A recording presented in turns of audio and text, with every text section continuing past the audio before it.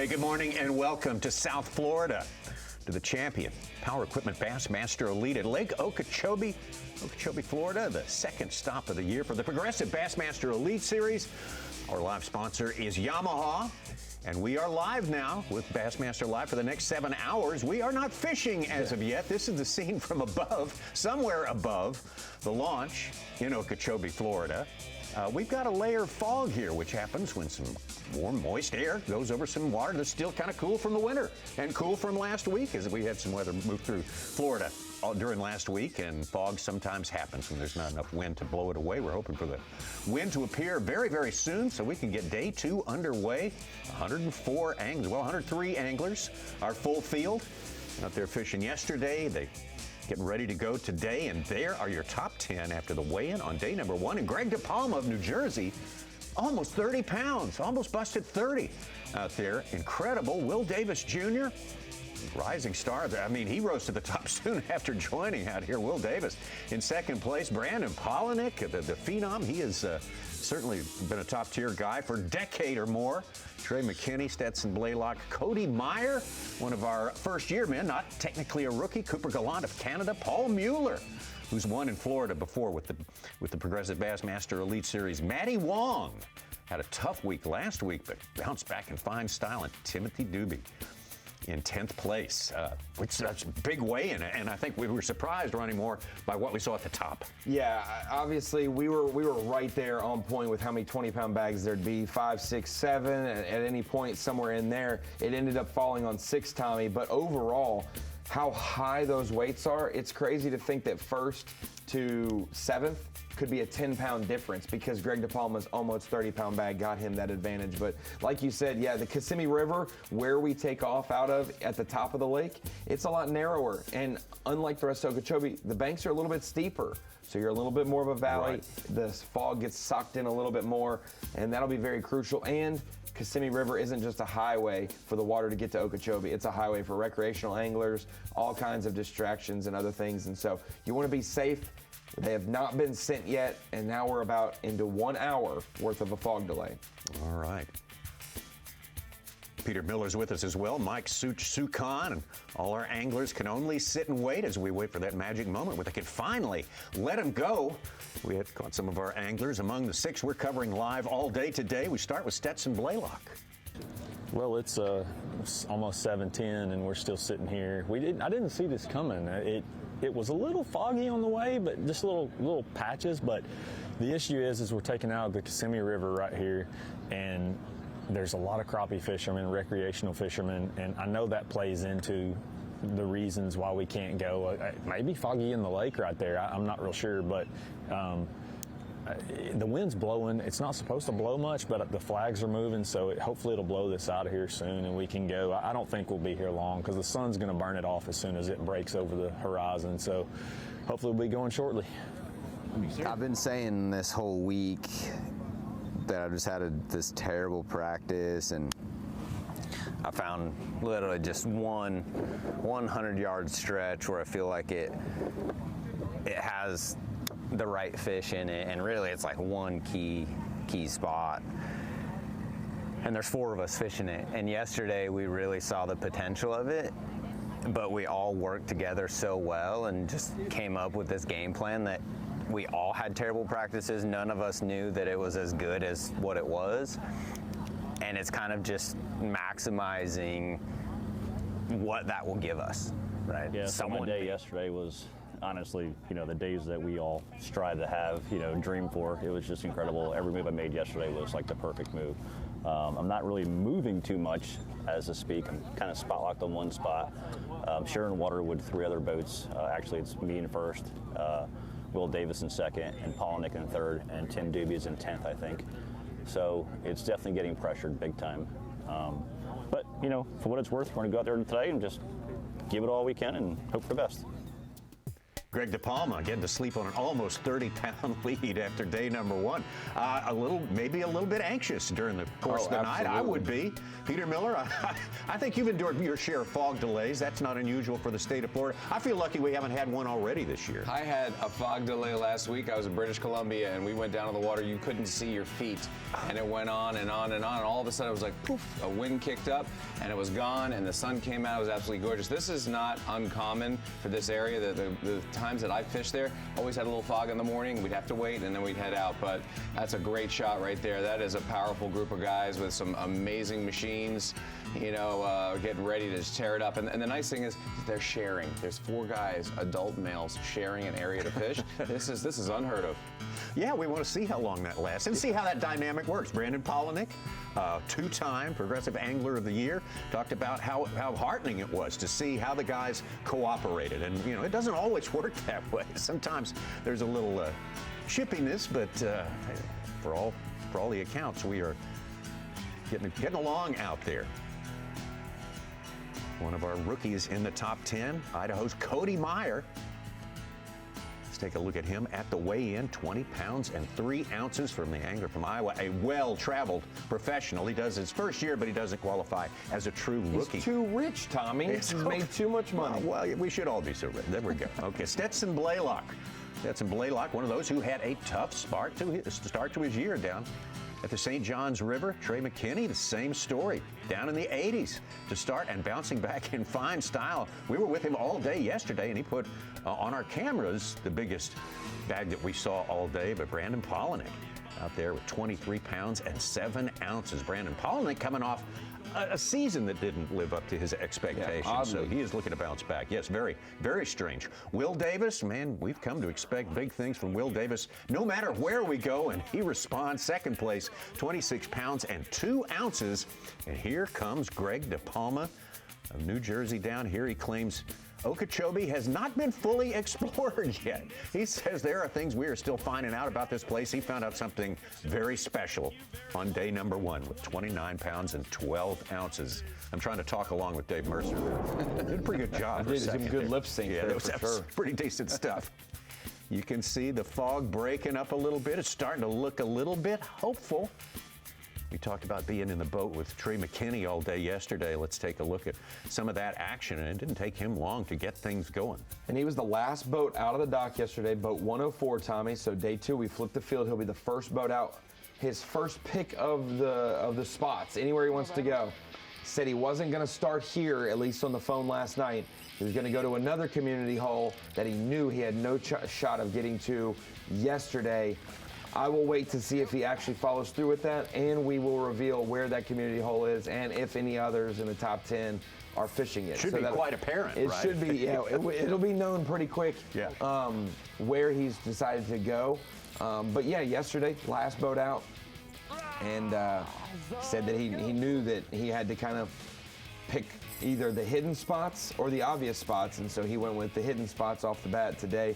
Going to go with some more obvious stuff, but huge day for him. Caught him on a Nico rig, caught him on a jerkbait. Then you go to the lake, Tommy, and you get to flip up some reeds and swim a jig as well and catch some fish that way. So Trey should be confident. Not that this spot's going to hold up for 4 days, but that, man, he had kind of everything going, Peter. Yeah, he had that wacky rig going, too. Don't forget that with his garlic spray. We're calling it garlic spray for now because he had the Italian stallion thing going yesterday. But, when you talk about his move, now that he's starting first as opposed to 104th, to go to a different area that he didn't fish, but he feels good about it, that is a very mature move, very confident, and very strategic, and hopefully it pays off for him. Well, the Progressive Bassmaster Elite Series was here 2 years ago in 2023. This is a mecca for bass fishing.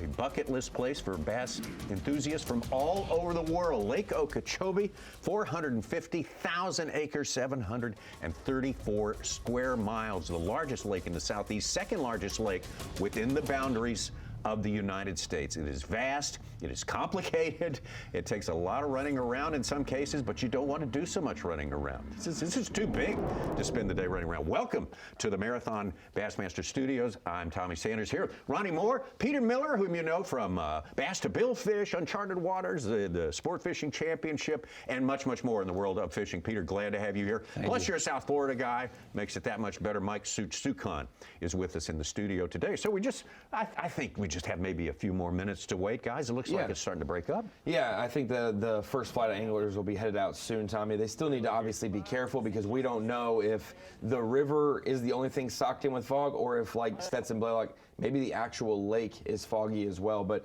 today should be interesting. We saw a lot of slow, tough fishing in some of these areas, but we said it's going to start to explode at any given moment in these areas. And today we could see a flip-flop, especially with the takeoff order, who gets there first, how the morning bite goes. But we should see some guys who didn't catch them yesterday catch them again or catch them today, and guys who caught them may struggle today. We'll see.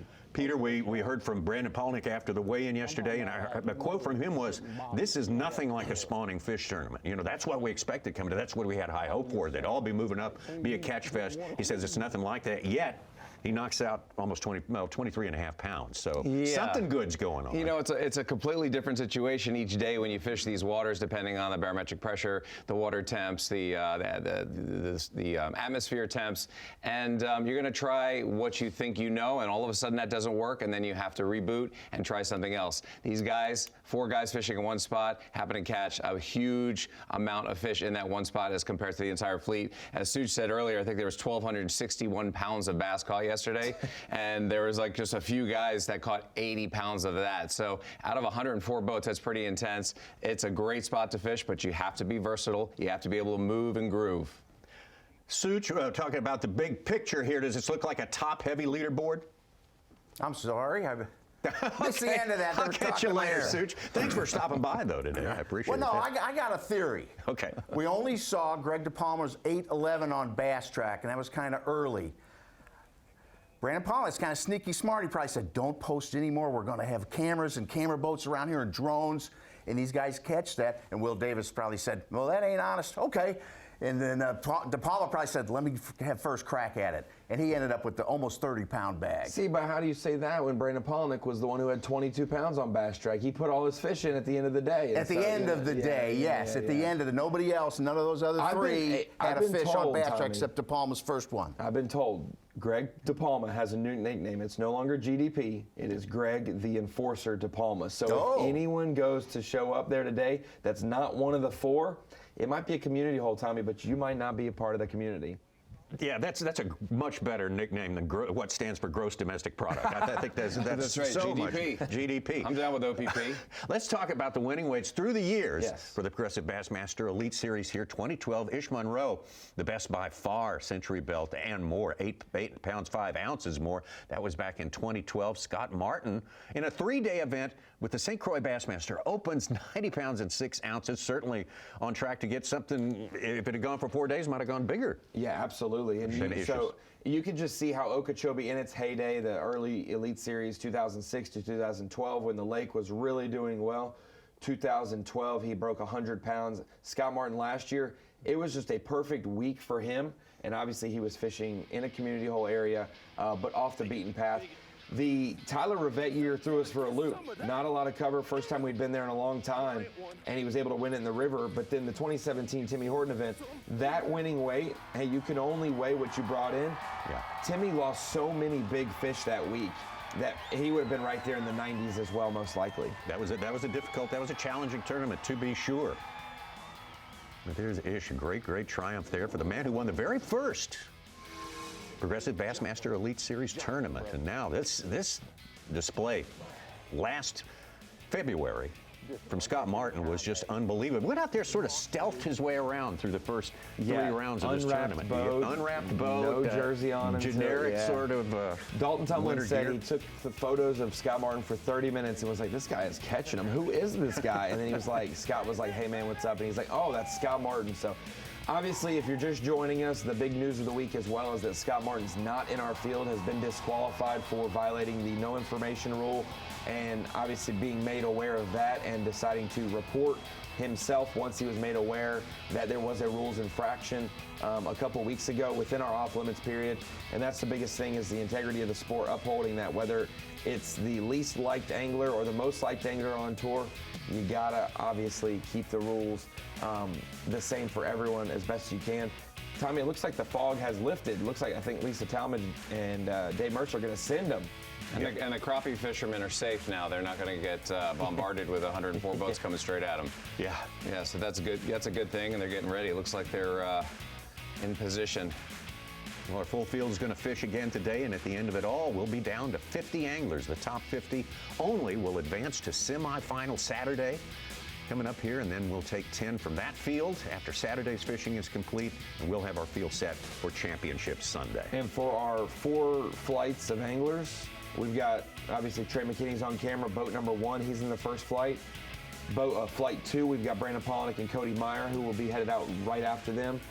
Flight 3, I think we see a Will Davis Jr. or a Greg DePalma and Tim Doobie. He's not on camera, but we will see him leaving there. So a couple of our cameras taken off at different times, and we will see them all show up shortly. They don't have a far run to go. And then you talk about like the moments prior to starting these tournaments. It's so exciting. It's palpable. The energy, the jitters, the nerves, the concentration. It is intense right now because they're pretty close, those 4 guys.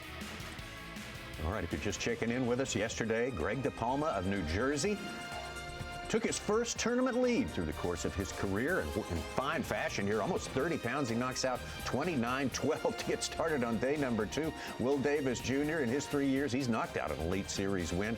We got that action, hopefully, on the way. The 2025 Champion Power Equipment Bassmaster Elite at Lake Okeechobee is sponsored by Toyota, by Nitro Boats, by Dakota Lithium, and by Humminbird. Fog delay. If you're just picking up with us today, early on Lake Okeechobee. I know you were ready to see some of that action take place, and got a feeling it's going to start very, very soon here. Have they started sending them yet? I kind of think they maybe have. I think they have. I saw us go live on Instagram for the takeoff, so I'm assuming they are idling out as we speak. TH Marine Weather Watch going to be up to 80 today. Nice warm day. Last night or tonight, maybe about the same story in the low 50s. That's a story for all week, according to the TH Marine Weather Watch. Winds 6 miles per hour. Could use some more of that right now to quickly disperse the fog, but we'll be patient. We'll get it going here. We want these guys to get to where they're going safely. I want everyone else on the lake to be safe also. I'll say those lows aren't too bad, Tommy, especially for February, but for Lake Okeechobee, we would probably want those lows to be maybe low 60s. Just a little less nip in the air, just to get that full wave going, or for the evenings to not dip so much water temp-wise.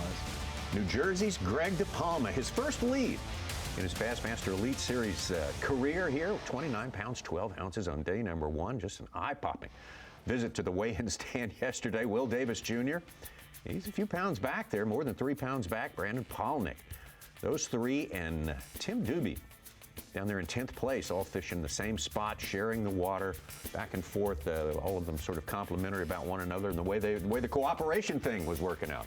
Hey, we love that the Bassmaster Elite Series, they just fish on their own info, their own instincts. They don't know the leaderboard. Today, the top 3 know exactly how their closest competitor is doing. They're going to be able to see, oh, my 3-pound deficit, I've made that up, or no, I'm now down by even more, because they're going to be right beside each other. Yeah. And when you're in tournament, you want to have some sort of clarity as to who's doing what and where and when. And when you don't have that and you're fishing kind of blind, you can play your game and do your game, but boy, your mind is racing, wondering what the rest of the fleet's doing. And now they know, like you said, and they're going to go attack. And for the 4 guys to be fishing in the same area again today, sharing it, I'm curious to see how this is going to pan out. Taking a look at Lake Okeechobee right there and the different dimensions of it down at the South Bay. Sometimes that's where the action is, just depending on the tournament, the conditions, the time of year. The west side over there, depending on the wind, so dependent. Yeah. The wind is such a factor here. People probably love saying, where are you fishing at Okeechobee? I'm on the West Bank. because you've got Harney Pond, Monkey Box, Tin House, Moonshine, North Shore. Yes, it's the North Shore. It's still the west side of the lake for the most part. There's so many different areas, and within those areas, we talked about it, big ones live there, but there's always a spot within that general area that a lot more congregate to, or the highway they're using. We saw some anglers collab with that yesterday, and obviously, when you get in the river type deal, it's going to be a more specific spot like we saw yesterday. And then when you have areas like that where it's flat, you know, the bathymetric charts, you'll have like little rises and then you'll have dips, and some of those fish will sit in those dips. They'll sit in those holes, but those flat areas, it's kind of like desert until you get to that oasis. Well, here's your leader after day one, Greg DePalma. Obviously can't wait to get out there and check on that spot, which provided the magic yesterday. And his biggest bag he's ever had in his life. 29-12. Yeah. Same strategy as yesterday? Identical, doing nothing any different. Yeah. Yep. So you feel like later on in the tournament, if you do be able to fish there, is it a huge local problem too? I hope not. Yeah. I don't think it's a community hole by no means. I mean, it was something that was sneaky that all four of us found. So with that being said, hopefully, you know, nobody's up there locally, and hopefully they respect us if they are. So we'll see.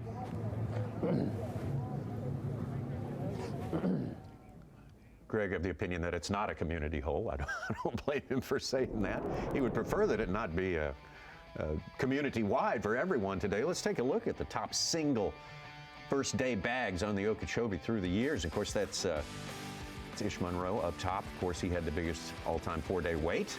He had a 34.5. Brandon Cobb, 32.15. That was back in 2023, as a matter of fact, when he finished third place. Chris Lane and Ott Defoe, both with a 31.3 on day number one from 2012, one from 2017. Ish is in the top 5 twice. He's the master of this place, I guess. 30 pounds and 15 ounces. I think he bookended. I think it was day one was 34 and change, and then he had 30 pounds, 15 ounces on the final day, and that was when he blew it wide open. You obviously have Timmy Horton had his huge day. Shaw Grigsby also had a big day in that 2012 event.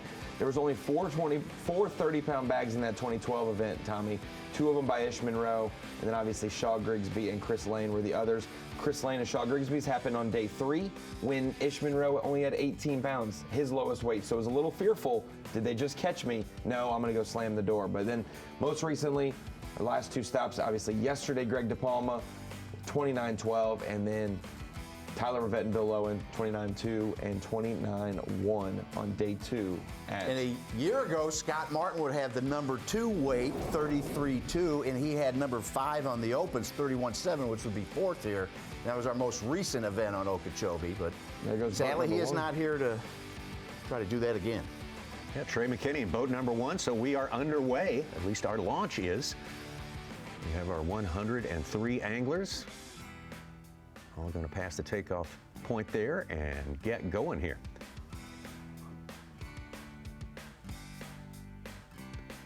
Trey McKinney, of course, he was the last man out yesterday, and that's the way it goes. The field flip-flops from day 1 to day 2. So Trey McKinney will have the opportunity to go straight to where he did all his damage yesterday, or do an alternative move. I'll say he took a left, Tommy. Uh-oh. Taking a left. Whoa, you need to watch out here. Took a left out of the takeoff. I would assume he's going to go to the spot we saw him catch him on then, because if he took a right, it would be somewhere different. So I think the spot that he mentioned that he would go to would be taking a right. It looks like he is not doing that. He is going left. Ronnie, you think from Tyler Rivette winning up the river, a lot more guys, I mean, tons more guys checked the river this time? Checked it, but it's started to be a thing the last 3 years either way. Yeah, whether the elite revealed it or not. It's dug into it more deeply. Well, Trey McKinney, we were with him all yesterday, told us this morning about something it's called his rookie coin. There she is. Yeah, tell me how you got that thing. That right there, that was a fan up there. He come by and he put something in my hand, and I was like, what is that? He's like, I want you to have this, and he gave it to me for, you know, it's right here. It says put on the whole armor of God, pray always. So that's a pretty cool gift. I couldn't ask for anything else. That's a pretty cool coin. So I'm gonna keep it with me today, and hopefully, we're wearing the armor today. A lot of it, so hopefully we're good. That's pretty cool though.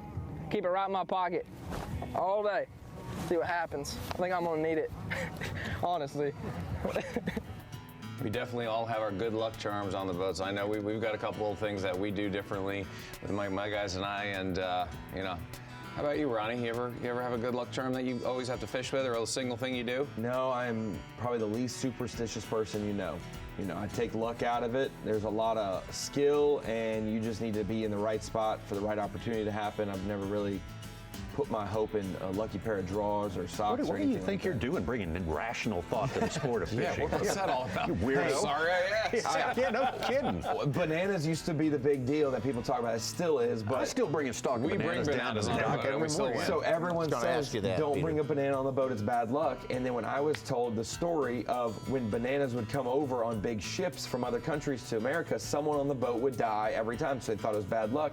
But it's because there was a certain type of spider that lived in the bushels of bananas that would come out and bite the people. They'd be on such a long boat trek that they would die.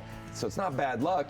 It's just you didn't know there was a spider living in the bananas. That's so boring. It's more fun to think of them as evil spirits inhabiting the banana skin. You know? Is a bruised banana more bad luck, or is that less bad luck? Someone, the best thing I ever heard about suspicion is people observing when something hits and not when it misses. Like if you cross a railroad track, you look and see a mockingbird on a fence, and then you have a wreck. Then don't look at a mockingbird on a fence after you cross a railroad track because this guy had a wreck to it. Yeah, You know, absolutely. Yeah. That was the big question of the day. So it was. Talked to a couple of our top 6 anglers last night, Tommy, and I had Greg DePalma explain what that spot looks like, how it is. He was a little hesitant, but I told him that I wasn't going to completely, tell it before we saw him fish it. We don't do that. We'll get to see them explain it more and see how they break it down. But he described it, and then a couple minutes later talked to Trey. Trey described his community hole he was going to check, and it was the same spot. It looks like he is not going there. We will see Trey go to his game plan we saw yesterday. Well, thankfully, that fog delay did not last a long time. We've seen him last all morning long. We'll be back and hopefully fishing just moments away. Day 2 of the Champion Power Equipment Bassmaster Elite, Lake Okeechobee here in Florida. We've been down with a fog delay. If you're just checking in with us here, you haven't missed any fishing. That is all. Our live coverage sponsored by Yamaha. Boats are on their way right now, and you know, sometimes when you start one of these fog delays, you don't know if you're going to be held up for 10 minutes or for 5 hours. Brandon Polnick among those who was very, very happy to finally get things going here this morning on day 2. Well, we lost about an hour and a half due to the fog delay. You can't tell right now because it's bluebird skies, but yeah, lost an hour and a half, which is a bummer because it's not easy to get bit up there. There's big ones, but it took me all day to get the 5 that I had, and I think I only had 6 or 7 bites total. So we need as much time as we can. I'm looking forward to getting up there and just seeing. It's kind of the unknown. It held out yesterday with 4 of us beating on it. Seemed like there was still a few fish there in the afternoon when we left it. Hopefully some more showed up and we can have a good time. We got a good system going on up there, I think, so hopefully we can just make it work. And I gotta figure out how to get up here. What number?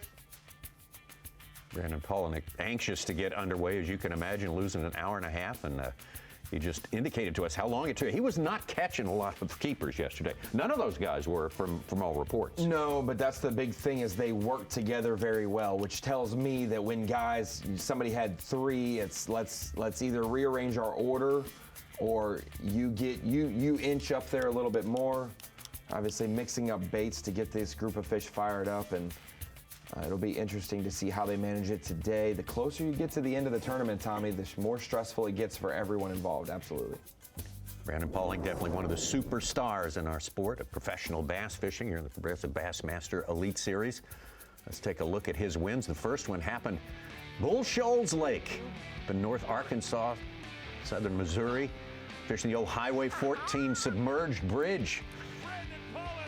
He got to Getting go to the hospital after getting got to go to the hooks in his hospital hand. day 2 or day 1, I guess it was. I think he posted that it's his 15th year fishing professionally. That's crazy that Brandon Polnick was once the young guy and now he's an old guy.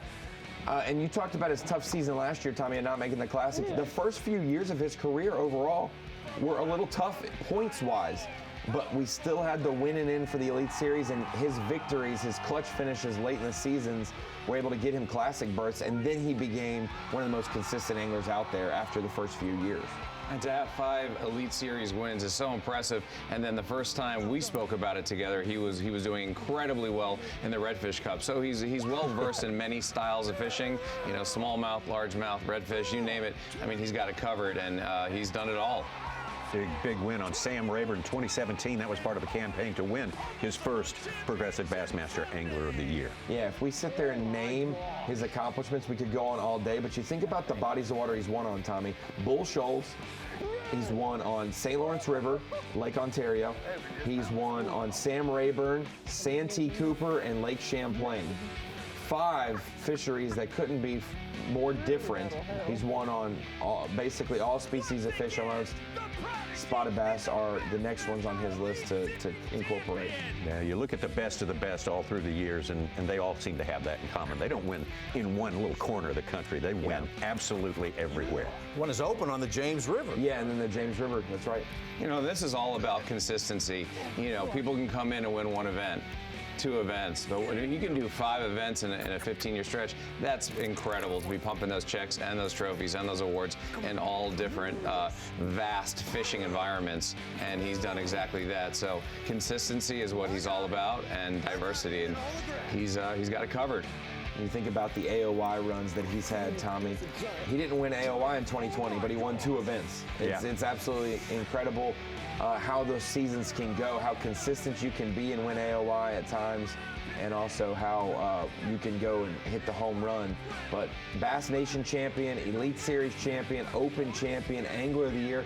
Really, the only thing, Tommy, he's missing is a Bassmaster Classic trophy. He's going to have to wait at least another year because he didn't make it. He didn't make it. It's surprising. It's not going to seem like the Classic without Paul and Nick there, but he's been just a great ambassador for the sport as well. Very dedicated to teaching people how to fish, unfailingly polite, as far as I can tell, and just a good all-around guy. I was interested to see he was going to be the first one up to the spot today, and if Trey McKinney was there, I was going to see how polite he would be if he was going to be stern. He's an older guy now, you know. They get a little more chippy, it seems, older. I'm pretty chippy. I think we'll have plenty of entertaining fishing going on up there. I hope we don't need too many sidebars today. No, we've had enough sidebars. We've had so way far. too much other junk going on. Absolutely. And he is 5th in active money earnings at $2.1 million. It's pretty impressive for not being out here as long as some of the other guys. 172 tournaments.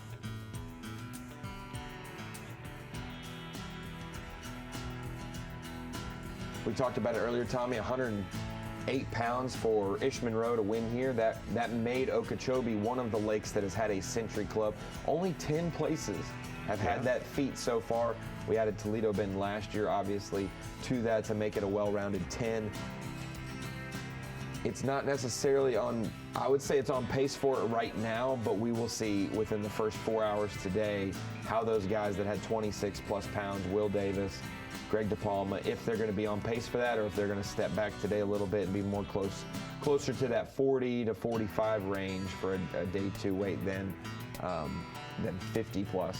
You know, as you watch these sleds or, you know, battle wagons go out, you know, he's got the 250 Merc on the back, dual power poles, you know, everything known to man is on that boat, and they've got backups for backups for backups. These vessels are just completely loaded, and it's amazing how much work these guys have done with their partners, with their sponsors, to get to this level, to be competing at this high level, and just really making a name for themselves in a sport which they probably loved since they were children, you know, 3, 4, 5 years old. I know that's when I started. So it's really cool to see this. It's exciting, and I'm looking forward to a great day out there. Yeah, they spent many a month getting all this stuff together, and to have to sit on the bank and not use it. Come on, that's a little bit of injustice right there. Something you have to endure. That's part of the game. Out here on the top level of professional bass fishing competition. There's a little Lawrence bird's eye view. We'll see a lot of that today. It's really fascinating to take a look at this vast and get the feel for the vastness of it from way above. It's a It's a different view, and it gives you some perspective on what these guys are dealing with. This is where we took off from, the 2023 Elite. Tyler Rivette winning right around the corner from takeoff. Last year for the Open, we were down at the bottom of the lake. So it is a different strategy where the, when you come back and launch here every single day for practice, if this is where you took off from, you may give the river more of a shot. It may be more of a factor. Whereas last year we saw every single place on this map have 2 or 3 boats occupied on that final day out of the top 10. Ronnie, I'm curious, did you ask the leaders about cannibalizing each other at that spot? Did that come up? No, I said, go catch 29 pounds again. And obviously, that's not what is expected by those anglers. They would probably be dreaming if they thought I can go catch 29 again there, but they do know fish still live there. Right. The big nervous react. I mean, the way Greg is answering those takeoff questions from his cameraman, he doesn't want to talk. He just wants to put it in gear, and he wants to get there and make sure that no one that's not supposed to be there is there. Have everybody line up in orderly fashion the way we did yesterday. Say, good morning, fellas. Let's make our casts, and let's all just keep the main goal, which is all of us advance to tomorrow and still be in contention. There's a lot of selfish ambition sometimes that kind of messes up a team effort. And yesterday, those 4 played well. I feel like they will today. The temperaments of those guys will, but there's still nervous energy in the air. And there's nothing wrong with that. I mean, when you're in a spot and you guys are sharing fish like that, you're speaking on camera. You're telling everybody a lot of things, but there's a couple things you got to hold tight to the chest there, and that's important just to keep a little bit, in there. Obviously, they left the fish biting. For those 4 guys to be going back to that hole, the fish were still there. They were still getting bites, and that's why they're racing back to that spot to share it. And you just wonder how many fish are left. They weighed in over 100 pounds there, but they also culled out plenty of fish as well. So those fish go back there, but they have now been caught and pressured. You wonder how many fresh fish we're pulling there. All right. We're now live Okay. and fishing. Yeah, I see him now. Our map didn't show them this close. Yeah, well, they should just hold each other together with their feet on. Like out maybe. Yeah, so it looked, my live's all jacked up, but they're like 50 feet right here. So you've got that flowing water coming off that dam there. There's some current, there's some pushing, so they're sitting there facing into it. And they did say it just trickled. It wasn't like a schedule, so you can see it running over just a little bit there, but it wasn't like a timing deal where they know when it's going to happen. Right. It's just you got to kind of be there. All right, so we all good to cast? I'm going right there. Yeah, I thought they were waiting for something to get out of their way, to be honest. I didn't know, but I didn't know, but I said that Greg would be the one getting them organized, and now let's cast, fellas. All right, first one to get one. What's the side bet? Side bet? Yeah. McDonald's? I'm just kidding.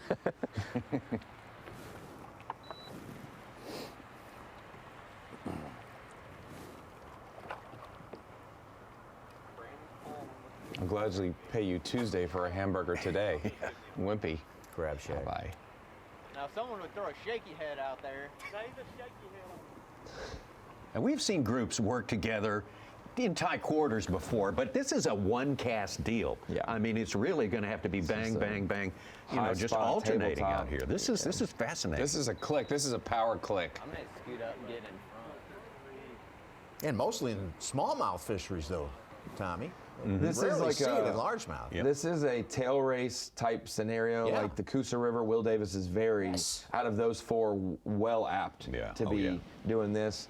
Greg DePalma fishes plenty of these small New Jersey lakes where there's 100 boats on on 3 acres. But this is like a Tennessee River. I didn't expect us to be Ledge 1, spot. 2, 3, and 10 yesterday. I know.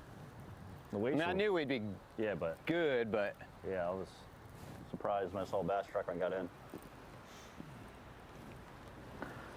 We talk about that cadence. Greg, slow, chill. Will is really working it. And they said yesterday there wasn't really any Looks rhyme or reason for dirtier, baits. too. It was It does. finesse, it was jerk baits, it was crankbaits, it was getting anything to get them fired up, because this is like a traditional high spot tabletop feeding did you area. get bigger than a 3-aught today? I'm not gonna lie, I'm starting with the same I threw yesterday, but I got other ones rigged up. Yeah. And they bigger. I mean, you'd be kind of dumb not to just Yeah, I start know, with that's it, like- right? Why change it, right? It's like maybe something about it gave the worm more action. Well, you see the good news, your humble announce crew can now stop tap dancing for a while, and we can let the anglers take over the narrative here. That's the ideal situation. We'll be right back to it. Have to take a quick break, though, right now. Underway at the Champion Power Equipment Bassmaster Elite here at iconic Lake Okeechobee down in South Florida here. Let's take you out to the spot where the action was on yesterday. We know that for sure. I'm gonna find 4 anglers out here in this special spot. Well, 3 of the 4. Well, we can tell right now. 3 are on camera. Yeah. Doobie's, Oh, that's right. Doobie's That's- yeah. on camera. He just doesn't have a Hard to camera. tell. I mean, you and Greg are in the cut, so you should both still be in timeout. Oh yeah, you know. I know y'all trying to win a derb, but me and Tim just trying to get a bite, get inside the cut. De Palma, Davis, Polinick, and Doobie, 1st, 2nd, 3rd, and 10th all did their work yesterday in here. Huh? Did I go over you, Davey? We're going stagger stepped. Oh, okay. Everyone's We got a shot only at that hooked lines shoreline. once yesterday. Me and Greg. No, we did too. We did too? Oh, twice. Pretty impressive. Yeah.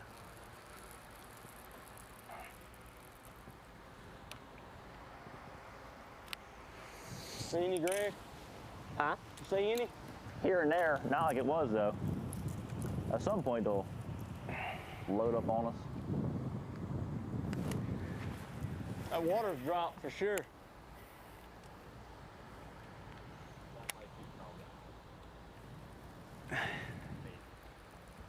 I'll reel it in a little before I start jerking down.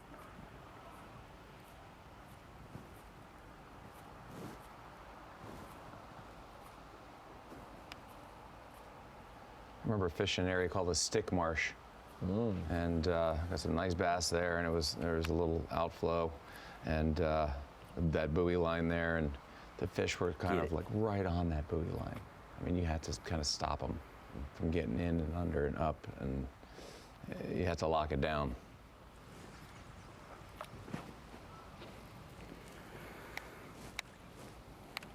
Tommy, Ronnie, Peter. Side bet, who catches the first fish from this area? Polinick. Give me Tim Doobie. I'll take Davis. Seem like they're just real slow. Yeah, I don't know why it's so much different. Such, I guess that means And you've that got... leaves me with that, or I choose they don't catch one from there. No, I think they'll catch some. The wind like pushes you right in there.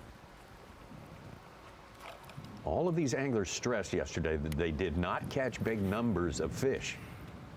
I mean, 6, 7, 8 bites was the norm for this place that had the big ones, no doubt about that. Just, there weren't huge numbers.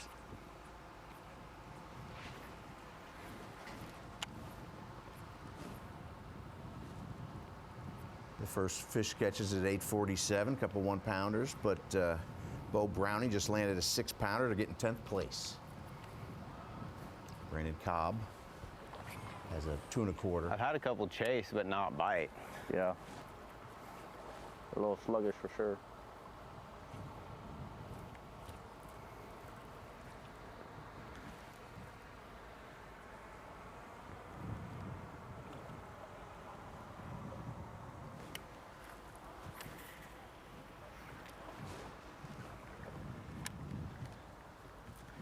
We need a little like south wind to keep us off of it. I know, it's like it keeps throwing us into it.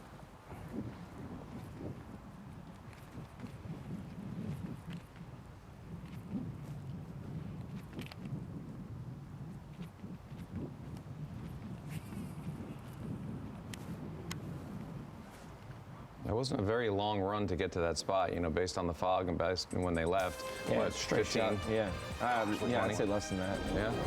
Right around the corner, really.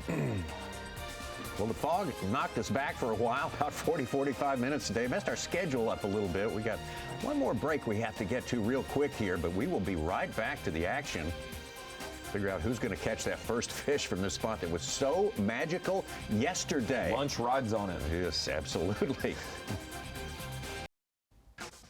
We are back, state of Florida. Massive Lake Okeechobee. Second stop of the year for the Progressive Bassmaster Elite Series.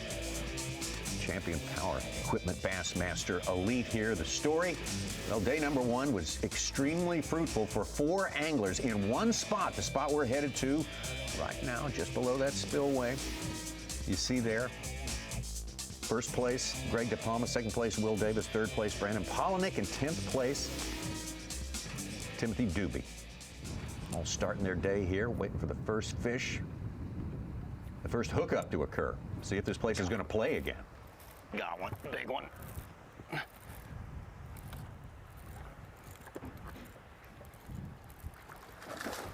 Somebody's hooked up. Brandon Pollock.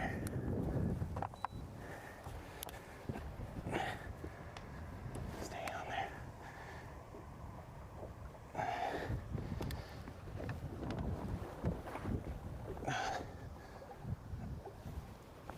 Keep going the same direction. Keep going the same direction. Ready? Ready? Got him. Fishing Saturday. Hey, I still have less weight than you, Will.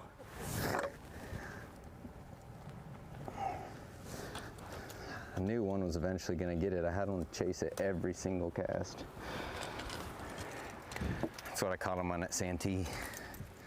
Mega Bass Canada.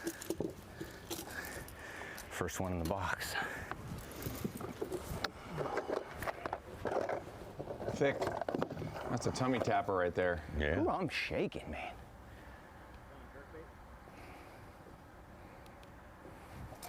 Guys, I don't want to say anything, but I'm going to say something. I think I called that. His team's going to get the Sure first did. one. You sure did. You get. Did you call it, or did we just not call it and you had like No, he a jumped in there. 50-50 shot? You had a 50-50 shot. You know. Well, Will and Greg, I get to join you on Saturday. Brandon Pollock putting first things first, and that's what you got to do Looking today. You got forward to to qualify for Saturday. He thinks he's got it Seeing done. you boys again. Can't help but think he's right. There's a Lawrence bird's eye view of the situation we're looking at right there. 4 boats sharing water. They all complemented the cooperative spirit that prevailed during day one yesterday. Hopefully they'll keep those good vibes going today. It's like an open workspace office, you know. Hey, guys, just pull up and park your boat here, and you can work right here, plug in, you know. Yeah. 4 boats fishing and 5 boats watching.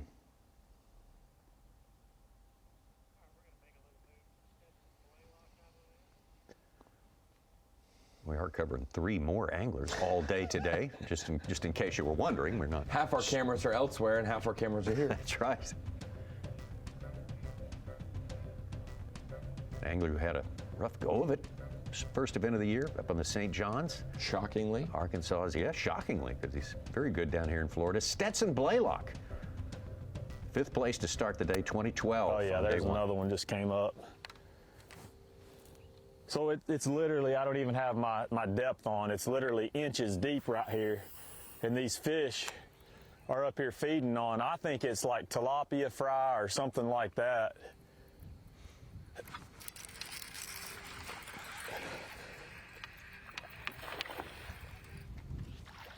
There's a keeper, I believe. Oh yeah, they're gonna school here. Oh yeah, they're schooling right now. Yeah, it's definitely, I'm gonna keep my beam out. Yeah, it's a keeper.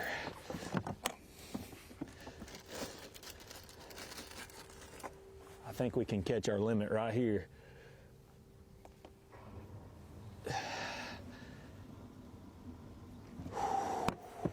These ain't big, but this is what we need to get started. Number 1. Put that in this way, a pound? Yeah, A little less. maybe even a little less. 12 ounces.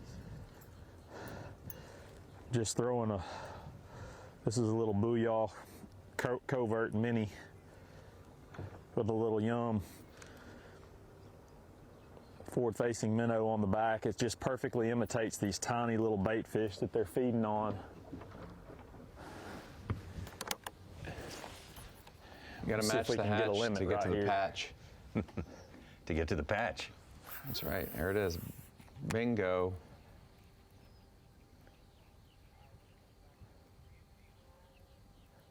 Got a limit from Tyler Williams, who's jumped up to third place. He's got 12-12 on 5 fish. I think he started like 26th place.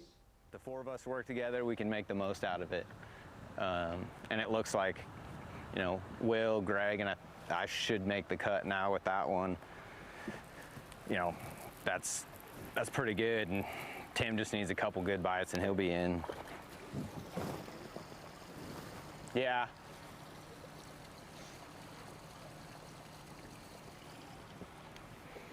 I don't see how it could, I don't see it like going up.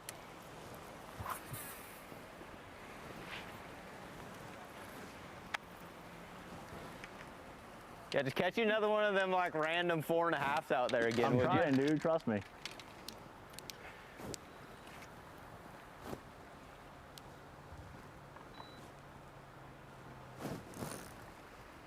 There's still some down there. Right in the juice up there. He fished down these rocks yesterday.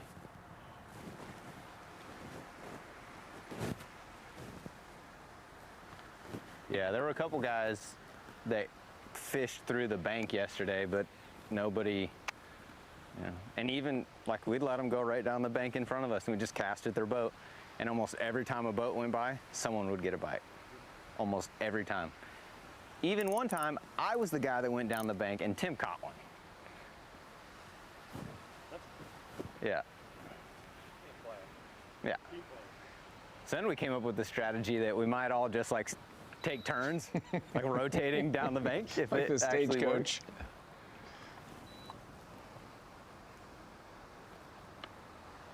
Well, the fish aren't boat shy. I We've don't know learned why that. I just don't get why it's so pixelated. I saw Cook get bit yesterday when Matt Airy drove by. Right then.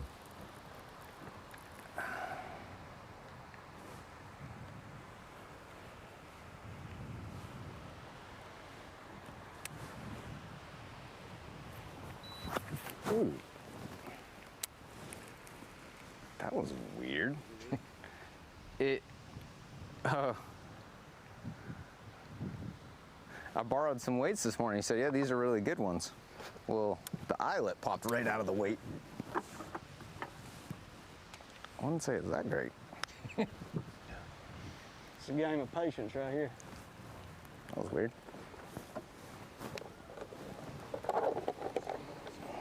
Yes, sir. Yeah, you can see him down there.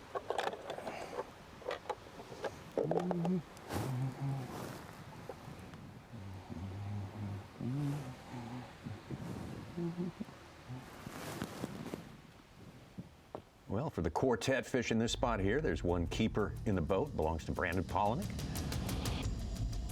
Lunch is on us today, Peter. Thank you. Yeah. About 10:30. We got you. That's perfect. I haven't had breakfast yet, so I think lunch will be exciting. I'll dive in. Yeah. Help yourself. Head first.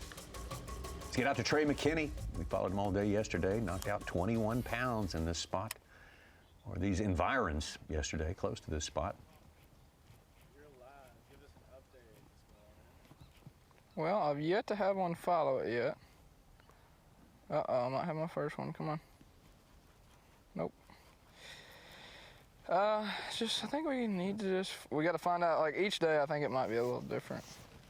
So like right now I'm just trying to find where they want to sit, because I mean you can't really see them that good, so it's not like I can just, as soon as you see a dot, it's him. No, unfortunately there's so much trash fish here. Uh-oh. If it's a bass, it's a big one. Come on. Come on. Just trying to get something now. Like I was throwing my Nico, but now I'm just trying to see if I can pull them up with the jerk bait and then fire my Nico back in there.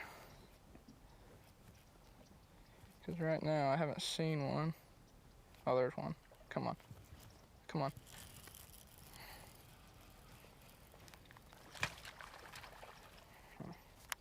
There was one.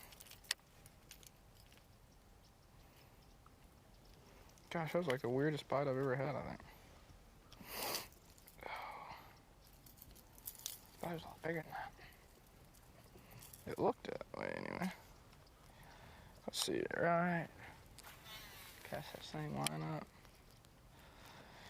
Yeah, today, I mean, it's morning, so they can roam anywhere they want to right now, so that's why I'm trying to maybe catch as many as I can that's not even on the spot.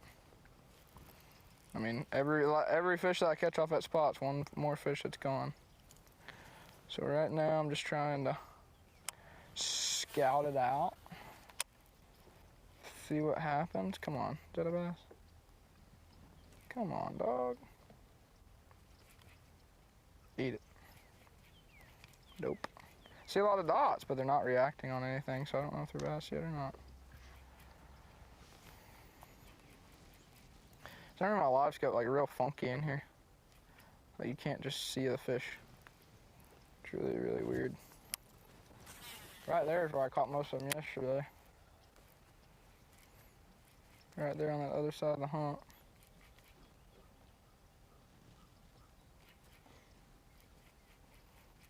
Come on, fishies. I know there's gotta be some left. I know there's 5 left, that's for sure. Now I just gotta find them. There's a few fish up on top. Let's take a look at some Trey McKinney from yesterday. I think the fish may be in a brain fog delay this morning.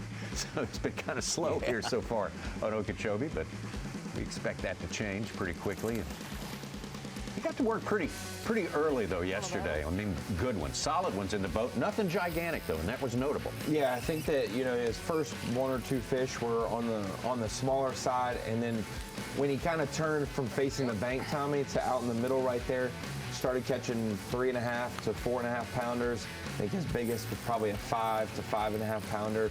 So really just solid overall consistent size. Yes, a 5.5 pounder is a big one. We'll call that a big one in any tournament lake, but it's not an Okeechobee giant. It's not one that's like, wow, that one's a day maker. Just really overall consistent weight. Had one fish that he probably needed to cull, and when he went to the lake later in the daytime, he did cull and get that fish out of there and had 21 even. We thought he started the day pretty low, 16 pounds on Bass Track, but every little cull he made, he ended up getting more and more accurate, and he was right there on Bass Track to around that 21-pound mark. That's a pretty great problem to have, to be able to cull, throw a 3.5 pounder overboard without even thinking about it. And if you recall, he employed the wacky setup with his garlic spray, and I'm thinking he's going to go to that shortly, and I think he's going to score big because he's got a fever, and the only prescription is more garlic spray. I think he's going to cure it. We shall see. There's some bait up there on the hump now. Kind of seeing if some fish will bust them.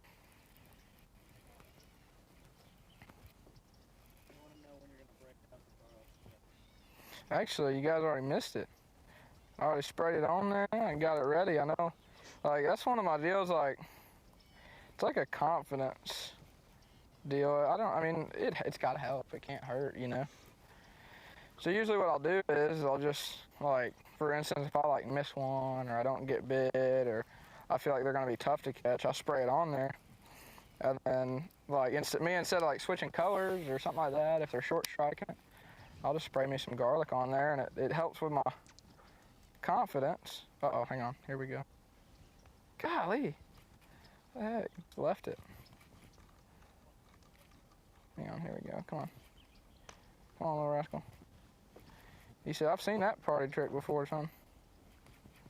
Non-committal. I ain't that stupid. Hang on, let's see. Let's throw right down this edge right here where we caught some yesterday.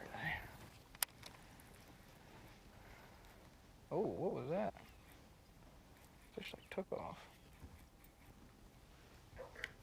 Basically, I'm just throwing in all the trash fish and just waiting for something to look at my bait.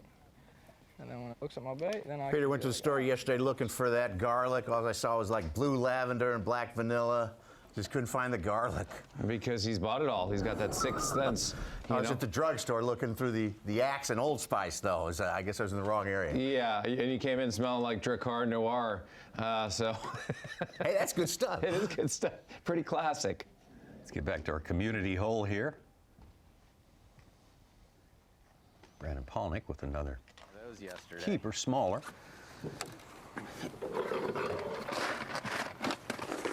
He's a keeper. We will take them all shapes and sizes right now. Got a 4-pounder in the box already. That's the one he claims is going to guarantee a spot in tomorrow lineup. That is A little different than his first fish. His first fish, you know, 4 plus pounds. And this one here has a little concave stomach. Little skinny mini doing the Ozempic. Yeah, that's what it is. Hey, Tommy, 12 pounds, 1 ounce, Logan Latusa, 50th place. So our cut, let's double that. You're looking at 24. I think it may go up today, though. Yeah, I think it'll go up. I think that there's too many 8 to 9 pound bags. Those will be 10, 11 pound bags, and so I would expect it to go up. Maybe we hit 25 instead of 24.1 or 24.2. 24 and 25 and change, maybe. Water's definitely dirty. I felt something. I was like, wait, did I hook something on the bottom? I literally did Damn, I hook something. thought you done got you a big one on over there. I did too. I didn't think there was anything to get stuck on the bottom. Literally, the words were just coming out of my mouth about nothing to get stuck on the bottom. Huh? You're like sitting right here up on us. I hate to lose it, but I don't want right here. Oh, I got whatever it is. About to screw this spot up.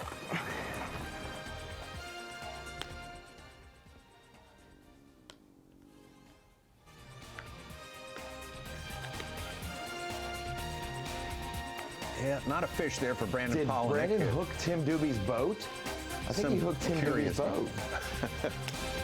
Some curious artifact here. We'll see what it is. Oh, yeah. Oh, it's a burlap bag. A burlap bag, the old burlap bag trick. Fools him again. Well, we got more action on the way from Okeechobee. We have got about 7 hours of fishing on the way. The Champion Power Equipment Bassmaster Elite at Lake Okeechobee. This is day number 2, the second stop of the year for the Progressive Bassmaster Elite Series. We've got 2 areas we're set up in. We're giving you some aerials on these right here. On the right, this is the community, well, at least de facto community area. It was yesterday for 4 anglers who notched 4 spots in the top 10. Greg DePalma first among them with 29 pounds and 12 ounces yesterday, and these 4 anglers are back at it again at this place not too far from our headquarters, Okeechobee, Florida. And on the left, Trey McKinney knocked out a good limit of 21 pounds yesterday in this place. He's still looking for his first keeper. Oh, yeah, it's a big one, dude. GDP hooked up. Oh, it's got freaking 1 hook, always.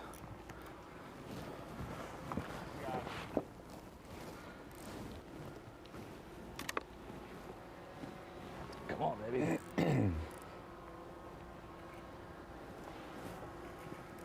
Gosh, I hate this part. It was the worst, especially on a treble hook bait.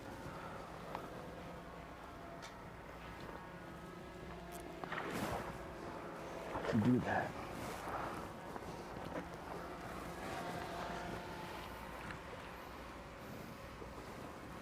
Come here, sweetie.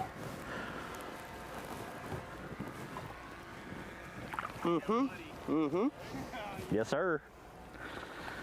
It's a good start. She wasn't coming off.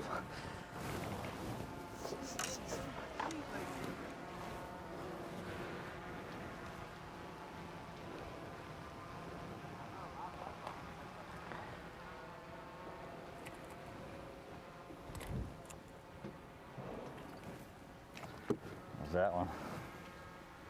Let's see what she weighs.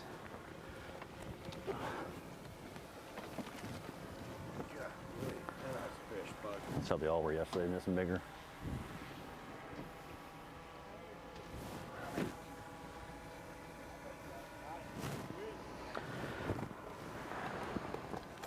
Was that a jerk or crankbait? That was a crankbait. Crankbait. 5 even. Tournament leader Greg DePalma extends his lead. That good keeper right there, exactly what he was looking for. Loving that one, dog. We judge like what's here based on whatever. Slurped it nice work. Yeah. In the box, I might have to tiny one up. I have one, so if you do got him, I might need another. I lose it. Huh? Are you really?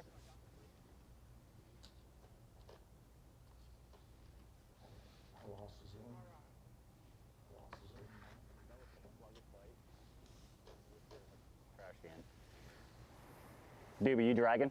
I'm dragging. It was that. I don't know if it matters, but it was that way more. I'll wait till you're done. What's that? Oh no, it's crankbait. I'm gonna wait, just in case it's a spot. I don't know. I got another color. I might just change a little less. What's that? I mean, that one yesterday had it go. Yeah. I have a prototype in that color. See? Yeah.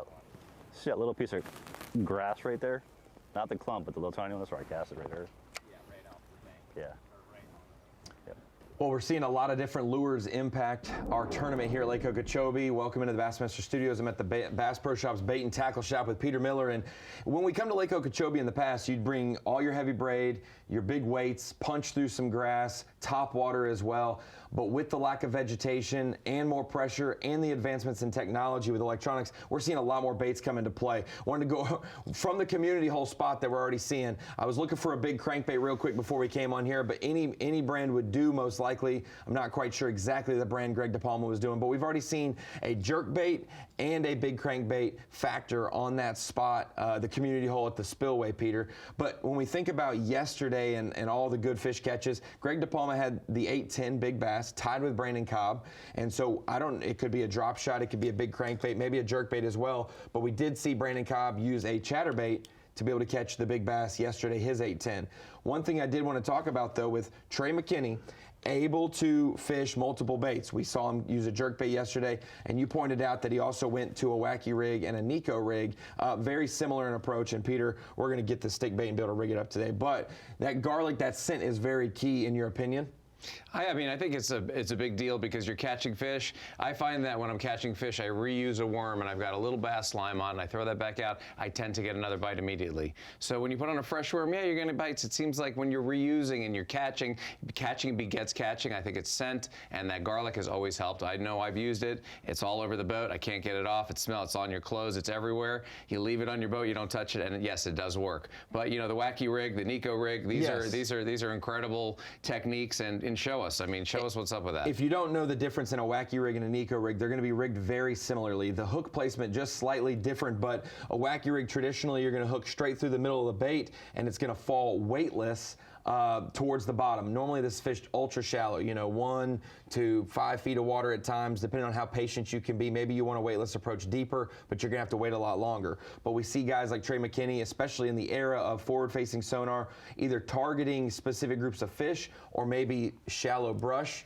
in ditches, things like that. You start to see it be a Nico rig, which means the flat part of the worm, you're gonna insert a lightweight, sometimes it's a 32nd ounce, a 16th ounce, something like that, and then you're going to put that hook higher up in the worm a little bit, not exactly center. So now when that worm is cast out there, which you can cast it much better even with a slight weight, it's gonna fall and sink straight down instead of sideways. It's gonna sink straight down, flutter a little bit faster down to the bottom, and then when you are pulling it on the bottom, it is going to still have that wacky rig feel as that bottom as that bottom contact is happening. It still has that wacky rig feel. You got the best of both worlds when you're doing that, because you have to be very patient when there's no lead. You know, as you're working your way down, it's fluttering down, and you're just kind of moving it. That weight is a huge difference, and like you said, it's the best. It's a marriage of two amazing techniques all in one. Yes, and so Bass Pro Shop's top lures, the bait and tackle section over here. You don't have to just go and pick up one thing for Lake Okeechobee this week. It looks like you could catch them on a jerk bait,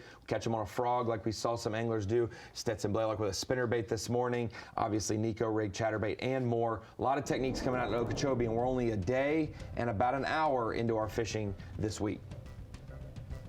Thank you, guys. Bass Pro Shop's top lures for you there. Examining what's going on out there on Lake Okeechobee, day number 2. Got Greg DePalma with a Look at the sneaky crankbait. 5-pounder in just the last few minutes, extending his lead to 6 pounds over Brandon Palnick. A year or 2 ago, because I saw a thing that Tactical Bassman did on it. I was gonna say I wasn't gonna say it, but those boys love it. Yeah, that's why I got it. Yeah. You learn too. It don't matter if we're pros or not. We all listen. Those guys spend enough time on the water. They know. Yeah. Oh yeah. Probably more than we do.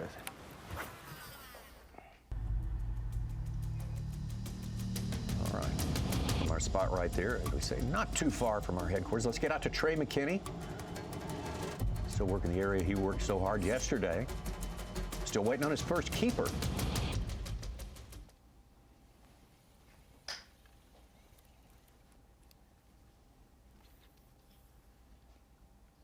Bro, this line keeps doing this.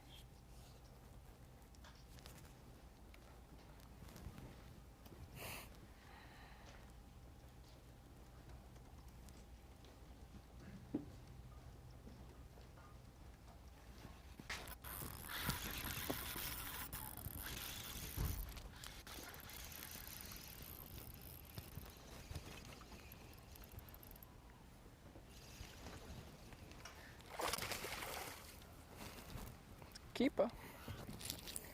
It's a keeper. We expect nothing but 4s and 5s, Tommy. We got to remember he did have 1 or 2 in that 2-pound range that he immediately called out once he got his limit and his 6th fish in the boat yesterday. So, not the biggest, but it's a start. Yep. Got to start somewhere. The journey of 1,000 miles begins with a single step. Well, you can't eat an elephant all in one bite, right? That's one bite at a time. Yeah, now I knew we'd get back to food. Greg DePalma, the man on top with 34 pounds and 12 ounces. Things kind of going according to plan for the man from New Jersey, Brandon Palnick. His closest pursuer, and Tyler Williams coming from outside the top 10 in order to get in there with the first limit of the day. Day number 2 presses on through the morning hours.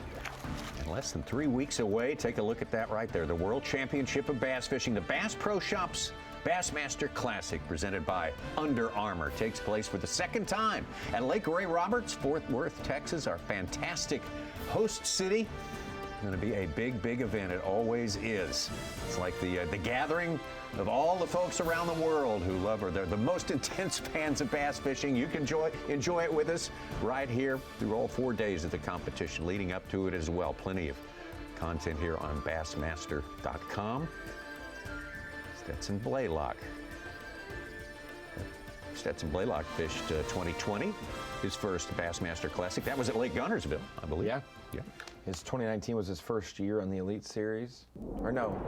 No, I think he was 2017. No, he was 2017. Yeah. He had 2 years in the 50s in points. 2019 was his big win on Winyah Bay. Yeah. Did great in the points race there. Made his first Classic at Lake Guntersville and almost won the thing, Tommy. Took him a while to gain traction. His first 2 years were subpar for Stetson Blaylock. I would say, he wasn't at the bottom of the pack, but he wasn't in the 50s in points. I would say I felt the same way about Justin Atkins. It took Justin a couple more years than I thought to get going. Stetson came in with a great track record and was still very young in his career, but still veteran and seasoned at the same time. Great Classic debut for Stetson Blaylock. Of course, that one was won by Hank Cherry, who went on to win again the next year at the destination we're headed for this year, Lake Ray Roberts. It all kind of connects together. Looking for a great event in Fort Worth. Dickey's Arena's fantastic Going though, that's venue. a good sign. Get a bite that quick doing this. I mean, was it big? I don't know, but I didn't never feel the fish, so it's hard to tell.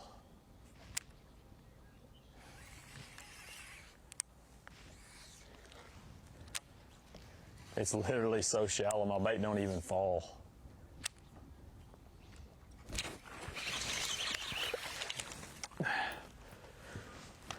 That's probably what the other one was.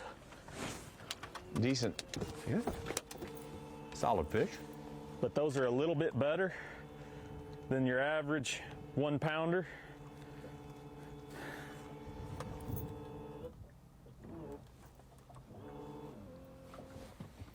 It's 1.5 pounds anyway.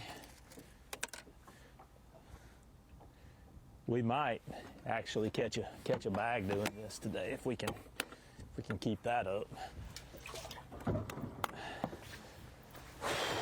That one did the same thing. I pitched in there and it just woof. Flipping a little punch skirt. It's a 1 ounce. Putting a Yum Christie crawl on the back of it, just black and blue.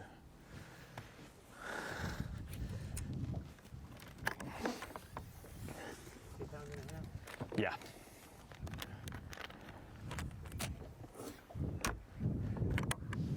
Holy smokes, that feels good.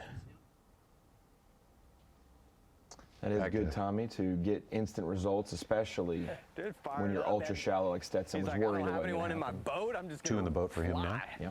What? Did the guy in the John boat yell? Oh yeah. Yeah. I yelled back at him and I told him not to sit in the middle of the channel. He did the same Like- for us. He's Like, I'm sorry. it was a terrible spot for him to sit. I'm sorry. Do not sit in the middle of the navigational waterway. And I gave him plenty of space. If it was a tight little narrow spot, then I'd shut. Yeah, I did too. It's funny, we're all casting. They're probably all over here today. I wouldn't be surprised. Oh, let's go hang on this little Well, drop. I thought when I first pulled up, I thought they were on the ridge with the water moving. When I came behind you, I 5 minutes later, whatever, I saw a fish up there. I thought they were right on top of the ridge. Will's probably sitting on top of them right now. Yeah, yesterday there was no current, so it was like they were in the trough. But Yeah.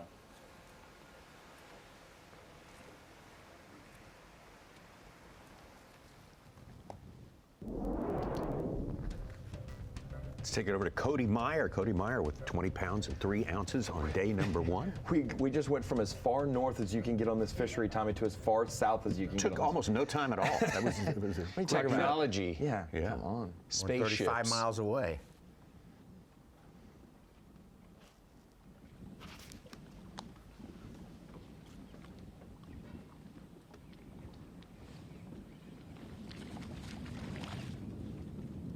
Oh, man.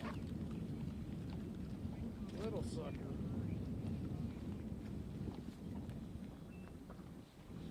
Might be number 1, though. Let's see. Not good when you gotta put them on a measuring board. Yeah, it's 12. Well, we got us one. Doesn't weigh very much, but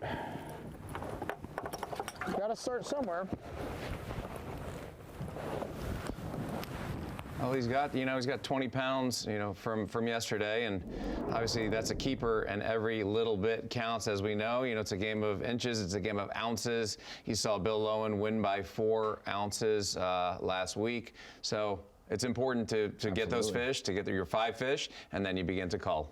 Welcome to the Bassmaster Studio, sponsored by Marathon. If you were just now joining us, we had about an hour and 30-minute fog delay this morning before our anglers could get out there, but now everyone's set up and things are starting to percolate a little bit out on Lake Okeechobee. And if the last time you saw Lake Okeechobee was last year on our St. Croix Bassmaster Open, there's a different look this year, especially with terms of water level, Ronnie. Yeah, Tommy, well, let's go over to the Dakota Lithium Screen of Knowledge real quick, and I'll show you the difference in the water levels that we've seen here over the past. Obviously, Lake Okeechobee, known for its vegetation and cover across the lake, but last couple of years with how much spraying is going on, how high the water level is, that grass has not thrived, so it's changed this fishery. And so looking at the water charts, I did this yesterday, you can see this is 16 feet, 14, 12, and 10, and that is basically the markers of how much water is in Lake Okeechobee. It was up at 16 in the beginning 3 or 4 months of last year. It came down severely and got down to the 13-foot mark, which is a great mark to be at, but it was there for just a short time. It jumped back up, stayed around around just under 14,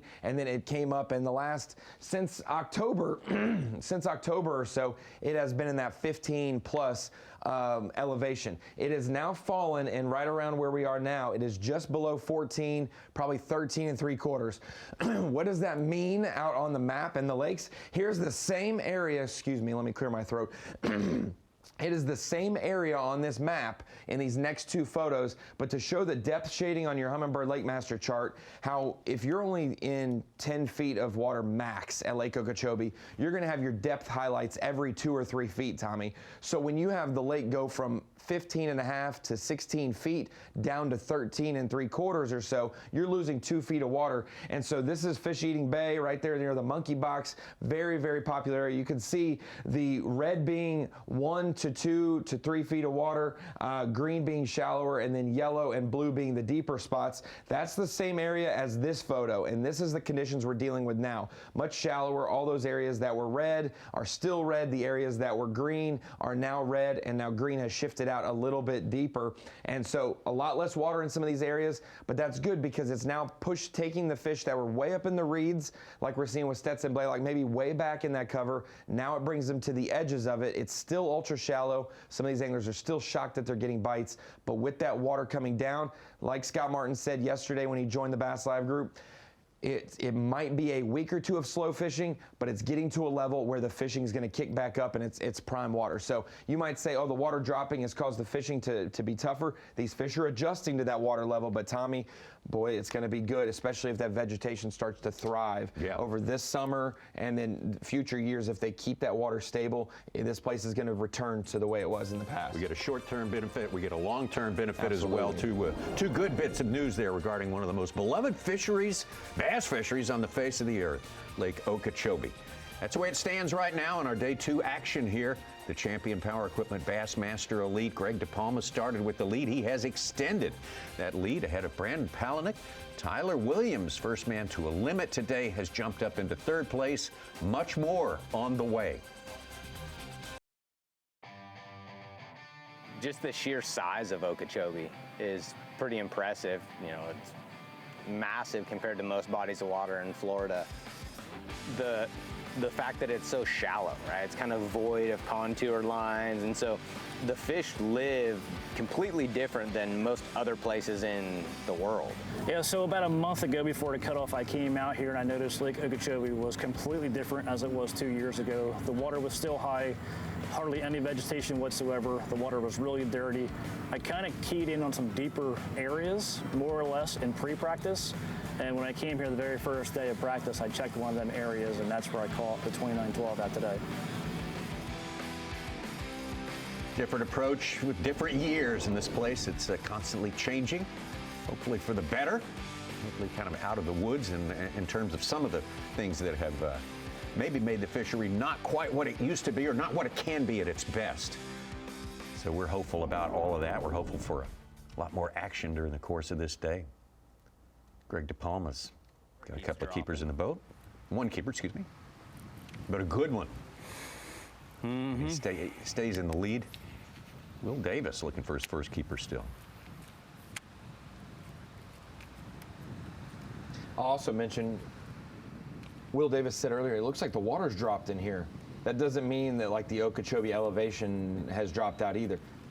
It's just that means there's not as much water coming over the spillway that's immediately affecting this water level right at the base of it. Why it is.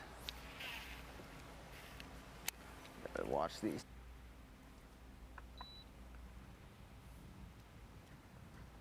He's starting crappie are the same size as a 1.5, 2 pound bass, so you got to fish for them. It's a crappie.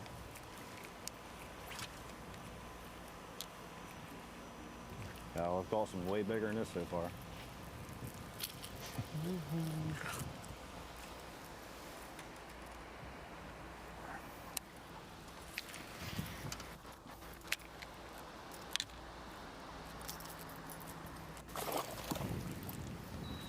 What was that? Sac-a-lake. What? Sac-a-lake. Also known as a crappie. A crappie. Paper mouth, speck. What'd you say, white perch? White perch. Dinner. Most Yeah. I can cast right to that red sign, and then I can't go any further. Oh. Some bass right here.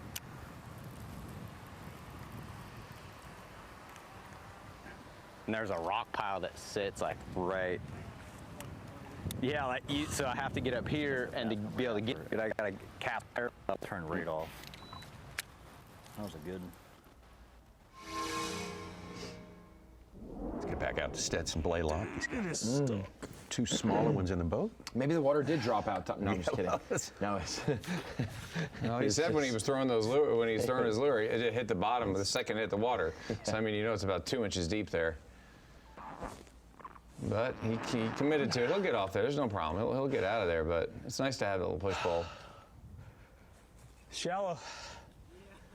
I knew this was here, and I still did it anyway. I think we've all done it. I've done it. Only difference when I did it, I was surrounded by sharks because we were shark fishing. Yeah, at the time. So you didn't get in and push? I did get in with my sneakers on, sea urchins on the bottom, and I put my butt up against the transom, and I pushed. I did the old heave-ho from behind, you know, trying to use my my heavy old man weight. Stetson's working hard, but I'll say the cameraman moved 5 feet, and that boat moved a whole lot better.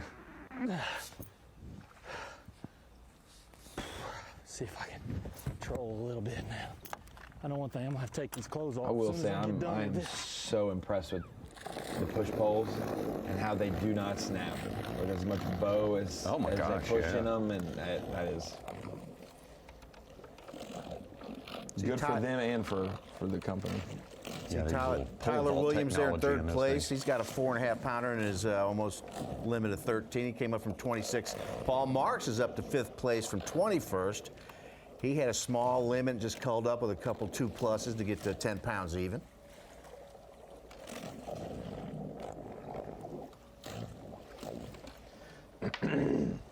Well, you're digging to get out of that spot there for Stetson Blaylock. So we can get back to business. 10 to get one even to chase. The little motor on the front doesn't work, Tommy. Maybe the big motor in the back will work. That that will be put into use here before too long. Call that options. Yes. Even on the shortest boat rides at my house with the kids, I always bring the trolling motor remote, and of course the key for the main motor, just in case. Yep. I have a little bit of everything, just in case, you know, fuel, batteries, you know, you never know. It's a nice little safety. Windsock, sail. Oh yeah. A little fan you put on top of your phone, put it behind the boat like Ace Ventura. You get a bite? Justin Atkins with a 5-pounder. He's in the 70s. Now he's up to 21st. Got to make that move today. You got to be in the top 50 at the end of it all. So did you say 70 to 21st? Yeah, of course, we got a lot of guys not on Bass Track and without their catch-up fish yet. Little peon. That's quite a jump. This joint is jumping. It is. Bo Tyler Brown, Vet, defending champion, staying in the conversation. Mm-hmm.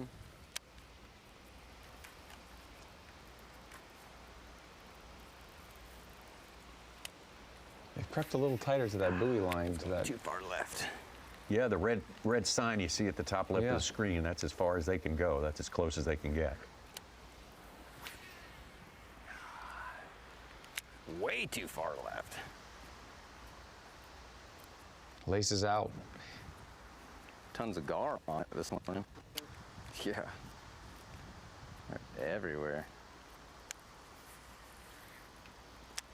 I can't see Good to see it happens in Florida tail races as well, Tommy. Just a bunch of species of fish gathered with slight moving water at the base of the deal. Yeah, there's no telling what all's down there. Drum, for sure. Oh, followed for a second.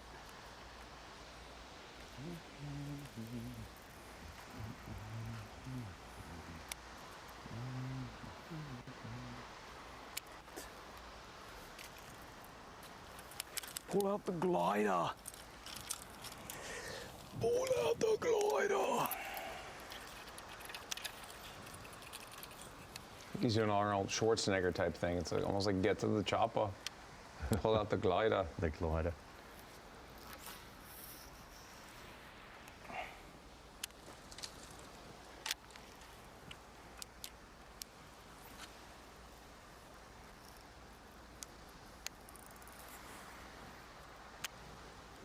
So obviously they're seeing him. They're getting some follows. See her They've out caught there. a couple. 75. They're not going to quit. foot. They've seen enough. They've seen enough to warrant staying there. Now it's just a question of Sink down what's a it going bit. to take to get the actual bites. Sinking, sinking.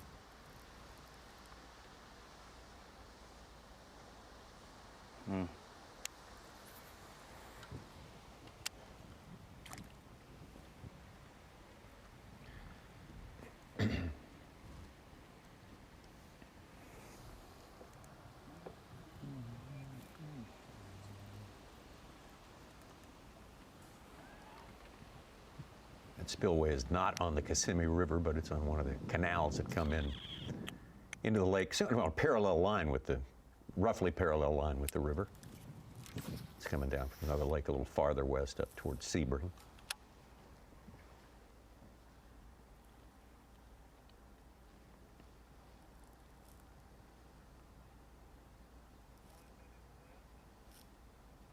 Ooh.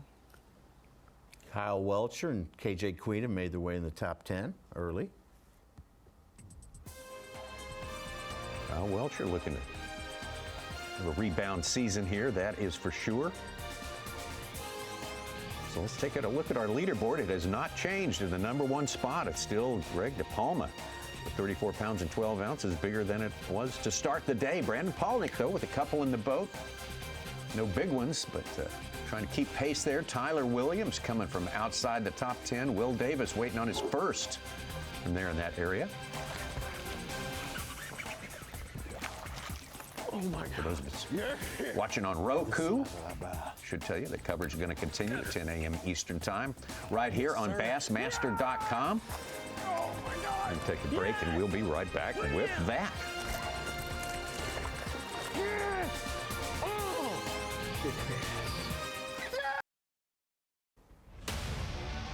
Champion Power Equipment Bassmaster Elite at Lake Okeechobee is sponsored by Mercury, by Power Pole, and by Progressive Insurance. Great to have you with us on Bassmaster Live this morning. We're a little late getting started. The full field had about an hour and a half of time to wait during that fog delay. And Peter Miller, we've got things going now. We've got our community hold situation set up. We're following Trey McKinney. Yes, that's right. So how do you see this thing working out this morning? Well, you like the cooperation? Sharing is caring. You know, you've got 4 guys fishing in the same hole together. They're stacked up. They've got the camera boats, you know, right on top of them. They've caught 3 decent fish there. They're kind of picking through some stuff. It's not as they thought it was going to be. The water has stopped flowing. The level is a little lower where they are. So the conditions have changed. Everything's changed a little bit, but I believe they're seeing them. It's a question of what is going to get these fish, what's going to elicit a strike, and they are throwing everything. All right, well, let's get out on the water right now. Our own Davey Hyde, our colleague, I believe yes, he's right there in the money spot, or what certainly was the money spot for yesterday. Davey, I think he's got 2 keepers, Tommy. Davey, you've had to do this same sort of thing. Yeah, Davey's got a couple of keepers. You had to do this. You've had to divide fish with people in a tight spot. It looked like when they first arrived, this was almost a one-cast place. They were going to have to take turns. But what's the key to making a situation like this with 4 anglers work out? Well, the biggest key, no doubt about it, Tommy Sanders, is the fish cooperating. You keep catching fish like they did yesterday, but today they are not cooperating nearly as well. And I've been here with them for probably about 30, maybe 40 minutes, and you can see they're getting a little antsy and they're moving around. First thing this morning, I was hearing that they were all basically trying to make one cast, and surely that was the best place yesterday. But now you're seeing, especially like Brandon Polinick and Will Davis moving around a little more. Greg DePalma actually got over to the bank and was fishing close to the riprap right on the shoreline. So the key to patience and everyone getting along is the fish cooperating. And when everybody's got 20 pounds plus in the live well, it's all fun and games. But we'll see. I'm going to predict that one or two is going to bail. It'll just be interesting to see which person does first. Davey, when you're dealing with a situation of this type of area like a tabletop high spot that maybe it doesn't need a ton of current, but current flow helps, with the water being a little lower than it was yesterday and not a ton of current flow, even though the water has fallen, does this bring the bank bite into play? Because these fish, if they're going to go out in the middle, it's because there's probably swifter flow and they get behind something or on something with no flow. Do they spread out on the banks until they hear the dinner bell? Well, that's a great question. And when I first pulled up, Hunter Shryock was on the bank, and I talked with him for a little bit. And he said, I started right here yesterday on the bank, and those guys pulled up and started catching them offshore. He said, but I had not done that, so he didn't do it yesterday. I said, well, good for you. It would have been real easy to just slide out there where it was happening. But he fishing here on the bank. But I've seen him this morning in, like I said, 30 to 40 minutes or so, fish probably 200-300 yards of shoreline. I have not seen him catch a fish. I think from past experience similar to this, when the water slows down, I mean, the reason those fish are there is because of current and what the lake has been doing, the lake's falling. But when it slows down, those fish will just still hang out there but not bite. And I think that's why they've been so patient this morning, and they're staying there because they can see fish with their electronics, but not getting them to bite can be frustrating. But you don't want to leave, because when conditions do change and the wind is picking up, the wind really moves a lot of current here on Lake Okeechobee. But with the wind moving around, it could get the current going, and those fish could start biting, and you might see another 25, even 29 pounds like Greg DePalma caught yesterday. So it's just a tough decision. Do you wait these fish out and hopefully they'll bite, or do you go in, with 5 pounds or less? We'll have to see. Davey, we spent so much of our time during this yesterday and today not in Lake Okeechobee, in places adjacent to Lake Okeechobee. And Brandon Polinick yesterday made a very interesting comment. He said, man, this is the farthest thing from a sight fishing tournament. We all came down here, with the expectations that that's what it would be, big catch fest of that nature. Why is it not that? And is there any chance it could turn into that in the remaining time we have left? Yeah, so I think the water level is what is controlling the narrative here this week, no doubt about it, the water level falling. And from fishing here in the past, I've known that, but it was really neat to be able to talk to Roland Martin yesterday, even Scott Martin some, and them explain that, like, when the lake gets around that 13-foot level, the big flat areas, the vast, thousands of acres of Lake Okeechobee that those fish use to spawn in, it gets a little too shallow. And there's a magic number there around that 13-foot mark. And those fish just pull out because it's too shallow, and with it falling, they don't feel comfortable. And they just go into like a waiting mode, so to speak. And I think, unfortunately, that's happening right now. Now, they'll adjust and they'll spawn somewhere. They certainly will. But I think right now, as far as those fish actually pulling up there on the bed and staying there, it doesn't look like that's going to happen in the next day or two. All right, Davey, thank you so much. Obviously, you are right where it's happening there, Davey Hyde. Our Yamaha on the line for this morning, and right place, right time. The fish need to show up. You don't ever want to say, well, they were biting last week or they're going to be biting next week, but that's the exact situation. We said there's going to be a 7 to 10 day window where we don't know what the water level is going to fall to. It could fall to 12 feet. Those fish don't want to make a home when it's 13 and a half feet up somewhere that's less than 2 feet deep. And so, yeah, like Davey's saying, like Scott said, and like a lot of the guys that I know that fish Okeechobee, there's just going to be a weird window. And then all of a sudden it's going to be Disneyland South, you know, and it's going to be a bunch of fish showing up where we expect them to be. Let's get back over to Stetson Blaylock, who had been certainly dealing with some shallow water issues on this day, but he does have a couple of small keepers in the boat.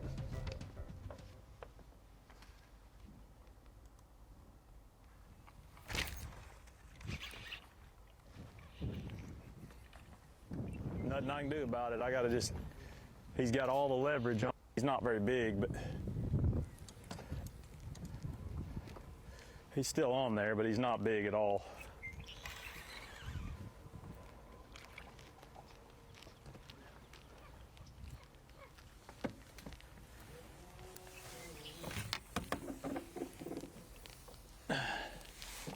That's so crazy. That hook went through his lip and into the reed.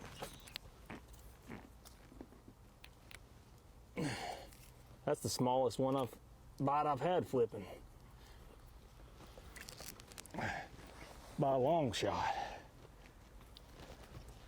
But I think it's 12 inches. I mean, oh yeah, it's 12 inches. About 12 ounces. He's just here for a short time. Hopefully.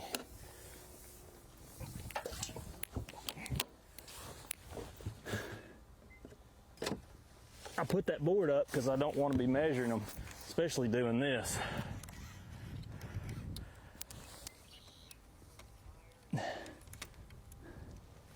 Any minute I'm gonna lean into it and it's not gonna move though.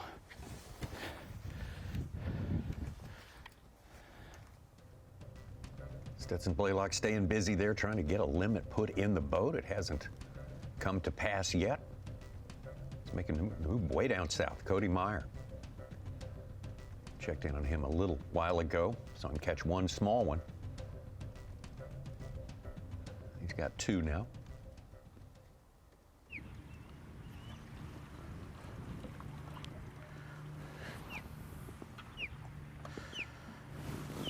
It's an osprey in the background. I thought that was Such.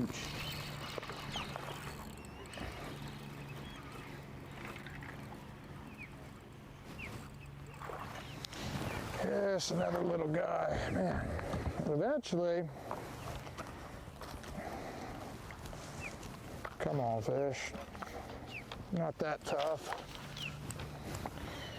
Eventually, you know, I'm hoping we run into the right one, but I'm just gonna kind of pitch around these areas where I saw a lot of big ones swim in and hopefully get some of these females to kind of show up and do something. But that's number 3. Just like I say, no size yet, but got to start somewhere. Any cast here in Florida could be, you know, a great big one. So it's going to be positive all day and fish around where I saw some big ones and hopefully make it happen. Now really with that fog delay, you know, cut so much time off by the time we ran around and did all that, but that's all right. Same for everybody. Cody Meyer, great finish this season in Tackle Warehouse EQ competition. 3 top 5s to wrap up his season at Leech Lake, Mississippi consistent. River, and Lake Martin. Yeah, absolutely. He was chasing down. Honestly, if Easton Fothergill didn't have an incredible season, Cody Meyer would have been running away with it as well. Had a chance of that last event.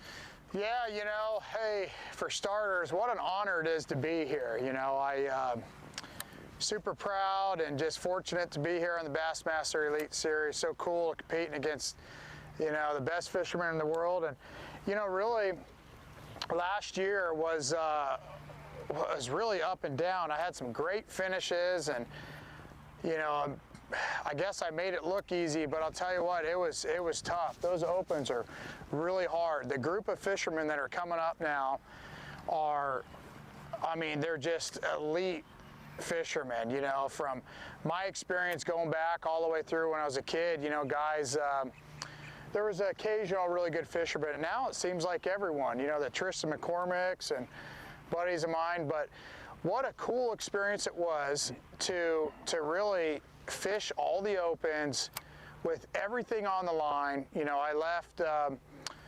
MLF BPT and took a chance on myself to make the Elite Series, and you know, it was very stressful, but I'm obviously glad I did it. But you know, just the ups and downs and the pressure you know, it's what a lot of guys in fishing don't really see, you know, of having to try to catch them every single tournament. And that's what's crazy about those opens is every tournament it seemed like nobody really slipped. And it's just a testament to how good these guys really are. But man, I'm so glad I did it. I remember sitting in that meeting last year, that first meeting, seeing Ronnie Moore and stuff like that, and going, oh my gosh, man, actually being really nervous again. And I'll tell you what, I've fished for a long time competitively, and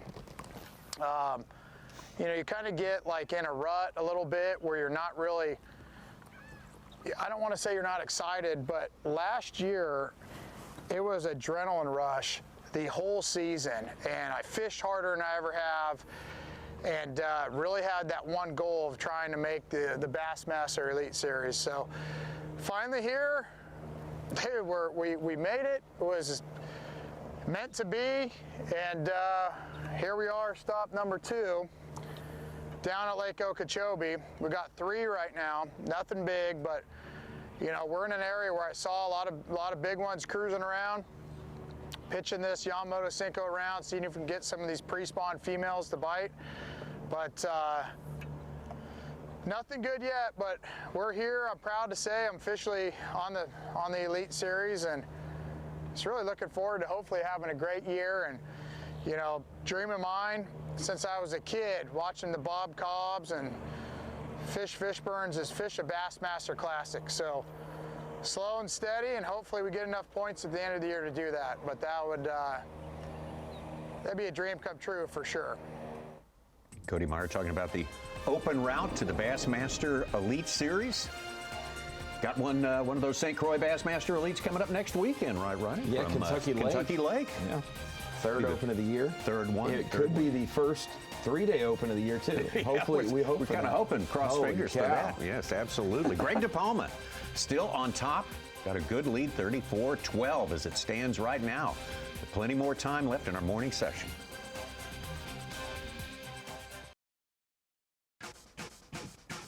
Getting close to wrapping up 4 hours of fishing here, except minus a fog delay. So these guys have got a little less time to work with today. There's a leaderboard as it stands right now. Still day number 2. The champion Power Equipment Bassmaster Elite on Lake Okeechobee, and Greg DePalma taking his first lead of his elite career into today and handling it quite well, extending that lead, as a matter of fact, through the morning. Brandon Polnick has gotten on the board as well, fishing in that same spot with Greg. Tyler Williams has moved from outside the top 10 all the way up into 3rd place. Tyler Williams, the only angler on the Elite Series from the state of Maine. The only one ever in the Elite Series from the state of Maine is our Mercury move of the day. That jump from 26th to 3rd place, and that's the way his morning laid out. He may have reported most of his fish all at once, and he may have caught them in that time frame right there, but all around the 9 o'clock Eastern time frame. Kind of a regular looking bag, Peter, other than that 4.5 pounder. That'd be your keeper number 5, is a huge deal for him. Tyler, been in the river all week, tried to fish up by the community hole near the spillway. Yeah. And wasn't able to. So he was one of those guys who was poking his head around there yesterday before he knew that there would be 1st, 2nd, 3rd there. So no chance to probably get there the rest of the week, but he's been river only, it seems. Whoa! Oh, moo. See, that's where you get your fresh milk from. Stay strong when you're young like that. Whoa. Looks like a capybara. It looks like a combination between a hippo and a cow. He sort of is. He got the color of a hippo for sure. What did you call me? We're gonna call that a kippo. I'm concerned. Or a cowpie. Yeah. I was fishing Lake Toho once, Tohopo-Kaliga, right nearby. Yeah. And boy, there were a herd of cows right there on the edge of the water. You don't need to fence in your cows from getting them in the water. They'll go in the water and come back into your field. Mm-hmm. Now, yet another threat to our emergent vegetation here, Lake Okeechobee. 4-legged threat.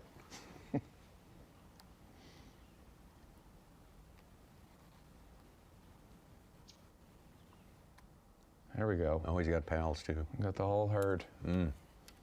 That's mom and dad, or it's like Napoleon Dynamite doing the milk test. This one got into an onion patch. Correct.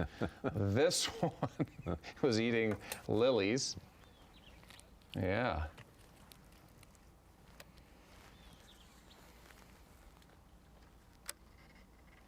I thought you said you were old, yet you're referencing Napoleon Dynamite. That's pretty old. That is kind of old. Even I know that yeah, one. but you were of the age where you wouldn't have watched it even when it came out. You shouldn't have, But I guess Now you're I young watch at it every heart. week. Yeah, you're young at heart now. You know what's great about that movie?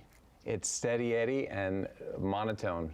They only go to one high point when they go to Rex Kwon Do. Rex Kwon Do, I was going to say. That sounds like that's when Ricky the power Smith, gets our jumped audio up. technician's dream. He doesn't have to keyframe anything. It's all the same level. Yeah. Vote for De Palma. I will say it is weird, Peter, coaching 16, 17-year-olds in basketball, and they don't know the movie Miracle. I'm like, that's one of the best sports movies of all time. Do you remember the Titans? Like, what? I mean, have you ever? They're like Miracle on Ice, or.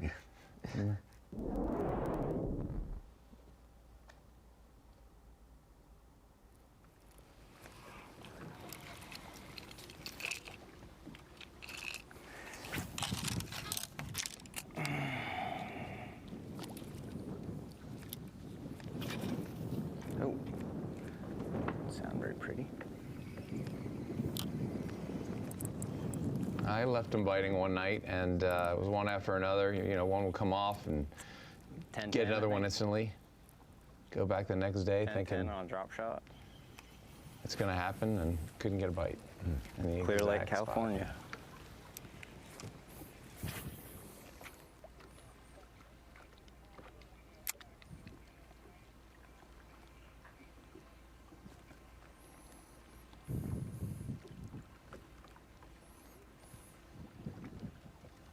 Greg De Palma's been out here. He's in his 7th year. Long Big time. infusion of anglers came in that 2019 season there.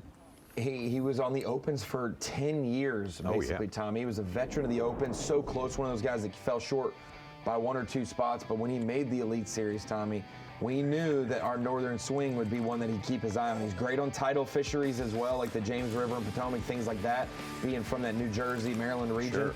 But St. Lawrence River had that one circled. And 2019 was still when the river was a big deal. Mostly. Oh, yeah. And utilized the Carolina rig big time. Was able to catch a lot of fish. Had some boats idle by him, pleasure boaters within like a foot. I remember that on live, but he actually caught largemouth and smallmouth off of that offshore stuff. I was about to say, that's a nice mixed bag he's got there.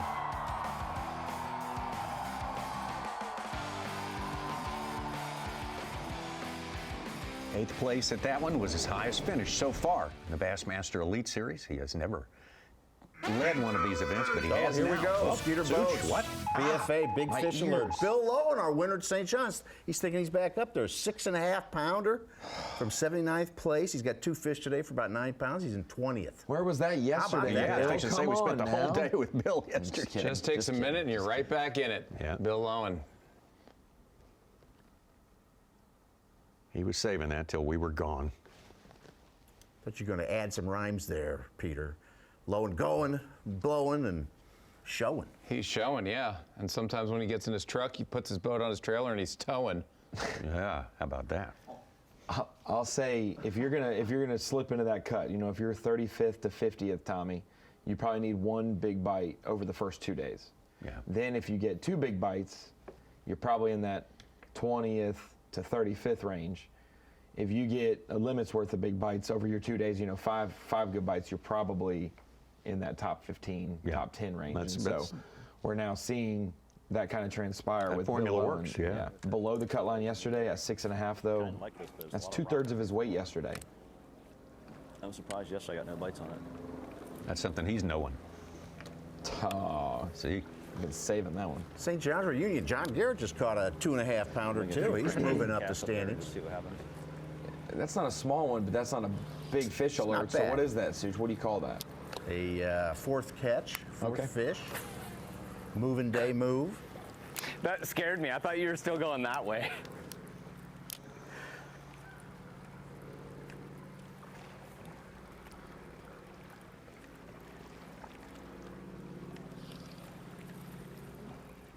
The group. That's water coming in from that feeder canal there over the speedway, which creates a tiny bit of current, just enough to encouraged some fish bites. Certainly did yesterday for this crew, where they're having a little slower time of it today, but they were slow getting there because of the weather. So we'll see how that transpires. Davey Hyde expects maybe a couple of them might be bailing out after a while. We'll see. Thanks for being with us this morning, this Friday morning at Champion Power Equipment Bassmaster Elite, Lake Okeechobee. I want to say a special thanks to the Okeechobee County Tourist Development Council. They are our local hosts. They do so much, and they handle a lot of tournaments through this area during the course of a year, and they're pros at it, the experts. They know how to handle one of these big events with a lot of moving parts, and we appreciate their partnership in putting on this great event. Second stop of the year for the Progressive Bassmaster Elite Series.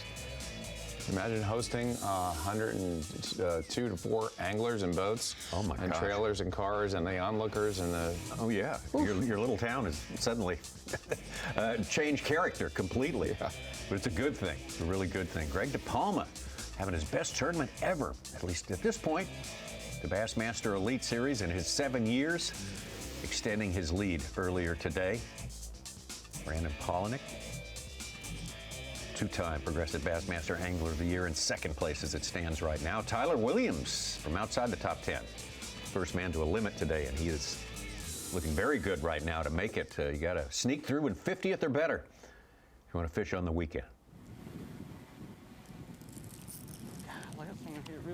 It's truly the story right now with Polinick and DePalma and Will Davis Jr. that the bites they're getting are quality fish. Even if they're small, they're 2.5 pounders at least. Whereas Blaylock's gonna have to work real hard. It seems like his floor, you know, are 1 pounders. You know, we see that in the lake, smaller buck bass, but he can catch a 10 pounder. I don't know if they're gonna catch a 10 pounder there, but they're gonna catch. We obviously saw an 8-10 there yesterday. About to get one.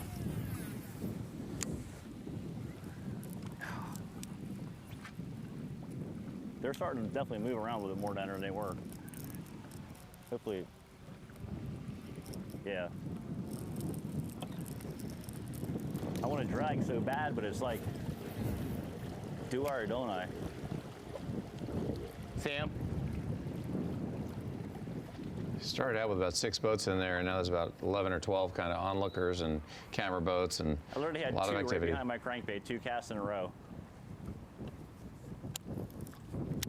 John Garrett just filled his limit with a 4-pounder.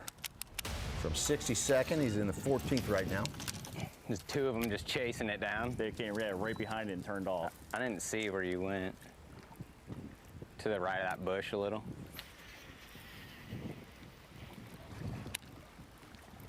They followed it for a while too. Like, I was like, come on, baby. Just pick up the pace just a little. That's it. It was right on the tail of it. I mean, at some point, it's gotta happen. I know. Where they eat. I feel like days that are like this, like with the, you know, a little bit of cloud cover, I feel like the 10:30 hour on is the best.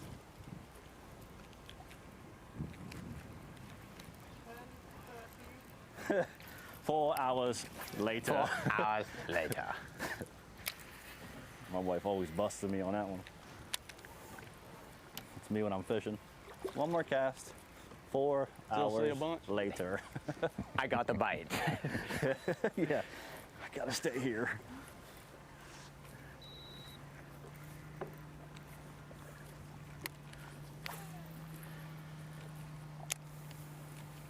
I'd have hung that second one, I'd probably be sitting pretty good. I know it's gonna be harder today with the delay of time. It's gonna change things a lot.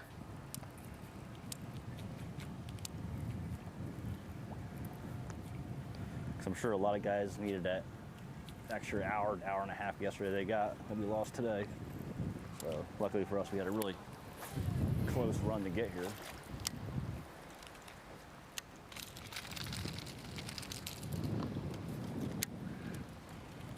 I'm gonna go around backside of Will.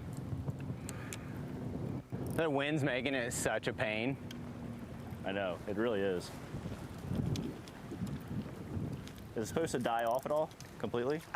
I thought it was supposed to be super calm today. So 5. Kind of thrown off. It's about like 7 or 8 right now. Tyler Don't worry, bud. You're not missing anything today.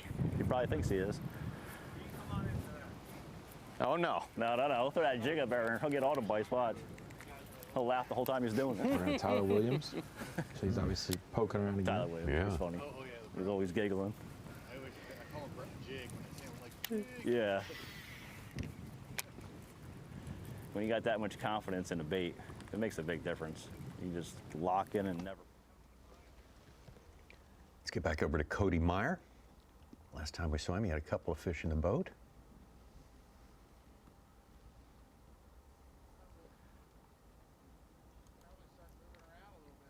It's not happening right now. I mean, I know they're in here. It's just, it's not the same. I mean, they're just tiny little guys. I mean, that don't even weigh a half pound. I think it's a keeper, but it doesn't weigh half a pound.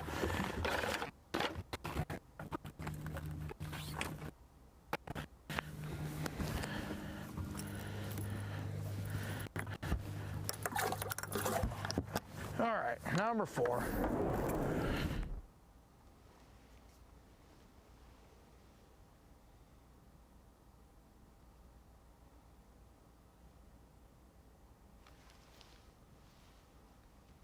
Very cool to see someone like Cody Meyer, Tommy, who's been at this game for well over a decade, to be excited for something different. Something even new. if the change is uncomfortable. Short, long. For him to do that, it was great to talk to him last year on the Opens, and truly was just grateful, no matter if decisions were made, rules were changed, whatever, that he just was to be a part of those rule changes and this era.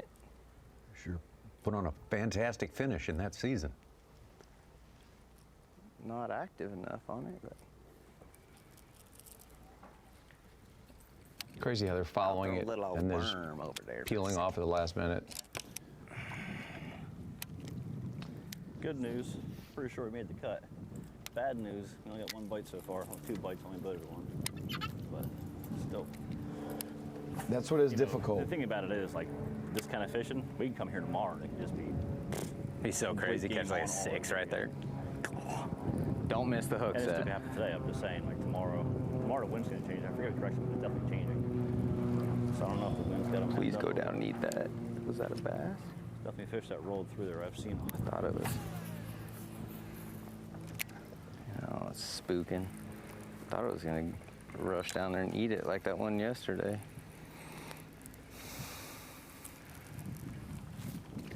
That was neat. With the feedback of forward-facing sonar, Peter, we've noticed a whole lot the last year or two that when you do have those schools of fish broken up and they're one here, one there, one here, one there, they turn into followers versus when there's 2 or 3 still grouped up and there's competition and one of them will commit. But when it's just one, they're just curious George and they'll swim all over the lake just watching your baits. But you get a buddy with them, Swimming around. they want to beat their buddy. They're not being challenged. They're not being challenged by their partners. And they're not secluded to a spot because the water's not moving. They have no reason to actively feed. They're just hanging around, having fun. It looks like the water flow did lessen a little bit from this morning. Yes. There's much heavier flow. And Greg was saying that we just need some wind at times too, whether it's wind coming from the south or north, just something to get the water moving back and forth for them, which would be good. And so it looks like they do have wind from the south, at least, whether it's south of the lake or not, it's at least coming right up this chute. Maybe it's from the east, actually. North, yeah. Because this comes off to the left. Yeah. It's probably east wind right now. Yeah.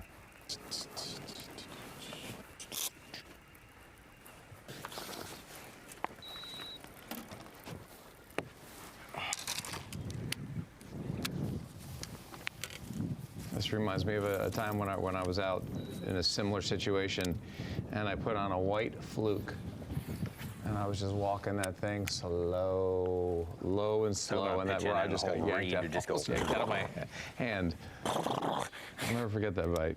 You just hang on.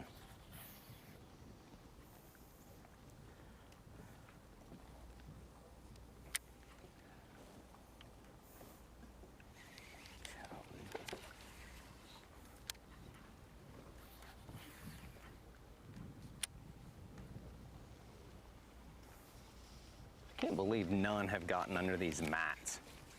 What kind of pre-spawn Florida bass are you? Ones that live out in the middle of the channel. No! Oh, I saw it. Oh, Brandon's just having that. I was giving her a sec. You see that whole pad move? That was pretty big too. I heard the brake go. It sounded like a big one, Brandon. It felt like it. Talking smack to him. John Garrett just culled. He's in 9th place now with 12¼ pounds, second biggest limit this morning. Yeah, 2 strong tournaments in a row for him.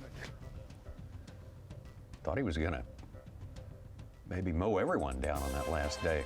And the St. Johns River did not work out that way, but he would lay down a very impressive, the biggest limit of the tournament on day number 3, over 30 pounds. One bite away from winning. Yeah, the magic has been reserved so far, but Greg DePalma getting enough done in terms of a 5-pounder to extend his lead, the one he started the day with. Brandon Polnick still hanging in there, and Tyler Williams apparently in the area. They were having some conversation with him, a little talk back and forth. Will Davis still waiting for his first fish from this area. Paul Marks, Cody Meyer, Kyle Welcher, Stetson Blaylock, John Garrett, and Jay Shakurit in our top 10.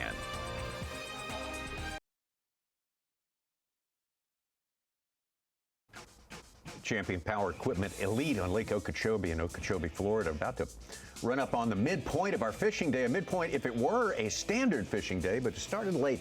A fog delay early this morning. These anglers all lost an hour and a quarter, maybe a little longer than that in fishing time. So they're just going to have to adjust and deal with it. Let's get back out to the man who started the day in 2nd place, Brandon Polnick. Out there in this spot that produced better than any place in the area yesterday. Working some shoreline pads there. 100 pounds from 4 anglers, Tommy. Yeah. 8% of the catch. Just on wade day in. 1. Just wade in. Yeah, wade in. And Polnick's got one out of the pads. You know you're good when you're pulling fish out from between 2 boats. When the bite's like that.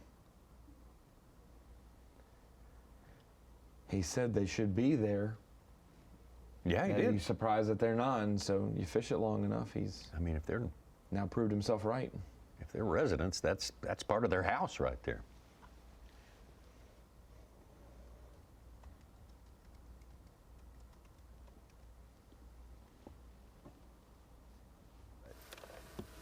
Hey, we will take you at this point, buddy.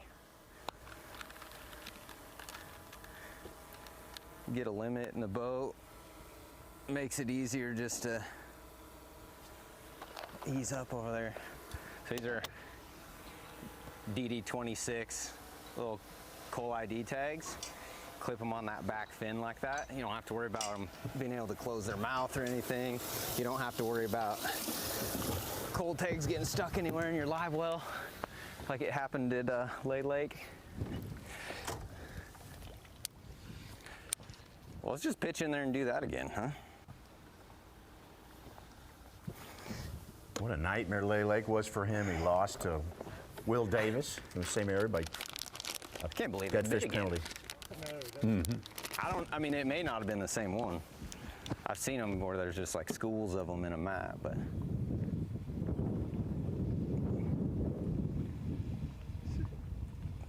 Pretty rad. I went. I'm like. You could literally see the light click. You're like, like your body changes. Yeah. Hey. Let's get back over to Trey McKinney. Trey McKinney with 21 pounds yesterday, started the day in 4th place. There's bacon. There's bacon. Ooh. He has since fallen out of the top 10. He's in 11th place as it stands right now. Yesterday that wouldn't have mattered, Tommy. No. He was catching plenty, but he now not as many, not as active, and needs it. But just like Trey, not only is he missing today on day 2 a little bit, I am missing as well here at the Dakota Lithium Screen of Knowledge with my Rapala Bassmaster Fantasy Fishing team. Bucket A, Tommy, has just been eluding me all year. It has been my worst pick for both of the first 2 events so far, but this is the way I saw it. Okeechobee lining up. Not necessarily guys that are known for punching, but definitely good grass fishermen like Fighter and Schmidt. Great offshore fishermen, especially hard spots and in community areas where it's maybe trafficked, like Hanselman and Jordan Lee. And then Kyle Patrick, last week was such an anomaly. He had no bad finishes hardly in his rookie season. Last year was such a bad event, zeroing on day 2. There was no way that he was going to leave a single stone unturned at Okeechobee. I expected a bounce back. These 2 in the 90s and 70s for me. My top buckets always have been struggles these first 2 events. These guys all in the cut. Jordan Lee, Kyle Patrick in the top 20, Ray Hanselman in the 40s. So a couple in the 20s, 1 in the 40s, and 2 below the cut. We said it's going to flip today. We'll see if Fighter, if Schmidt can turn it around, because they probably disappointed themselves as well. Reed flipping in play, Grass as well, things like that. I really expected them to do well, but that's my team so far. Not the fan vote. I try to stay away from a lot of the hot and heavy favorites this week because Okeechobee is just a different animal this week than it has been in the past. Very hard to do prognostications on Lake Okeechobee, that is for sure. Let's get back out to Brandon Polnick. Just caught a good one from under the pads there. Fantasy fishing is probably the hardest fantasy sport to do because in other sports, you're starting the starting running back. You don't know how many runs he's going to get, but he's going to play. Oh, yeah. I could pick Greg DePalma because he's going to flip grass and he's fishing a deep hump in the river. Like, you just don't know what they're going to do, what works for them. Yeah. Seriously. Whole time. And most of the time when they find success, it's because they did something different. Something you weren't expecting. 6-pounder, 4-pounder, 3-pounder. Well, it's kind of right where you were this morning. Yeah, we were all out this morning. We tried to stay out. The wind is... Yeah, the wind is brutal. It's like throwing you right inside there.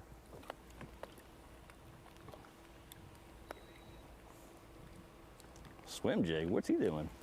He's out of here. He's leaving?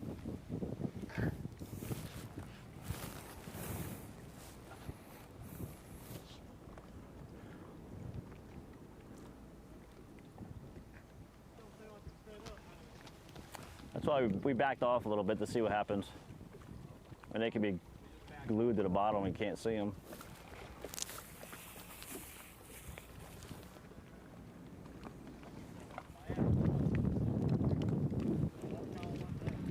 What's that? They look bigger than crappie. Oh, they're not crappie.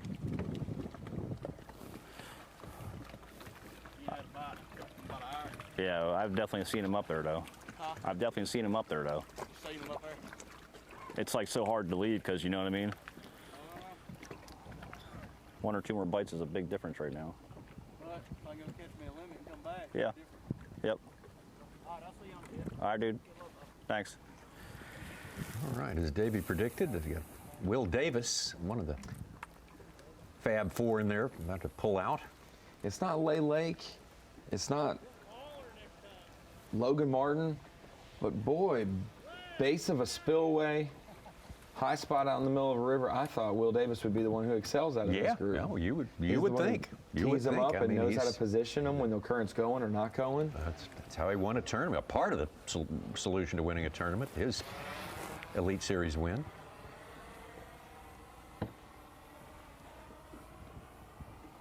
I can't remember if this was his exact spot in 2023, but I remember he went north of takeoff, north of Tyler Rivette, well north. Got off to a quick start every morning, 15 pounds easy, and that was, you know, to start his Elite Series season, or his career. De Palma has a good one from this area, 5-pounder. Polnick has 3 of the 4 fish for 7-11. The last one was 2-7. Will Davis, with nothing, is leaving. And Timothy Doobie has fallen to 22nd without a fish today. Sorry, Tim.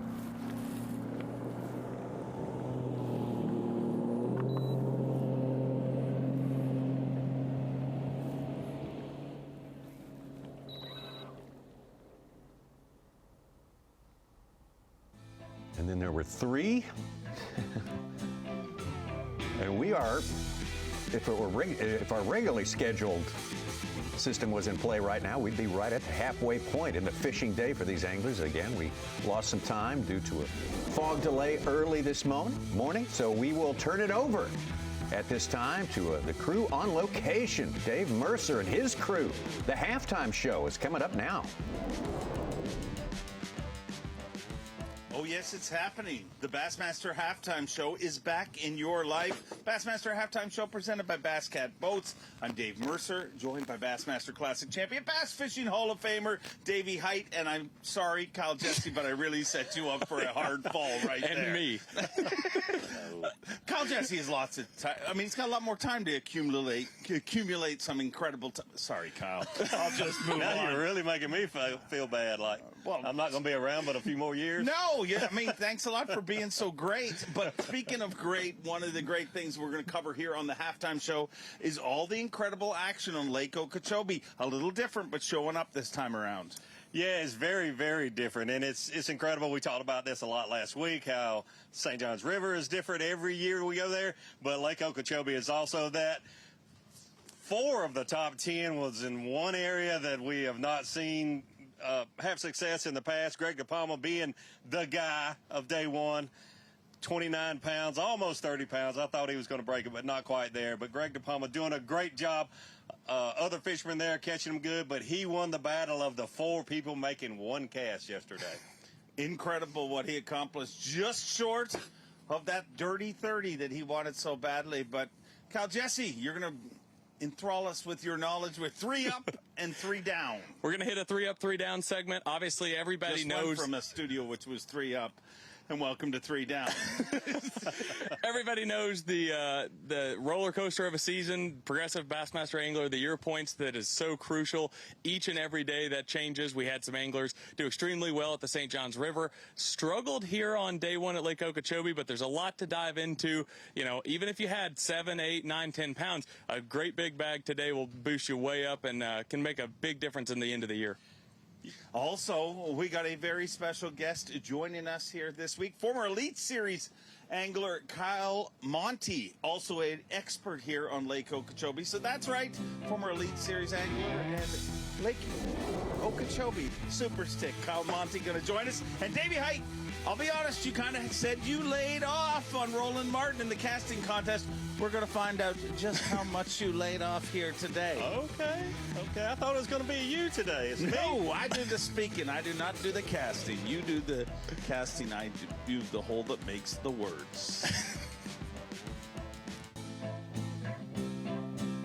Welcome back to the Bassmaster Halftime Show presented by Bass Cat Boats, where our desk may be crooked, but we are not. We are not. We're going to shoot it to you straight.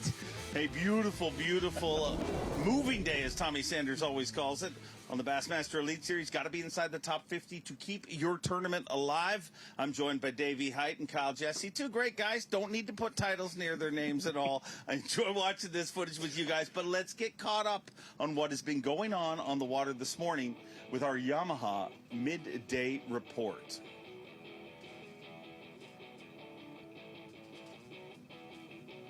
Here we go. Got Will Davis first on the Yamaha midday report, and Will Davis up in the crowd. You have to say there were 4 anglers yesterday that caught 20 pounds or more, all the way up the Kissimmee River, real close to as far as they could possibly go. In fact, I think 1 or 2 of the anglers were throwing literally to the line. But Will Davis having a great day yesterday. Today, much, much slower for him. I think that's the only fish that he has in his live well right now, the one you see right there. Will Davis, a 2-time Bass Nation national champion, and also with all those accomplishments, people kind of forget his Elite Series victory. Took that Elite Series victory away from this guy, also a former Bass Nation national champion, the prodigy Brandon Pollack. Yeah, you know, when you see a group of anglers fishing together, Brandon, Will Davis, Greg DePalma, I mean, you see a group, and they're all elite anglers. There's no doubt they earned their way here. They are good fishermen, but I have to think deep down inside those other anglers are saying, I really wish Brandon Polinick was not here in this group, back in the same cast we are. Obviously, he's done so much in the sport. still a young man, and if you look at the big picture, Brandon Polnick having a great tournament here. A huge day yesterday. It's not often you hear this on stage, but he said it's about time. And I agree. De Palma's been around for a while, but 29 pounds, 12 ounces yesterday, Kyle, Jesse. Massive, massive stringer. We're going to take a look here in just a little bit at the top 10 heaviest bags here at at Lake Okeechobee, and that one made it. A little teaser. That one made it. 29 pounds, 12 ounces. Incredible day from Greg De Palma, and obviously it started off good this morning with a 5-pounder. So long ways to go to get to what he got to yesterday, but solid start. Yeah. Solid start, I would say. I mean, and here's the weird thing. How often do you see somebody weigh 29-12 and like in every post video he did, he was frustrated he didn't get 30. I mean, anglers think about that stuff, right? Yeah, absolutely. I mean, he was that close, and it's just it's rare. a bucket list thing. You want to be able to say, I fished a Bassmaster Tournament Trail, I fished the Elite Series, and I caught 30 pounds. Because you're in the record books for a long time if you catch 30 plus. Yeah. It doesn't pay anymore, but glory is. They can't put a price on glory. Kyle, Jesse, one of the amazing things that happened yesterday with Greg De Palma, although he was frustrated that he did not hit the dirty 30 with 29 pounds, 12 ounces, he joins the top 10 biggest weights ever weighed in here on Lake Okeechobee. Single day. Absolutely. We're going to take a look at that graphic right now, but, 29-12 was enough to get him inside the top 10. First and foremost, Ish Monroe, number 1, 34.5. 2012, and this is in the elite era, so you're going to see all the way back to 2012. Number 2, Brandon. Ish Monroe, remember that tournament? He literally blew the roof off of weigh-in. He weighed in his weight, and moments afterwards, the roof literally blew off. We had a storm roll through, so it's appropriate he's at the top. And we were looking at pictures of that the other day. You told me you blew the roof off, and I didn't quite believe you. But moving down the list, number 2, Brandon Cobb, just 2 years ago, 32.15. Just a crazy day for him on a moving day. Kind of down a little lower early in the tournament, and then makes a big move with 32.12. Obviously, that is a game-changing bag. Down to number 3, Chris Lane, 31.3. 2012, obviously that was a year of massive bags. Ish Monroe, none heavier than that, of course, but Chris Lane, incredible day there. Number 4, Ott Defoe, 31.3, 2017. And then Ish Monroe again. You make the list twice. I mean, that is rock solid in the same year. The B.A.S. I mean, Ish Monroe, number 5, 30 pounds, 15 ounces. Number 6, Shaw Grigsby, 30 pounds, 7 ounces in 2012. Again, you just look at all the 30-pound bags that year in 2012. Really an amazing tournament there. Timmy Horton, number 7. That was in 2017. He had 30 pounds, 4 ounces. Tyler Rivette, just 2 years ago. Obviously fishing not too far from where we're at here. 29.2. And then we're obviously going to make it down to Greg De Palma, who we've talked about a lot already, with a 29.12 yesterday. And then Tyler Rivette again, 29.2 and 23. And then Bill Lowen, 29.1, also in 2023. Which poses the question, are we going to see another, are we going to see a 30-pound bag this week? 29 pounds, 12 My personal ounces, opinion, probably not. 29, 12, and real close yesterday. Not very positive, Davey Hyde is a guy who's got to yell stuff while they hold him up. I sure hope we see a 30-pound bag, but that'll look at Greg De Palma. 29 pounds, 12 ounces, and of course we held them all up. 5 incredible fish and caught them right beside a group of anglers. We're going to get into that in a little bit. It happens very rarely on the elite. I mean, it happens successfully very rarely, but they have been the get-along gang, and it's easy to get along when you're all catching giant bags of fish. Greg De Palma, a Bassmaster Classic qualifier, and as he said on stage, it is about time. Yeah, absolutely. A great day yesterday. And you're exactly right. When you got a group of fishermen gathered up like that, basically boat to boat, it's all fun and games when they're biting. But when they stop biting, then people start saying, you're throwing over here farther than you should have. And things will start going south. And then I think an angler or two will probably move away from there today before the end of the day. And you look back, I mean, fishing in a crowd at Lake Okeechobee is not unusual, right? But to see it the way we saw it this morning, I had a picture in my head what that was going to look like, and it wasn't what we saw early this morning with the boats basically, quartering each other, casting to the same area. We're used to seeing, a vast area with, tons and tons of boats, and they fish around each other, and that's one thing, but certainly a different deal here this week. Yeah, not a lot of room to move in that area. The Get Along gang is getting along, but I'm hearing that a different wind today. So it's a little bit tougher to position your boat. And where they are fishing, you know, is a very restricted area. We got a shot here of them from above, and you can see that whole area. How little...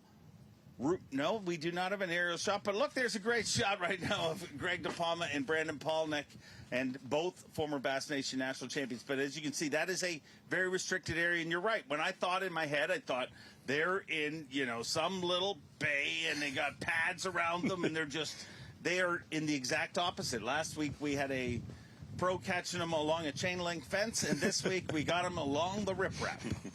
No, it's not surprising that they're in the river or somewhere around. I mean, with the lake falling like it is, current is a big factor. But, you know, the reason those fish are there is absolutely because of the current.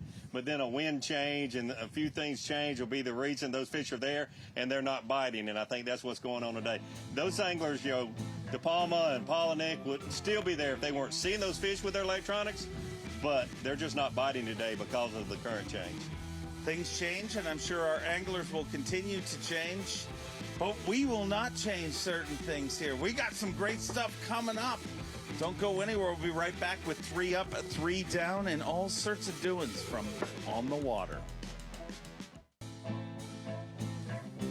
Welcome back into the Bassmaster Halftime Show, presented by Bass Cat Boats, here on the shores of legendary Lake Okeechobee, one of the most fabled fisheries in all of fishing. I mean, it is a bucket list destination. We say that about a lot of places we go, but this is truly one of those places that if you're a bass fisherman, at some point in your life, you want to fish Lake Okeechobee. And yesterday's weigh-in kind of proved why. I mean, 29 pounds, 12 ounces. That is a very special day for Greg DePalma. But in all tournaments, some stuff goes up and some stuff goes down. And Kyle Jesse, you're going to fill us in with 3 up, 3 down. Let's get right into it, guys. Starting out with our first up, Trey McKinney. We talked about it last week, or at St. John's River. Uncharacteristically bad finish, something we rarely saw from Trey last year. But off to a really hot start here. 89th place finish at the St. John's River. Wow. Inside the top 10 on day 1. Great start for Trey. And he's fished clean. Hasn't spent any time in the penalty box this week. Way to go, Trey. So far. So it is early. We did have one penalty box, though. Ben Milliken was in the penalty box today. Why he got put in the penalty box was because he went to move, and his camera guy, who we didn't have a marshal, the camera guy with him, was standing on the front deck. There's a rule that your marshal or person or observer that's in the boat with you has to have both their feet down in the cockpit, so nobody has an advantage. So he sat for 30 minutes and thought about that. So he admitted, I talked to him about it this morning, he was very cool about it. He was just like, hey, yeah, I didn't realize. And it's one of those many rules that, all of these rules are created for a reason, right, Davey? Yep. They absolutely are. I mean, it's safety. It's boater safety. I mean, your passenger needs their feet in the floor of the boat. They don't need to be up on the front deck. And it happens to be in the rules. It happens to be in the rules. All right, moving on. Up number 2, Stetson Blaylock. Another one of those guys we rarely see towards the bottom. Super consistent. Obviously, an incredibly versatile angler. Uncharacteristically bad finish at the St. John's River, 100th place. We saw him come into day 2 in 5th place, inside the top 10. Quick turnaround, but a great start for Stetson Blaylock here this week.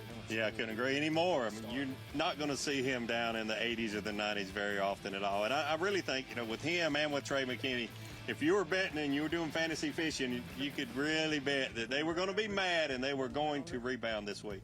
Absolutely. I talked to him at takeoff this morning, and I guess I didn't realize, obviously he's focused on his finish more than we are. I've been out swimming with sharks and doing fun stuff like that in between the tournaments. But he was genuinely, at this point in his career, you would think he doesn't feel pressure, but he was genuinely like, I needed it. Like, they feel that pressure already, just one event in. Absolutely, yeah, it weighs on you quick. Let's move on to number 3, Paul Mueller. 97th place finish at the St. John's, a place that he had previously won at. That stings, but it makes it a little easier when you get to, jump inside the top 10 4 days later. 7th place after day 1, and a great turnaround for Paul Mueller as well. Yeah, the St. John's River is not his home water, but you're exactly right. I had the same word right there, stings. It has to sting because you feel like you you know, I've kind of figured this place out at St. John's River. He finally got a victory. He fished there before, and then a 97th place finish. He's always got his wife and his son there with him. And when you come to the dock, hey, I've been there, done that. When you come to the dock and you don't have much in your live well at all, a place that you've won before, high expectations, it stings. Absolutely. Mueller's proved through his career, though, he is hot or cold. You know, he goes through these weird and there's times where he is lights out. That trip to Palatka, obviously, he got a win on Lake Lanier. I mean, a absolute menace at the Bass Nation before he even got here. But he goes through weird up and down. I mean, and he's had some steady seasons, but more of an up and down performer. Absolutely. Let's jump to the negative. The down. The down. Womp, womp. Dave, you already mentioned it. Today is moving day, so all of this is obviously subject to change. But down number 1, Gerald Swindle. You know, top 10 finish last week at the St. John's River. That's obviously the way you want to start out. But 85th after day 1. Just 8-8. But with that said, I mean, you go and catch a 15, 16-pound bag today, and you jump right back into the cut. So, I mean, we see it happen all the time here in Florida. Not unusual whatsoever, but going to need a solid day to jump back inside the cut today. This is the key word. This is Florida, and there's a lot of ups and downs in Florida. I mean, I had them in my career. Actually, Gerald and I used to kid with one another how we'd be 90th place, finish at maybe St. John's, and then do well here or back and forth. I mean, it's just Florida, and it's so unpredictable. Like you say, you go out and have a 15-pound today, he goes right back up there and you know, certainly in the Classic hunt. It's early on, but everybody has that as the bar, the standard. You want to be in the Classic after you do this back-to-back Floridas. Absolutely. Have faith in G. He's going to be back in it today. Trust me. No doubt. Hang no doubt. tight. I mean, that's the difference. I mean, one big kicker bite. I mean, 8-8, you got some keeper bites. You catch a 6-pounder to mix in with that, and you're right back inside the cut. So moving to number 2, Mercer, this one's going to hurt for you. Your AOI pick, Seth Feider. Oh, wow. 94th place after day 1. 13th. What was I thinking? 13th at the St. John's River. A great finish for him there, but same for him. You know, when you're down there, you can still make a comeback. Dave, I know you're certainly hoping that for your progressive AOI. I believe in Seth So Feider. Tell us what you were thinking. I got to know. What was I thinking? I mean, Seth Feider. I mean, who are you picking for AOI, Davey Height? Not Seth Feider. Oh, wow, that's great. That's great, man. Lay it on the line.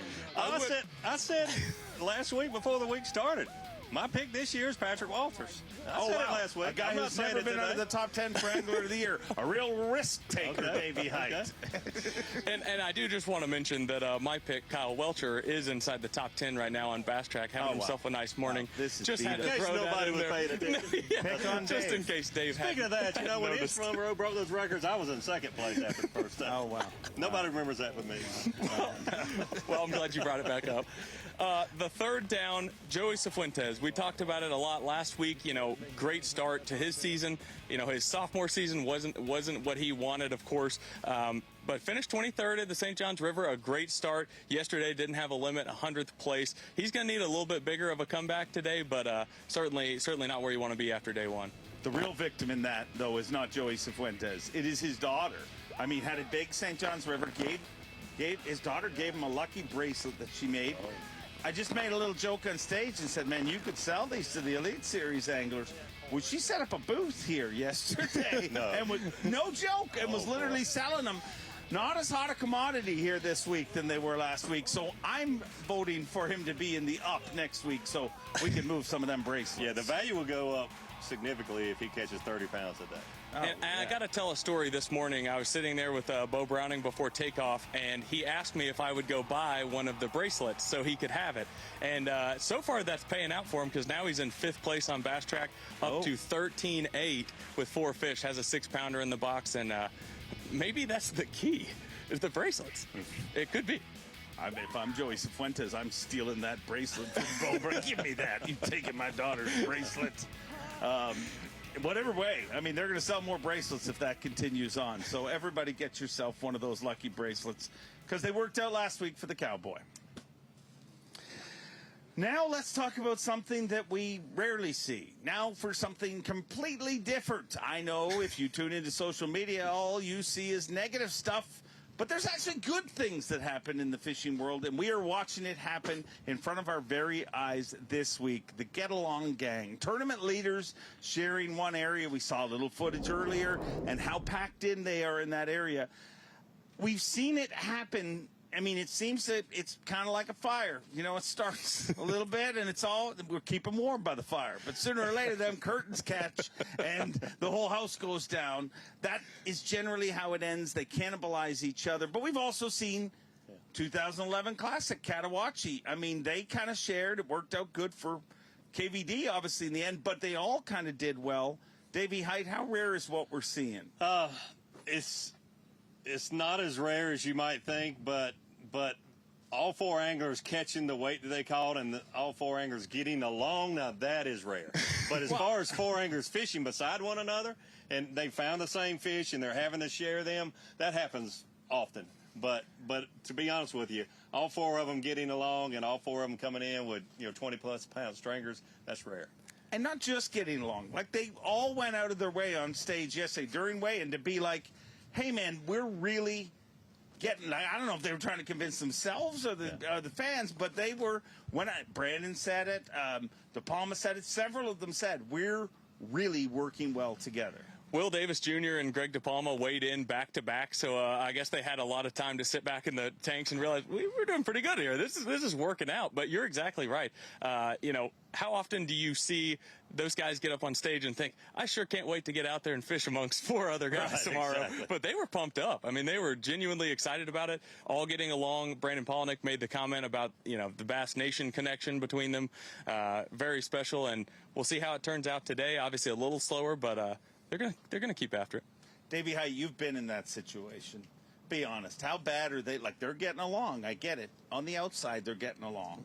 But on their head, are they not like, oh, if I had this little slice of heaven to myself, 100%. It would be lights out. As each one pulled up there, obviously, I don't know which one was there first, but then there was number 2, then there was number 3. Hey, how you doing? And you're thinking to yourself, I wish he was not here. I wish and like I mentioned, when Brandon Polnick pulls up, oh, gosh, there's a guy that's won AOY a couple times. He's got about 6 B.A.S.S victories. Oh, yeah, come on in, friend. You hate to see that, I promise you. And then to make matters worse, Shane Durant's pulls up right behind all of them. Yes, they got to deal with the photographers and all the media He might be worse than any of them pulling up. Nah, just kidding. Well, if you remember, the first time we met Brandon Polnick was, of course, the 2011 Bassmaster Classic. He was the Bass Nation National Champion. And I remember he fished Lake Catawatchee, and that was a huge fog delay, 3-hour fog delays every single morning. And Polnick said he pulled up and he said you couldn't see, you could hear motors, and you knew there was people around. He couldn't tell where he was. He just knew he was on the right spot, but he couldn't tell who was around him. He just knew people were around him. And then he heard someone say, is that a good one, Kevin? And he said, oh, I'm in a good spot for sure. That is a sure way to realize you are fishing in the right area. But it all comes down here in just a few minutes' time. After this break, we'll be back with former Elite Series angler Kyle Monty, Lake Okeechobee Super Stick, and a guy who I'm putting $5 on to beat you, Davey Height. You want to double that? Oh, wow. Welcome back into the Bassmaster Halftime Show presented by Bass Cat Boats. And I am joined by Lake Okeechobee Super Stick and former Elite Series angler Kyle Monty. Joining me and Davey Height, we're going to have a look at this incredible body of water and that very spot that we are looking at right now. That is a spot that you have intimate knowledge on, and you can give us kind of why are the fish there, and is this something you see holding out? So what I've seen in the past with that area, Dave, just a couple weeks ago, that section of the river doesn't get as much current as the main section, and I feel like a lot of those fish pull in there to spawn. Okay. And over the last couple of weeks with the water falling and a couple other big tournaments going on, they've kind of been plucked out. But as it warms up, those fish gravitate towards the end of that canal where there is a little bit of current, and there's a lot of rock and shell where those guys are fishing for those fish to stage up on. Yeah, so those fish, I heard only one angler say yesterday, I think it was Polnick, that he caught a fish that was post-spawn. So the big question of the week, when we found out 4 anglers are fishing there and they're fishing those same fish, will they reload? And the fact that a lot of those are pre-spawn fish, you wonder once they spawn, do they leave? So does that place in the history, your history, knowing that, will they move back out and set up like where they caught them yesterday, post-spawn, or most of those fish are pre-spawn, they spawn, and then they leave? From what I've seen in that section, I feel like a lot of those fish live in there. So what you're catching is what you're catching. I don't know if more fish are going to pull in and sustain those big bags like we're seeing.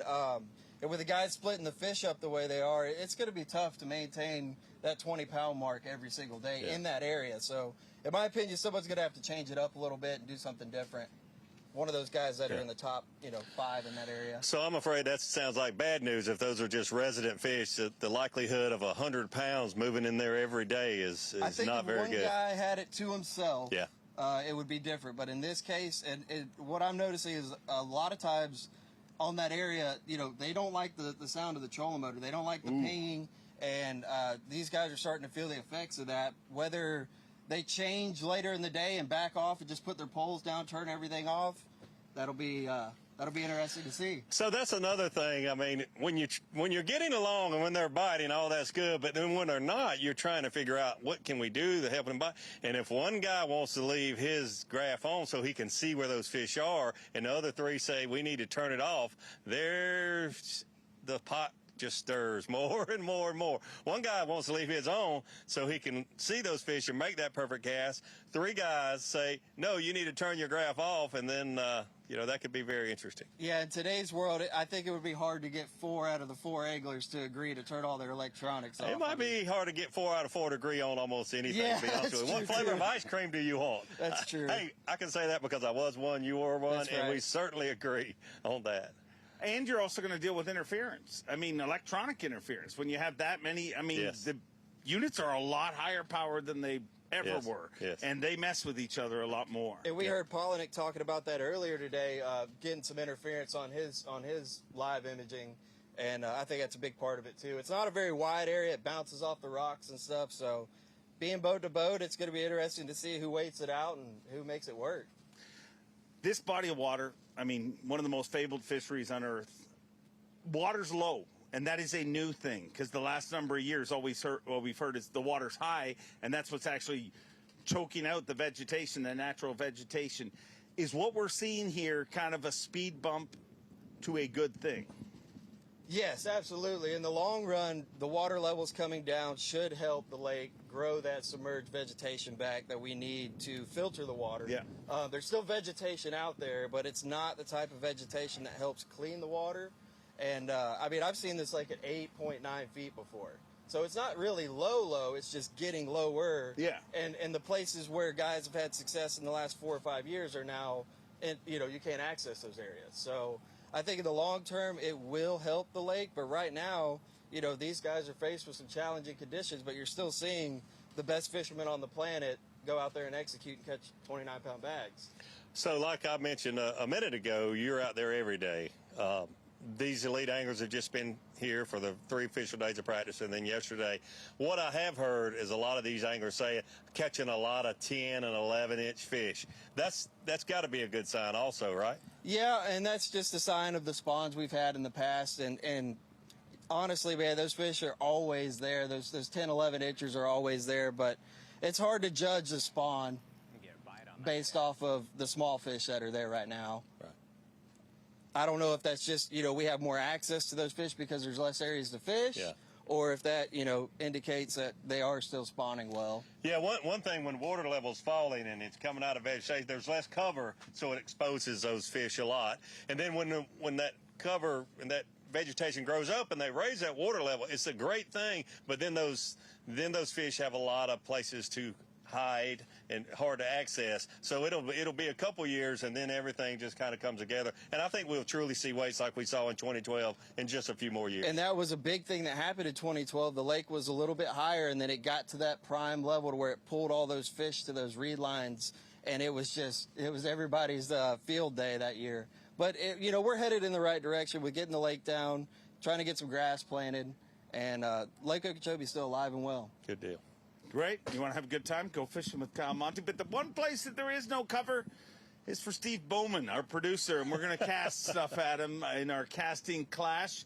And I put my name on the line here, Kyle. Do not let me down. $5 to Davey Heights. So this isn't the first time I've challenged Davey Height in a competition of I was unaware. accuracy. And I don't know if you remember or not, we were at Terry Scroggins' house, and you were Boy, playing he probably doesn't cornhole remember. with Kevin Van Dam and beating everybody. And me and Casey Ashley got up there, and you guys beat us as well. But I got a little redemption moment.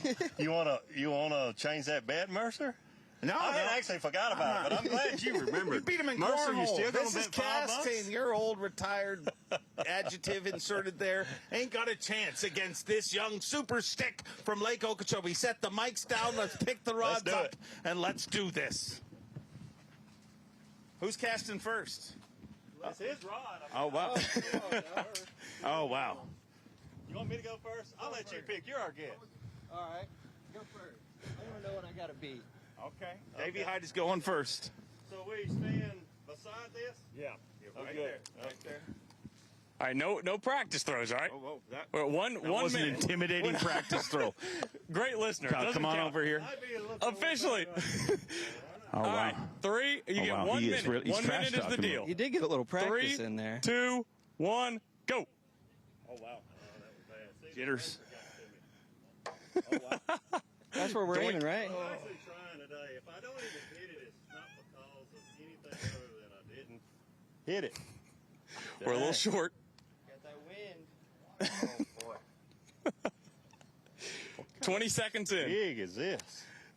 The same one you had yesterday. It's the jig's fault? It's the jig's fault? I'm hearing from the truck you are terrible. All right. 30 seconds in. Horrible. You want to double that back? Let's do lunch. I'll tell you what, I'll do lunch. Because I lost your lunch 20 I lost your seconds. lunch yesterday. I know I'm supposed to buy you one today, but I'm not gonna because you're gonna lose. Dang. Wow. I like Scott Martin's lose riding real 10, better than I do this one. I'll tell you that. 8. Davey, hey, come 7, on. All right, I got to 6, hit one. Let it be 5, this one. 4. Oh, wow. It did 3, hit on the way down. 2, 1. Official ruling. Did it hit on the way down? Oh, my trouble. It did not. Felt Bowman so says far. no. Davey, Bowman says no. What were you doing? I got nothing to worry about because you bet me 5. I told him I'd give him 10 if he lets me win. I don't believe that. So what happens if we tie? What if you both Go suck? out there and have a fish off? We're gonna get you to wrestle a gator. We'll throw cornhole for There we go. There we go. We'll have sudden death. All right. Cast off. Kyle, are you ready? I'm ready. 3, 2, 1 minute. 1, go. Oh boy, Okay, he coming came in hot. He came in. Hit it. I mean, Make Bowman squirm. Hey, wait a minute. You can't. That's out of bounds. What are you doing? He's gonna Are lose you a stroke. practicing? Kyle, you need to hit it. The first 30 seconds, it's all on your. But I don't blame you for trying to hit it hard because I hit it and not real hard, and then they didn't even count it. So it has to ring loud. Oh, that was close. That was real close. was incredibly close. Close as well. 30 seconds in. Oh well. Oh, they hit it. That hit? No. Nope. I'm I telling think you, it's that's got high. to ring loud. I think that's high. Throw it harder. We need instant replay. Throw it harder, Kyle. 20 seconds left. Throw it harder. Come on, the pressure is on you. Do not screw this up, Kyle. Told you I offered him $10. Do not screw this up. Uh-oh. Ball over. Harder. 10, 10 9, seconds. Calm. 8, Just 7, 6, Not a natural 5, motion, is it? You 4, never step up in the air. 3, my goodness. 2, 1. Well, look at you. Look. Hey, 10 works. You're both hard. bet. Yeah, but here's the deal. Now you got a 30-second cast off between you. Okay. Yeah, I mean you both sucked equal. Okay, so you go first on the cast. Okay. Oh. Hey, flipping and not pitching is a strategy too. I think Davey might have did that a little bit yesterday. All right, The bell. 3, 2. Wait a minute. He already had 2 tries. It was one. It was one. All right, 3, 2, 1, go. There we go. Harder, Kyle. If it hits Bowman, it needs to be worth it. It's above my eyes. I will. Oh my goodness. I mean, Now these you're are getting coming there. hot. You almost got the right amount of speed on there now. How do you know? Hey, you 10, learn from success 9, and failure. 8, 7, 6. Here we go. 5, 4. This is really the most 3, horrible competition 2, ever. 1. What am I watching? Hey, honestly, as a Lake Okeechobee guide, you don't flip and pitch up in the air 5 feet tall. No. Okay. It's the height. The bell's too small. There's a backlash. Forward-facing sonar was turned on. There's a lot of excuses. I'm not gonna say anything about Mega Live 2 because you'll think I'm plugging my sponsors. We don't have the bell. When we get back to the desk. All right, hold on. I'll tell you what I'll do. I'll flip instead of pitch. How about that? Isn't that gentlemanly of you? All right. 30 seconds in 3, 2, 1, go. Ooh, we're a little farther than we were yesterday. That's too far to flip. You might get it on the fall. Whoa. It's getting close. You two really might wrestle a gator. Come on, guys. I'm not just going to give you points, Davey. Bowman 10, moved 9, the board. I had it 8, there. 7, 6, 5. All right, here 4, it is. Granddaddy 3, champion. 2, 1. Wow, this is unprecedented.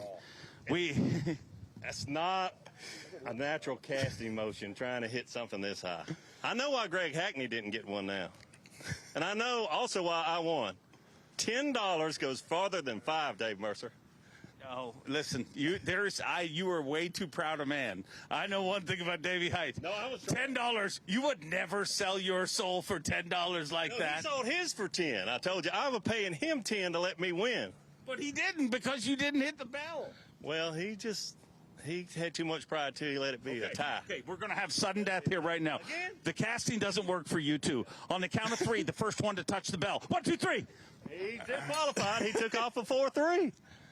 Davey Height, take your victories however you get them. We don't need any more people being disqualified here this week, okay? DQ should only be referred to when it comes to Dairy Queen. All I know is I won because he was DQ'd. How do you feel? I feel a lot better knowing that Hackney didn't make it. Hey, to be honest with you, I think he did. That's why you were DQ'd. That's okay. That's all right. I was praying one of you would hit the target. We'll be back in just a few minutes from the Bassmaster Halftime Show.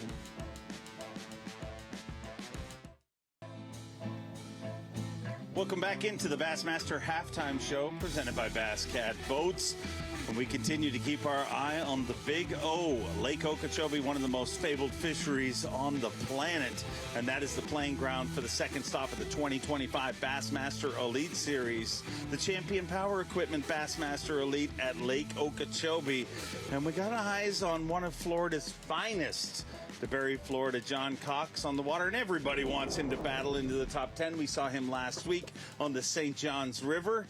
Well, little birdie told me we got a shot of him right now, and John Cox going to work. Everybody would love to see John Cox in our top 10 for the second week in a row, and that is why people come to Florida right now. We don't have audio on this clip, but Davey Height, it probably sounds like this. Yeah, there's a reason the camera was rolling on him. He does not have one of our regular cameras on him today, but the marshal or his person that's in the boat with him knew something was probably about to happen, and you always feel like that when you're in the boat with John Cox, especially when you're in the state of Florida. Yeah, shout out to Pat Renwick. He was the one that sent the catch in, serving as an ambassador, and like you guys said, this is exactly what you want to see from John Cox. You see the way that rod is just surging. Oh, yeah. Not rushing it, though. A lot of people would be like, why aren't you trying to rip that fish through? What's he doing, Davey? Well, what you've got is a mat. Ooh. Here we go. Yes, sir. Wow. I mean, who says John Cox can't jump? Mercer, do you care to say what that sounded like? I don't. You told me who the marshal was, and now I realize we probably do have audio, but we're not playing it. That sounds like joy right there. When you put your fist in his jap, you know you are catching the right ones. Definitely. What an incredible fish. The world will be a happier place with John Cox in the cut. And the world is about to be a happier place because, yes, it is that time. Award-winning segment. The viewers are asking for it, and we got to deliver it. Once again, Bo Knows, joined by producer Steve Bowman. And what exactly does Bo know here today? I know that John Cox's fish was bigger than 6 pounds that they said it was. So well, that's. I'm betting y'all that 10 on that right there. 6 or better. Okay. Better than 6. All right. But what I know, number one, is yesterday's leading weight, 29 pounds and 12 ounces. Mm-hmm. Ranks 3. I know we only have 4 tournaments to deal with, but that's the third highest leading weight for a day one. That the lowest was 2023 when Bernie led, and he had a 28.11. So the average leading weight for all those events has been 31 pounds. So that's incredible. You know, we actually do that. That's not outside of the range of what we're used to at Okeechobee.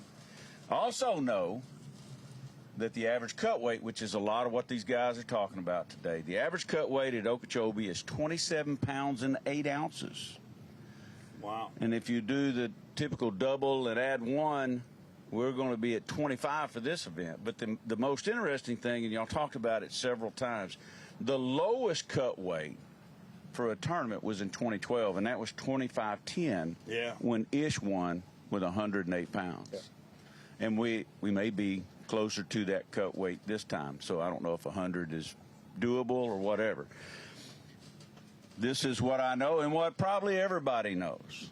The best fishing yesterday was between 9 a.m. and noon.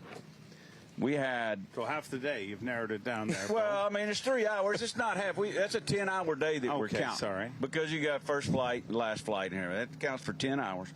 So, and it was like 43% of the fish caught yesterday were during those 3 hours. Okay. For that whole field, 102 boats. So, but what I also know, and this is number 4, you have to stay on your toes late in the day at Okeechobee. When you're looking for big fish, the hours between 1 and 4 account for 57% of the 3-pound plus fish that were weighed yesterday. So that's a little surprising there. I knew that the early bite is overrated in the state of Florida, especially this time of the year, but I thought it was more like 10 to 12 or 10 to 1. But, you know, the last few hours of their fishing day, that's surprising to me. The average weight of the fish caught between 9 and 1 was 1 pound and 12 ounces. Very interesting. Great stuff. Bo knows. And it felt like that yesterday watching Davey. It did feel like during the wind. Steve Bowman, thank you very much. You betcha. You can go to the green room and tiftify yourself with my latte. He's got a latte going. But it did feel like that during weigh-in. It definitely felt like there was a lot going on in the afternoon. But breaking news right now, off the water, we got some footage. We're keeping our eye on the action. And I'm happy to see him delivering. What a comeback season he is having. A great start to things. Had a good event last week. Got a little cut ice cream, and I think he's going to get a little more cut ice cream this week. This happened moments ago with Brandon Palnick.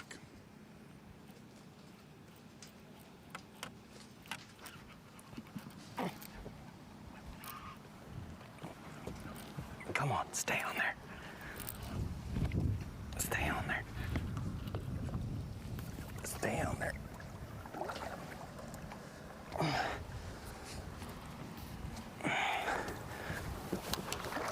There's a whole school of them right there. Oh, come here. Come here, come here, come here, come here. Look, God. These look pretty good. Yes. How cool is that? Oh, no, Frank. Got Yuki Ito signature on it. Little prototype mega bass we've been working on. Finally got one of them to trigger. Like she just had the back hook. Just barely nipped it, but that front one swung around and got her. Yes.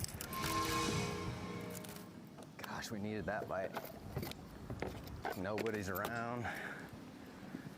There was probably 6 or 7 of them, about all the same size, just sitting there. And he kept chasing. I know.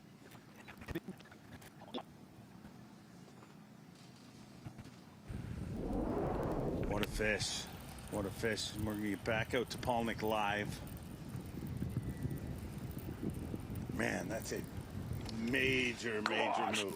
Oh, absolutely, and it looks like he's the only one still there. The other 3 anglers have already left. It's happening. Please stay on there. That is a big one. Oh, don't jump, don't jump. No, no, no, no, no, no. Oh my gosh. Oh my gosh. This thing is huge. Oh my gosh. Oh. Please stay on there. Please. Please. Please.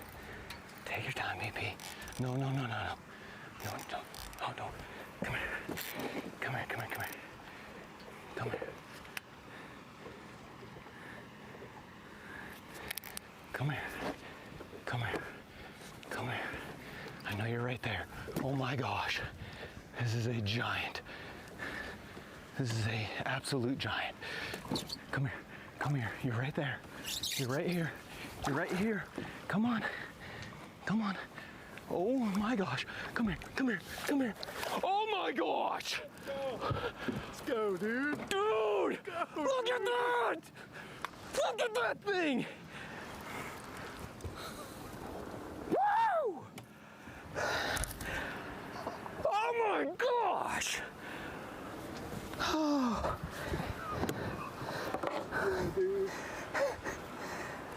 I'm shaking so bad. Oh my gosh. Oh my, look at my leg. Oh my gosh, look at that thing. What an absolute unit. Oh, gosh, that thing's gotta be pushing 10. How's that for a limit fish, huh? Oh. 9 1/4. That gives us 20. And here? Almost a freaking 10-pounder. Oh gosh. Oh gosh. I mean, I'll steal his adjectives for that. That is an absolute freak fish. And it's starting to happen. Brandon Palnick putting it together. Absolutely. I mean, we talked about how long will these guys stay around, who will be the one with the most patience. It looks like they should all leave. Well, Brandon Palnick is the one with the most patience, and boy, is it paying off in a hurry for him. I feel like I could feel that bite through my arms watching on camera, just locking it up. You mentioned it right off the jump with that first catch we showed, reeling it faster, and gosh, that gets me fired up. Incredible. You see how he's shaking when he had the fish? Yeah. I mean, that's why people fish. Davey Height, predictions. What's so my prediction here? was the only angler in the elite field on day 2 that catches over 22 pounds, not 29. You are lying. There's only going to be one, and that is Brandon Palnick. You are lying. You are lying. If you see the graphic, that's not what the graphic says. Your prediction was we will not see a bag over 22 pounds. Other than Brandon Palnick. When are you getting into politics exactly? I mean, you are ready. Hey, one more thing on the bell, and I'll let Kyle go, but real quick. I think a sponsor plug is 1 ring, and if it's a prototype sponsor, you get 2 rings. He gave the brand. He gave the brand. So, I mean, it was a legit prototype. It wasn't just a rip-off, right? Is there ever a legit prototype? Is there ever a legit prediction? There we go. They fixed the graphic there. I'm going to say my prediction. We're seeing a lot of moves on Bass Track. We've talked all week about the last 2 weeks in Florida. You see big jumps. I think somebody outside of the cut yesterday, sub 50, is going to jump inside the top 10 coming up today later on at weigh-in. Great prediction. Great prediction. Well, I may just be trying to manifest this, but after what we just saw, I don't think I have to try very hard. We are in the great state of Florida, and my prediction is we will see a double-digit bass. I mean, we haven't seen one in Florida. We have not seen a double-digit bass in Florida, which is so shocking, so close. And, you know, Palnick, I thought he had it there, but I'm saying we will see a double-digit bass here during the weigh-in. And I'm not going to change my prediction because I am a man of my word, unlike my partner, Davey Height. Well, I love that bell, by the way. We need one in the studio. That's my dinner bell. I'm going to hear that ringing at the diner, and you are paying, my friend. But speaking of the dinner bell, it has been ringing for Brandon Palnick. Look at this fish right here. That is why you bass fish, ladies and gentlemen. An absolute freak for the prodigy.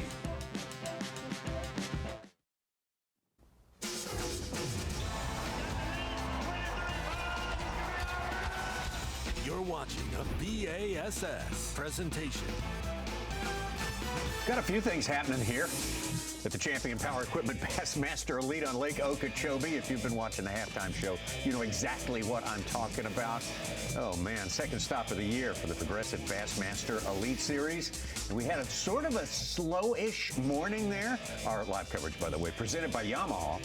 Slow-ish morning, but man, did we see some fireworks from one Brandon Polinick here in the last 10-15 minutes. Unbelievable stuff. Of course, that was the fish catching centerpiece of our halftime show for sure, and we'll see it again. Don't worry about that. We will get another shot of that, but still let's just go hang out with him. Yeah, let's still remaining in that area, though Brandon's the one in the area proper who remains right now, and that patience to stay there, to keep plugging away, has paid off.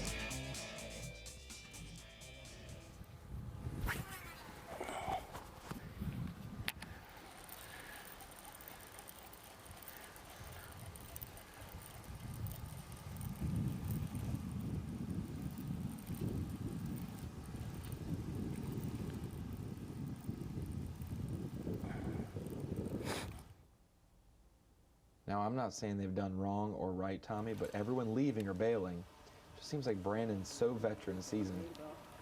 He's playing it perfectly by staying. Oh yeah, things escalated real quickly. Someone had to stay. You know, I started seeing a few fish roaming around in little packs. Pulled the crankbait out and I caught a like 3 1/4, 3 1/2. Oh, I just had another one bite it, or I rolled it. Caught that one, and then just a couple casts later, I caught that absolute giant 9-pounder. I mean, just locked it up. And we went from having 4 fish and 11 pounds to 5 fish and 20 pounds. Like, it's Florida. Florida for you. And I mean, it's just, like, we could make something really special with that fish catch if I can just get, you know, I mean, I still have a 120 in there. A 1 pound, like not even 1 1/4 pounds, like 1.3 pounds. So if I can just get rid of that thing with like another 5, it'd be golden.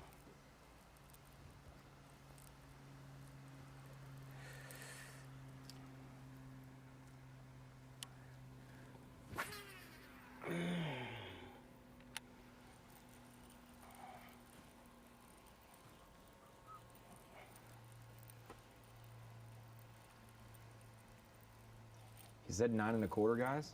9.5. We've never had a double-digit bass at Okeechobee in an elite event. So 2012, 17, 23, and this year, no 10-pounders. But Tyler Carrier on day 1 in 2017 caught a 9.5. He said it was 9 1/4. If it's 9.5 or maybe 9.6, Polinick will tie or have the biggest bass ever caught at Okeechobee. In Bassmaster competition. In elite. Yeah. Elite competition. I don't have any time to go check other leagues' stats, Tommy. Well, the Open, you know. Randall Tharp had a 10-4 last year. Yes, elite competition only because it's the same structure, 100 people, 50 people, 10 people, 4 days, you know. 10-3. I can't compare Cup Series You were victories there with watching. Xfinity wins. Tim, you it's didn't even just know I different missed one a deals. little while ago. Had it hooked up for a minute.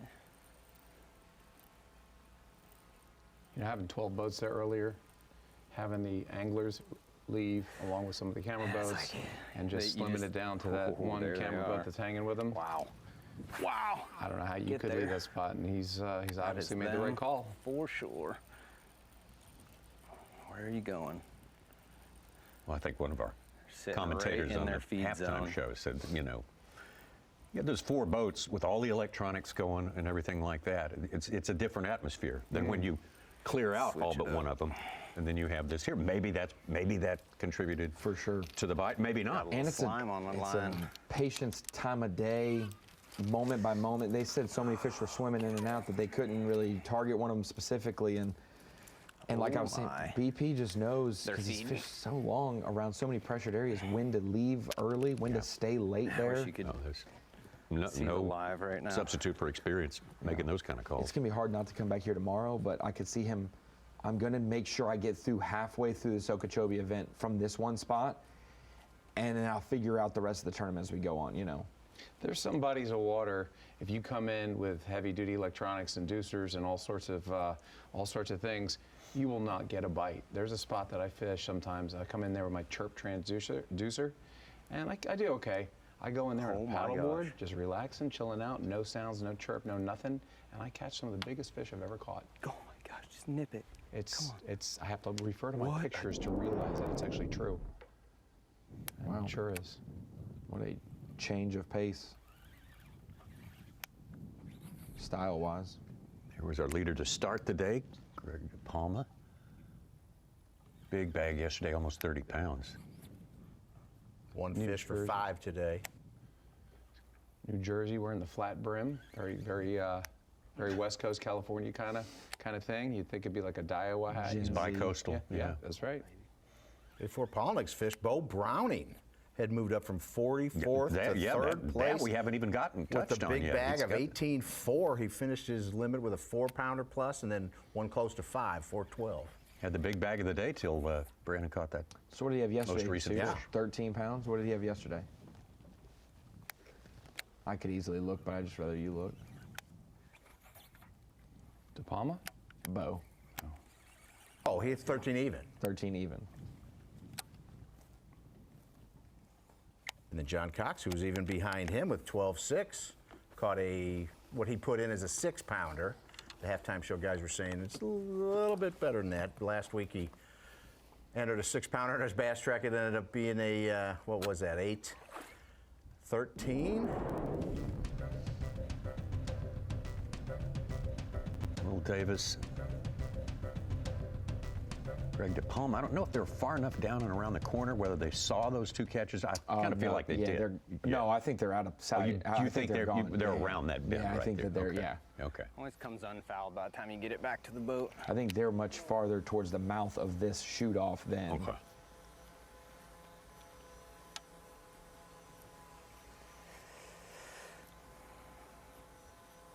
Talk about cadence. I love that. I love that move right there. That twitch reel.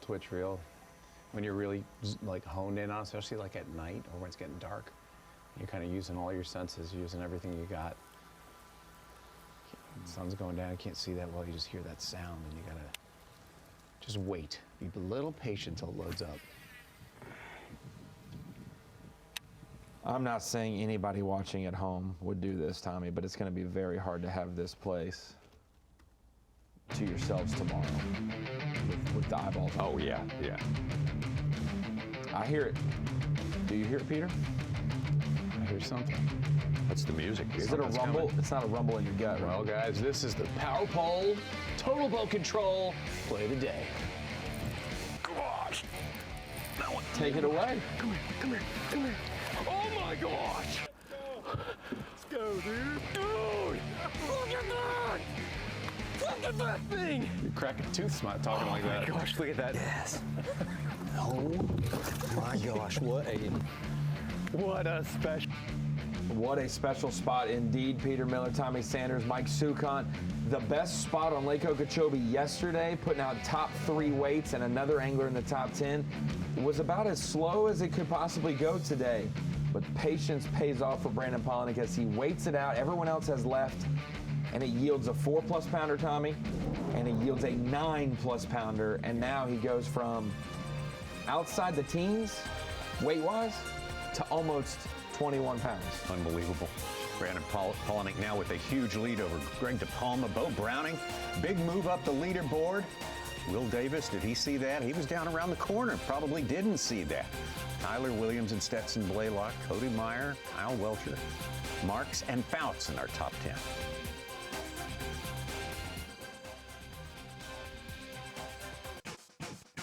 Welcome back to the Bassmaster Elite Series here at Lake Okeechobee. Stop number 2 for the 2025 Bassmaster Elite Series season. We've got anglers as far north as they can go on this body of water, and Peter Miller as far south as they can go. From Brandon Polnick all the way down to Cody Meyer, and a couple places on the west in between. It's been a great day of fishing, and we've gotten fortunate. We've had a camera in Brandon Cobb's boat yesterday when he catches an 8-10. We saw Trey McKinney catch 21 pounds yesterday. And then today we saw Brandon Pollock catch a 9 1/4, maybe the biggest bass we've ever seen on Lake Okeechobee in an elite event. So we've gotten pretty fortunate with our cameras lately. My God, was she pretty. You know, they had that pack of 4 guys, you know, the 4 very best friends that ever lived. They all fished in that one area, and everybody left. And Pollock said, you know what? I know the fish are here. Boats are going to leave. Things are going to calm down. It's going to quiet down. I think I'm going to get a shot. And sure enough, he did. And not just 1, 2. Sometimes it's worth an extra 30 minutes when everyone leaves.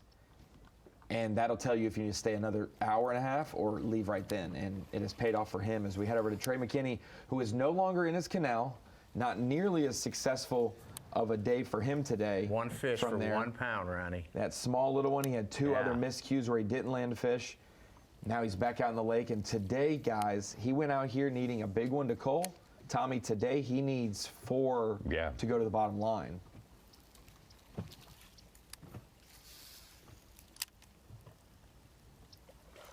And less than 3 hours to do it. Actually, more like 2.5 hours to get it done. Because he went out first. He caught him so early after leaving last yesterday and had a long day.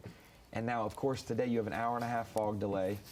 You don't catch them quick, and you come in earlier than anyone else. Yeah. It's like, that's the backwards recipe. It's for an upside-down kick. Yeah.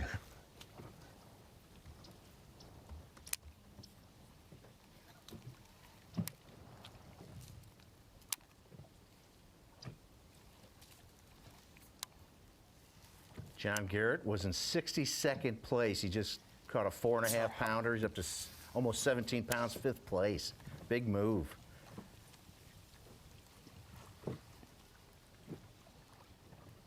And with the points for taking 5th and last week at St. John's, he is now our Angler of the Year leader, unofficial, on the bass track. Right. Wes Logan, number 3, also in our top 10. Will Davis now 5th place. He was at 2nd when we started today. Suits, John Garrett's got quite a nice bag today. Very solid, very consistent. Crooked numbers. Which tells you that he's not putting him in, that he does have a Marshall today. A 2.840, 3.8, 2.5, 4.9. I don't think he weighed him at the St. John's. Did he weigh him? I don't think he weighed him. No, he kind of just LeHue, he gave you a round number and moved on. Yeah. Lowen, LeHue, and Shakir weighed him, but John Garrett didn't. That's what it was. He needed his big day, they were all rounded off. Remember, like 5, 5.8, 6.0, 8.0.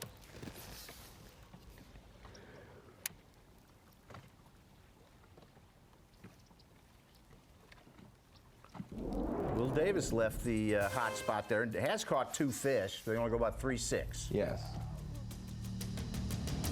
It looks like there is someone who's stayed with Pollock. 2 of the cameras left, but Doobie, Tim Doobie was the 4th man. Slid back up there. He said, hey, well, I have a camera tomorrow. And I said, no, just the top 6, but you'll be on camera tomorrow. We will see you. He's so fallen catch to him. 31st, Ronnie, without a fish.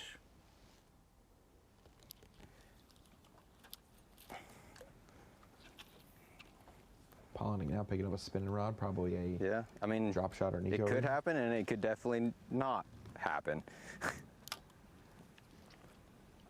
think he's spot on there. It's a 50-50 shot.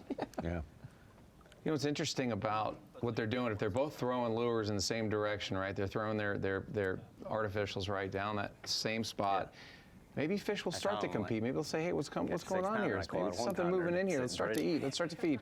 I mean, just a thought. Since we're going 50-50, I'm 50-50 on that. Okay.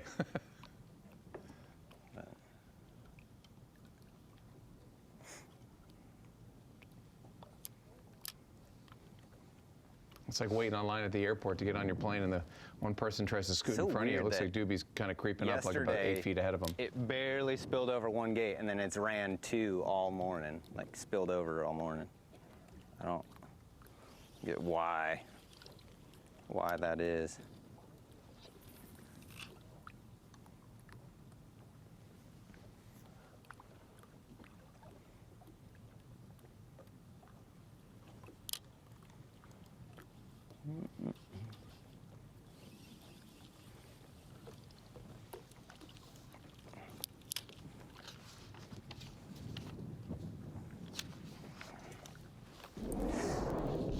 Ronnie, the weight's been slower for some guys. Tom and I were at the break discussing maybe the weight won't go up. The cut weight from 12.1 won't go up.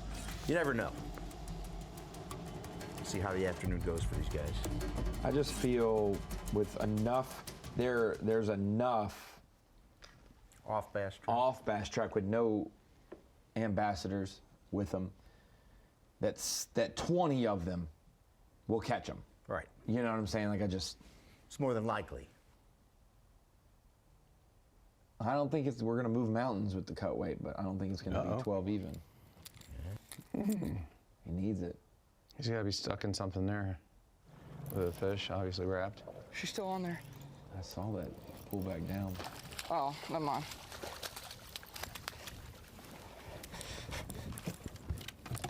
Okay. Nice to be young. But I don't care. Yeah. Ooh. I'd be broken in half at that point. Oh, yeah. Okay.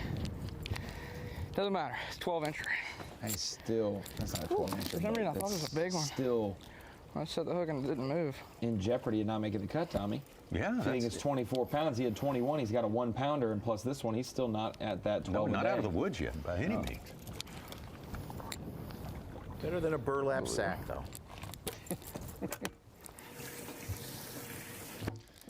So that led to our big bag of the day. That'll be our phrase that pays for today. Sack full of water. Better than a burlap sack.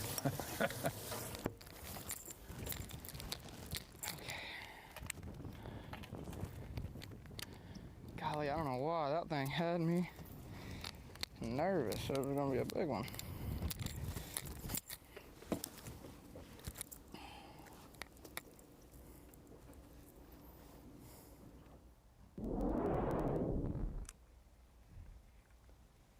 Back to Will Davis.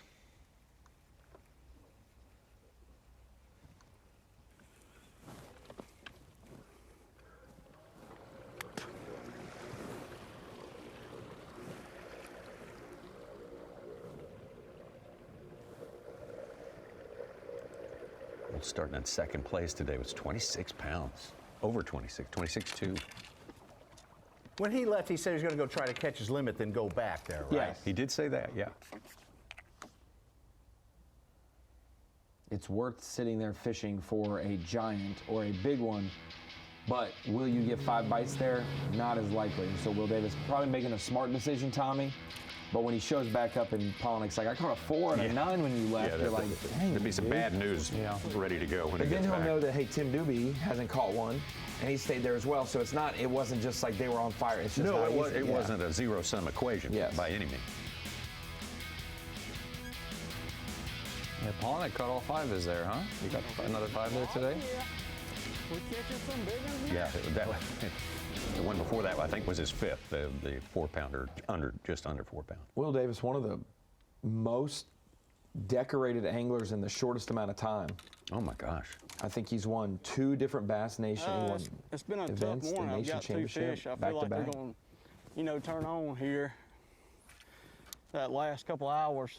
I don't really feel like the water's changed much. Just been it's been a slow morning. Need to catch a couple good ones, and I got plenty of time to do that. So we just gotta make it happen. But you can't really try to make it happen on Florida because you be fishing too fast.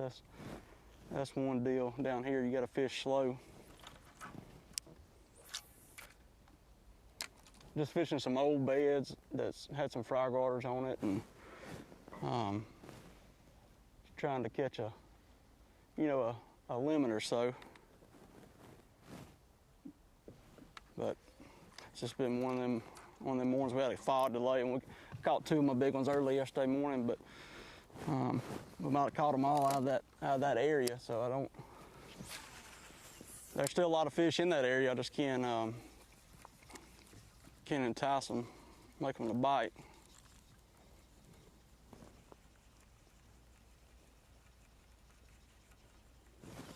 Two he has in live well weigh 3.5, a little under 3.5 pounds, unofficially. I've been catching a lot of fish swimming a jig. I caught one little bitty one a while ago doing it.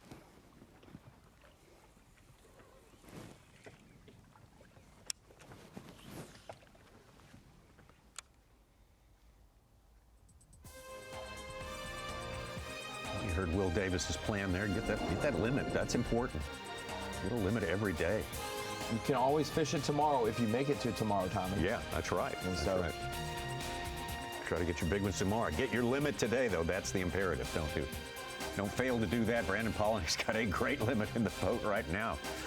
Oh, my goodness, what a day it has turned out to be for him. Greg DePalma now finds himself a good distance back. Bo Browning, great last couple of hours, and Will Davis right there. We leave him, and we shall return.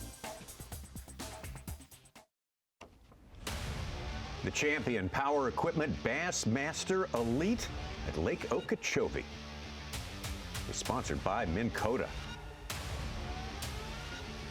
by Bass Pro Shops, and by Skeeter Boats. Great to have you with us this afternoon. We are down about 2.5 hours for our first flighters. That's when they'll have to check in. Fortunes are turning today, Tommy Sanders. John Cox, who caught a 6-pounder, who got fed to us, just landed a 4-pounder. From 42nd, he's up to 10th place. Watch out. And this guy who might have caught an insignificant smaller fish just a couple minutes ago. Not insignificant, though, because it was his second keeper that he landed. But he has recently missed another one.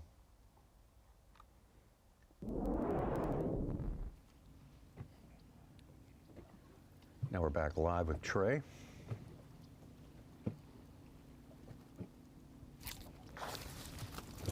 Ooh. That's nice. A little better one.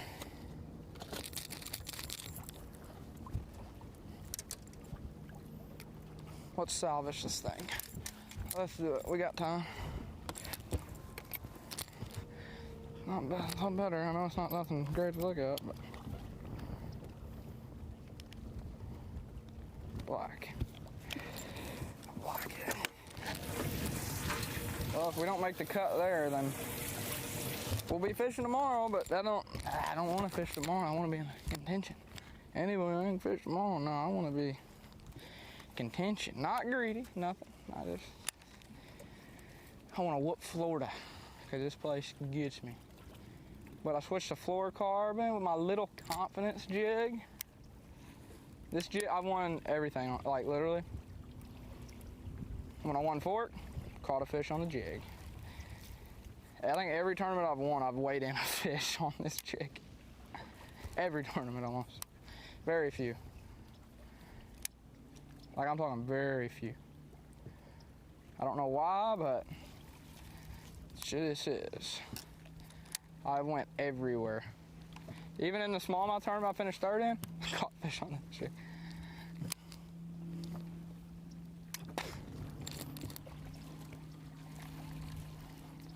What we call a confidence bait. 3 fish, estimated 4 pounds, 4 ounces. If it bites. Come on, get but it's 3 fish. One bites. 2 more than he had just a few minutes ago. Get a better angle. Right there in the middle of the cut with a total of 23 1/4, right around there. I would say 3 fish now, definitely over the 4 or 5 pound mark today. You know what I'm saying? He had 21 pounds to start, so there's no way he caught 3 fish for 2.5, 3 pounds. Oh, Bass Trek hadn't added that last one, so he's near 25 then, or over 25 then. Yeah. You know, you'd think with this tannin stained water or the murky water, muddy water, you'd think that you wouldn't need a fluorocarbon or downgrade to a lesser fluorocarbon, lesser diameter. But doing that, obviously, it seemed to help him. So it does have an effect. You know, all these little subtleties can make a big difference, and then it can take you into that next day, into the final day, ultimately. Yeah.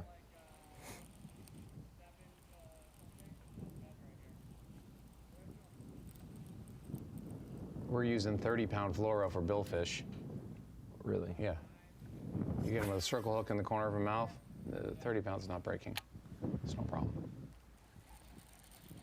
Well, one thing we think about clear water is something Edwin Evers said a long time ago that has stuck with me. You don't drift on top of it from this side. Yeah.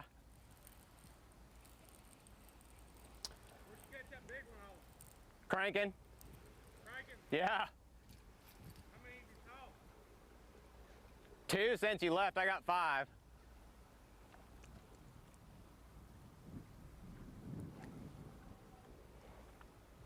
It's like every once in a while you'll see a little group of them, and sometimes you get a bite, sometimes you don't.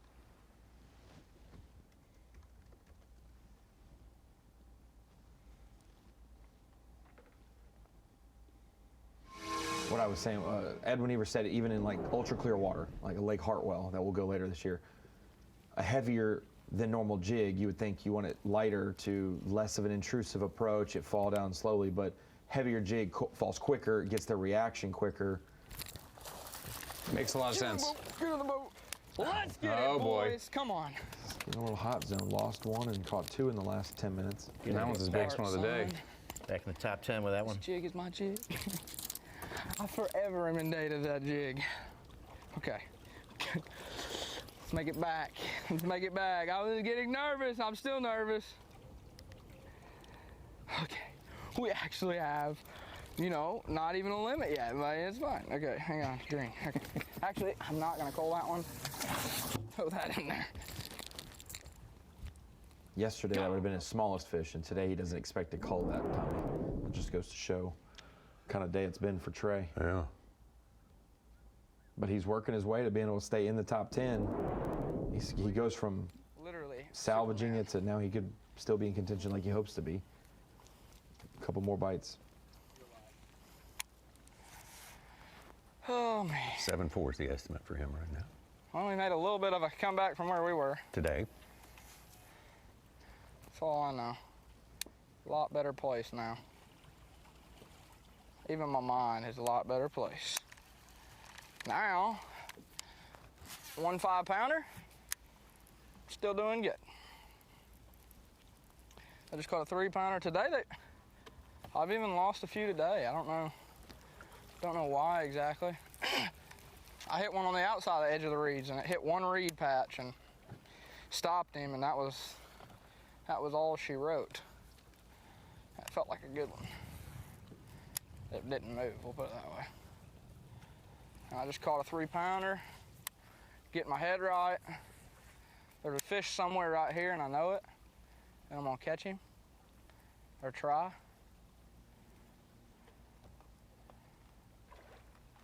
I just look every place that I know. You just gotta say there's a fish. There's a fish there, and a fish somewhere up in here. I just gotta figure out how to get it to bite.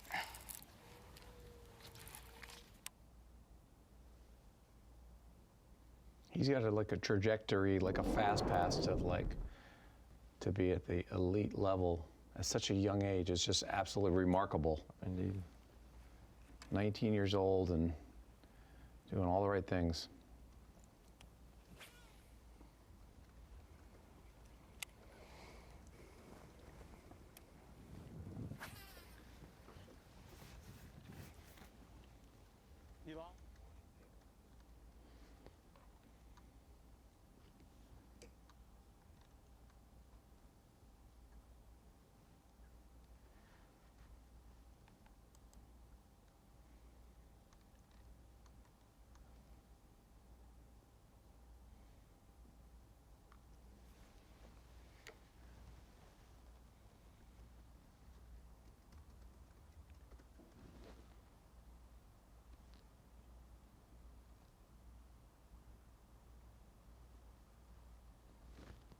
Brandon Palaniuk, 2-time Progressive Bassmaster Angler of the Year, 2017, 2022. That number's floating around all over the place today. Will Davis was second an hour ago, and now he's down to 6th. That's transient. That's through the hours of the day. It's not locked in until we finish the weigh-in today. I'll say the big thing for Brandon Palaniuk, if he wants to be a 3-time AOY and you see 2 Florida lakes on the schedule, just survive Florida. So to be in the cut last week and to be leading unofficially right now, he's doing his job for AOY if he wants to win it. Definitely turn into a campaign for Brandon Palaniuk. It's underway right now. Let's just go ahead and lay it out there.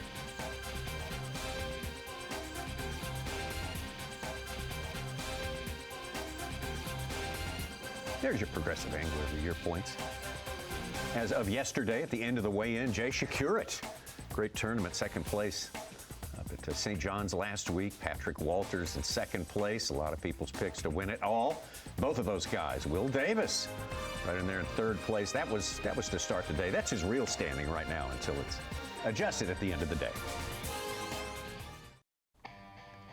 Getting down close to the last couple of hours of fishing here at the Champion Power Equipment Bassmaster Elite at Lake Okeechobee. Brandon Palaniuk blowing the thing wide open here just about an hour ago with that giant there. 9.6, is that what it went in at? 9 1/4. 9 so 1/4. 9.4 maybe. 9 1/4.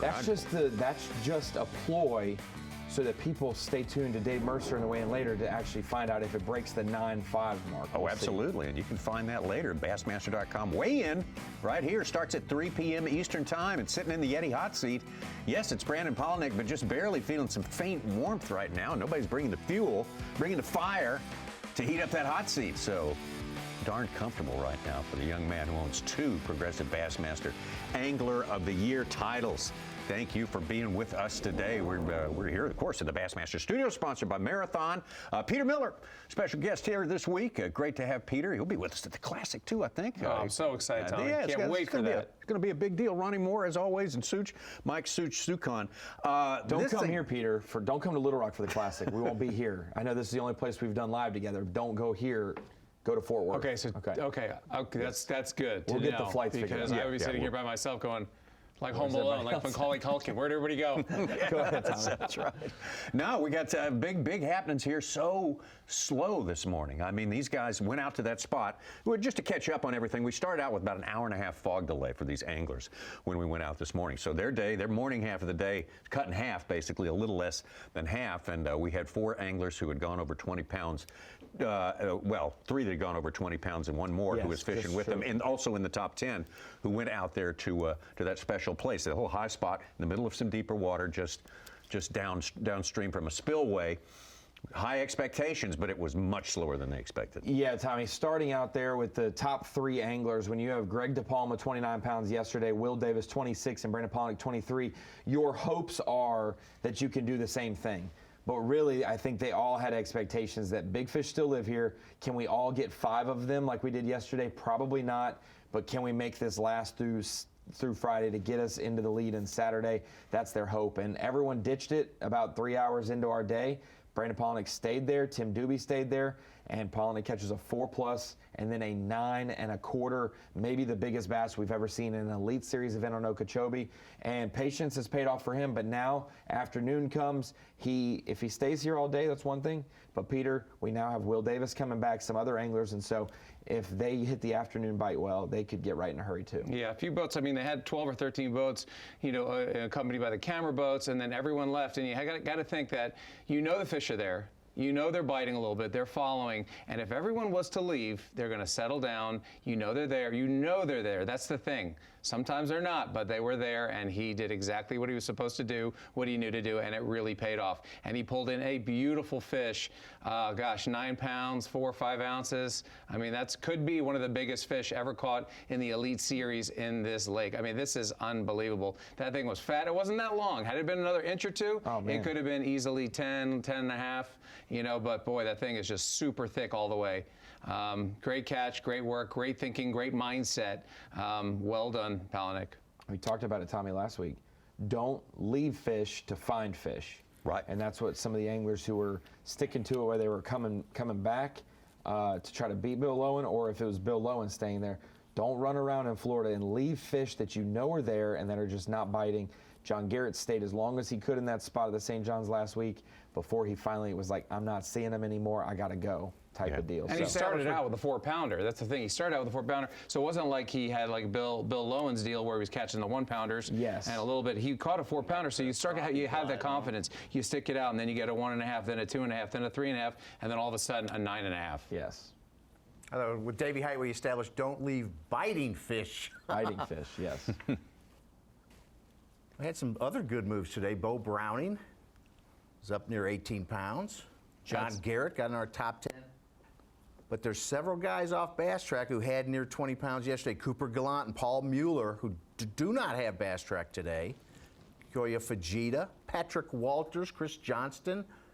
They could come in with something. Every one of those guys could could have 20 pounds. There's no doubt about it. Brandon Polnick's far from being out of the woods, that's for sure. And when Davey Height, 132 times and the money, when he said don't leave the bite, I mean, we should make shirts. They would sell. It'd be, Height says don't leave the bite. That's what the shirt's going to be. It's going to have a little pocket in front. You can put your little tungsten leads in there and store them in there. It's going to be a great shirt. Trademark Cricket Bible right now. There you go. There's Will Davis. Keeper. Will Davis got one more now to his limit. Is that right? They did 9 pounders. Should be one more to get his 5. They're fishing a little deeper now, huh? I've got a word from the water. Got some eye spies out there. Cooper Gallant has 1 fish. 1-4, for 1 410, pound baby. today. Wow. Ooh. John Cox is making a move, too. We don't know. He caught a 6. We got fed to us on camera. Then he added a 4, and he got 3 1-pounders. Could be way more.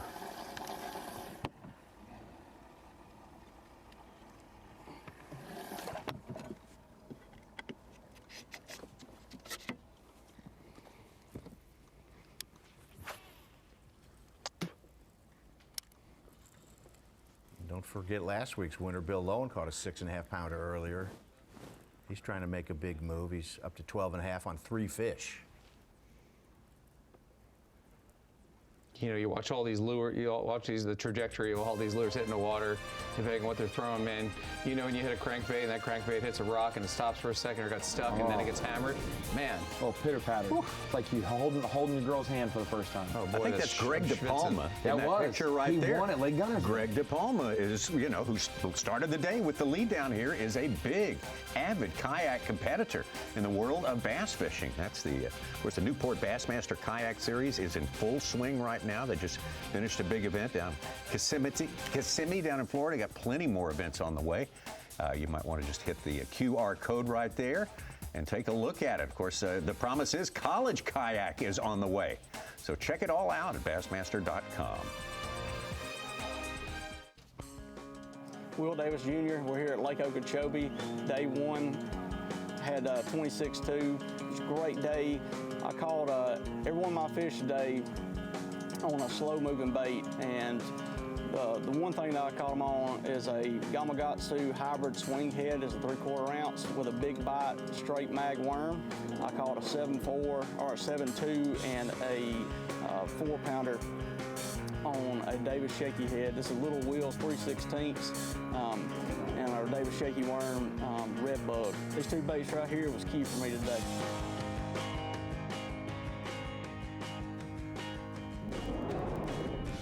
Will Davis has only been out here 3 years. It feels like he's been out here a lot longer. He did precede his entrance to the Elite Series with a national championship, Bass Nation He Championship. won a Bass Nation Regional, a national championship, backs it up and follows up with another nation championship, won an elite event, and almost won the Open last fall. He got 3rd place at Lake Martin.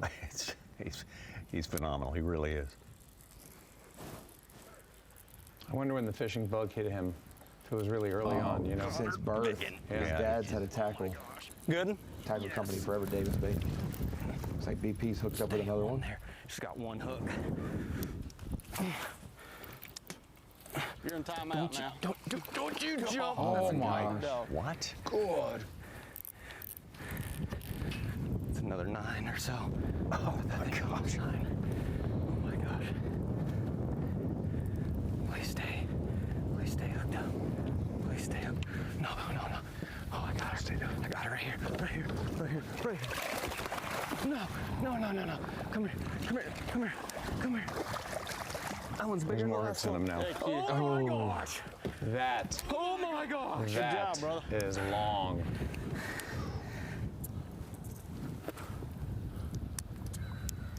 What And fat. is happening? Oh. That's the perfect specimen for What a is tournament. happening? It broke free of the bottom and it just. Oh.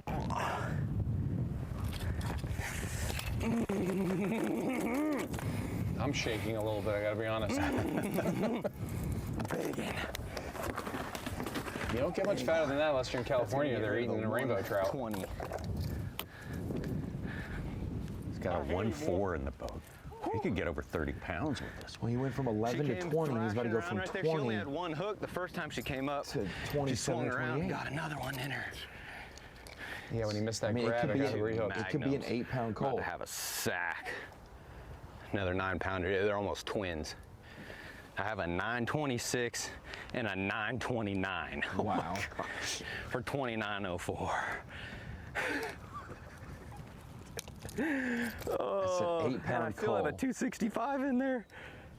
17-pound 29. lead. I think he's going to need another live well. I think he's good. Hey, we're officially on pace for the Century Club. 52 plus pounds now. How much was that one? 9. Here you, boy. That one's for you, Papa Blue. We have, How to make you cry? I make a grown man cry. Whew. Let's see here. He was giving it up for somebody. little bill. Scared for him right there.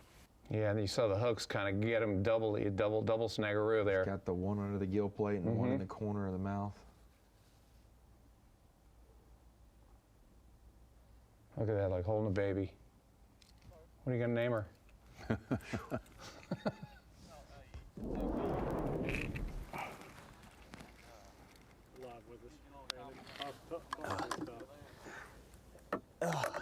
Well, we're still seeing a few fish, and I kept throwing the other crank. I wasn't getting any bites. So I rigged this up last night after being here yesterday, and I've just, all over the country, I've caught great big ones on this when they're feeding on big bait. And it gets down there, you can throw it on 15-pound tests, and you get around these big ones, it's so nice to have 15, have big old hooks, 7.6 cranking rod, big alpha angler mag rebound. Like, it's just makes me feel good. You got a lot of control with them big ones, and they start trying to wall it around on the surface. Let's just catch another 9. I've weighed 30 once in my entire career. I'd like to break the dirty 30 again. Get rid of a 2.5, and I mean, I kind of feel like I should be done.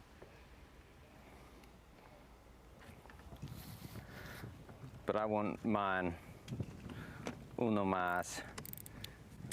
I mean, he's so close to the weigh-in. And even if he had an issue with his engine, he could I'm crank the drenched electric right up now. and floor it. He'd still get there. I would, and Brandon's done enough good work of being a great human being that people will bring him in. But if he says, "Hey, I got 29 pounds," they'll be like, I can't. My back is killing me. Are you coming back out I think here? I threw a blade on one of my props, or my props. It's running funny. Yeah. I wouldn't risk it with me. No. And both could wind up stuck out here. Yeah. Hey, it's your call. What? It's your call. I don't care what you do. You're more than welcome to fish out here. You're more than welcome.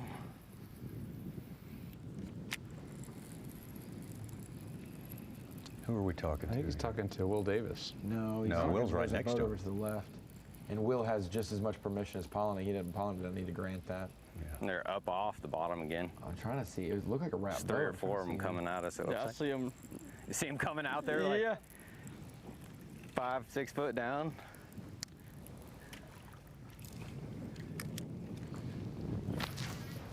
Show me. Oh, that's Doobie.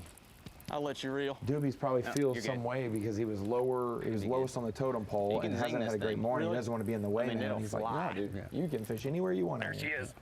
Oh my Another God. giant. Golly. You got to be kidding. Stay on there. Oh my About to be a God. 30-pound It's bag. another monster. Stay down. Stay down. Oh my gosh, I just saw white out there. 7'6" rod, and you keep that tip low. It'll stay down. Come on.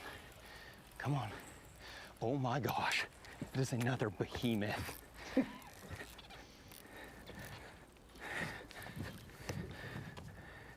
Come on.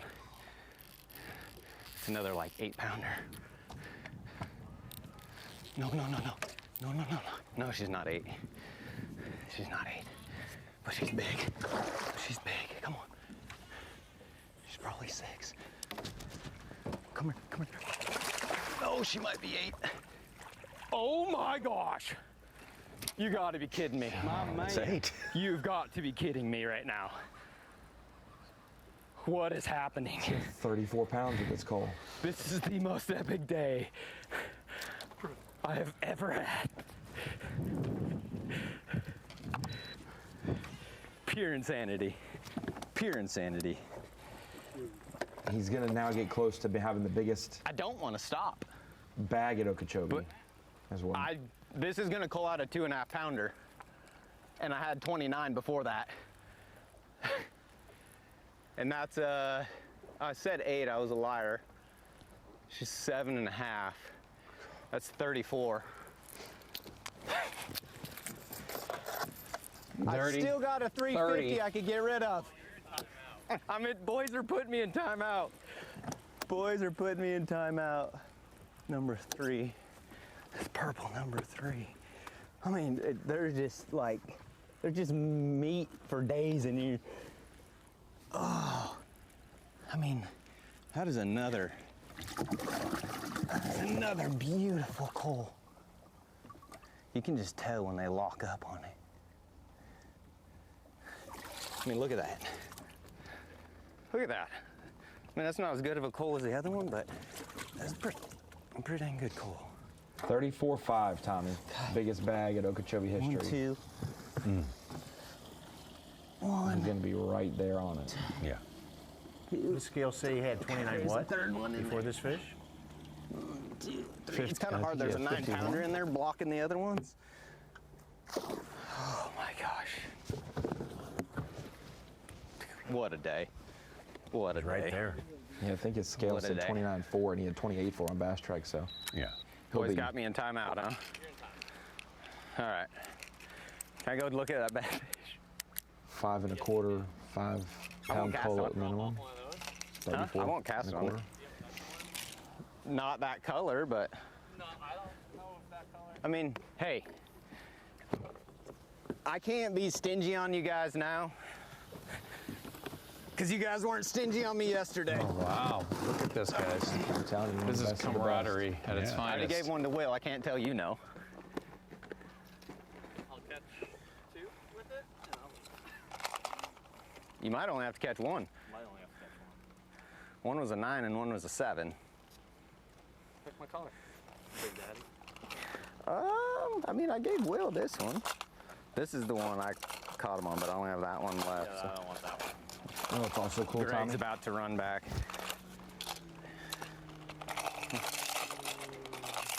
These 3 guys are all from the Bass Nation. That's I right. don't know if I really want to tell him That is I right. got him. Wow. 2 of them former national I mean, champs. Doobie finished second He's to not gonna Will fish Davis, so it. he got the spot because Will was already on the elites. Just don't when tell he him I went caught back it to on back. that, I guess. The nation should be Kind of take care of beaming. your own. Yeah. Now, when you go to send her out there, it's got some weight behind it, so don't just try to whip cast it like it's a 3/8 ounce jig. Right. Peter, we're giving you 2 chances today. I'm and this pretty looks better excited than about the this last because one. this is the Power Pole Total Boat Control replay of the day. Take us through it. What just happened? Listen, we've got Palanick rocking it out right here. He's got this big profile lure that he's been working. He says it catches some big fish, and boy, did it ever. This is a 7.5 pounder. Before that, he's got a 9+ pounder. Before that, a 9+ pounder. I mean, his bait wells are so jam-packed right now, he doesn't have room to slide a piece of paper in there. He couldn't even put a piece of loose leaf paper in there with the notes he's taken and all the weights he's taken in. His 3 biggest fish today would have had him second place in the tournament yesterday alone, Tommy. 2 9s and a 7. 25 pounds in an hour and 10 minutes, Ronnie. Absolutely incredible. Calling out 1.5 to 2.5 pounders. No, he hasn't won since the Open in 2021. His last elite was 2020, and he came out here saying, I want to win every other year. And that's him fist bumping Will Davis, who he's going head to head with, who, because of a dead fish penalty in 2023, Will Davis beats Brandon Pollock by 2 ounces at Lay Lake. Boy, this is like it's all connected. My worst enemy is my best friend today. Yeah. The freakiest occurrence. Pollock had a fish get stuck in the live well. Just I'd never seen it before. Lost cats 4 and ounces, dogs lost like living 2 ounces. together in perfect harmony. It's a creature from the Green Lagoon right there. I don't know. I can't explain it. And it's only day 2. 57 I feel like it's pounds? day 4. Almost for 2 days. I feel like I won the battle. It was so hard. Like figured out the angle, figured out the bait, the cast. Gave each of the boys one and trolled away. I feel like I'm like riding off into the sunset. He's Maverick.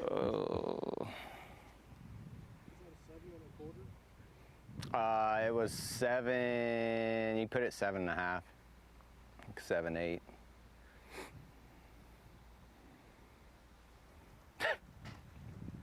Is that not just insane? 9 1/4, 9 1/4, 7.5. That is insane. And he got rid of the 2.7. He called out the 2.7. Oh, well. Yeah, got a 3.5, 3.5. Still I in just could be cold out. I just caught a 7. There's about a 4-pounder right there, 4 or 5 pounder. How big was that one? How big was it, Tim?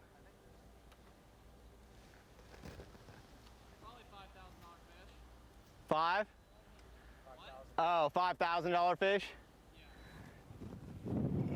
Meaning the big fish of the day? No, that means Tim needs, that's gotten him a check from 51st to 62nd. Oh, but then you're in the making the money. $10,000 check would be top 50. So Tim's saying, I've got enough money to make a check, but not probably enough to make the cut. I need one more fish, basically. Wait, yeah. Golly. Wow, we gotta read into that. There's no better pocket Well, I watcher know, than and me. like giving them the baits and then watching them catch up is gonna be really hard, but I have to feel right about it, you know. Everyone was willing to share yesterday. You got him? Good one? Golly.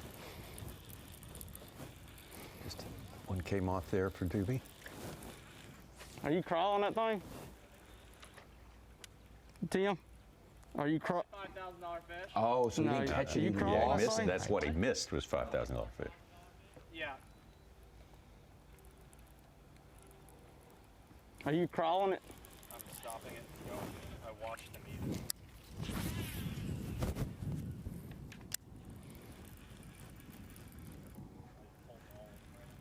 Mm-hmm.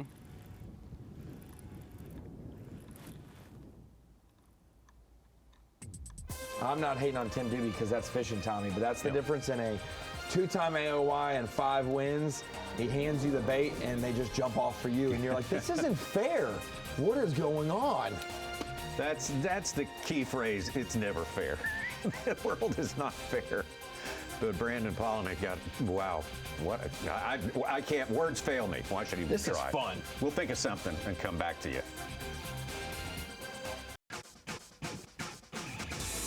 Champion Power Equipment Bassmaster Elite at Lake Okeechobee. What we have seen in the past hour is phenomenal. Brandon Pollock, 3 absolute giants. I mean, knockout blows to the rest of the field here. My goodness, what a display. Super slobs. Those are truly the 3 amigas. Stood there and said, this is the most incredible day of my career. And that's, if there's something better than this, I'd like to know about it.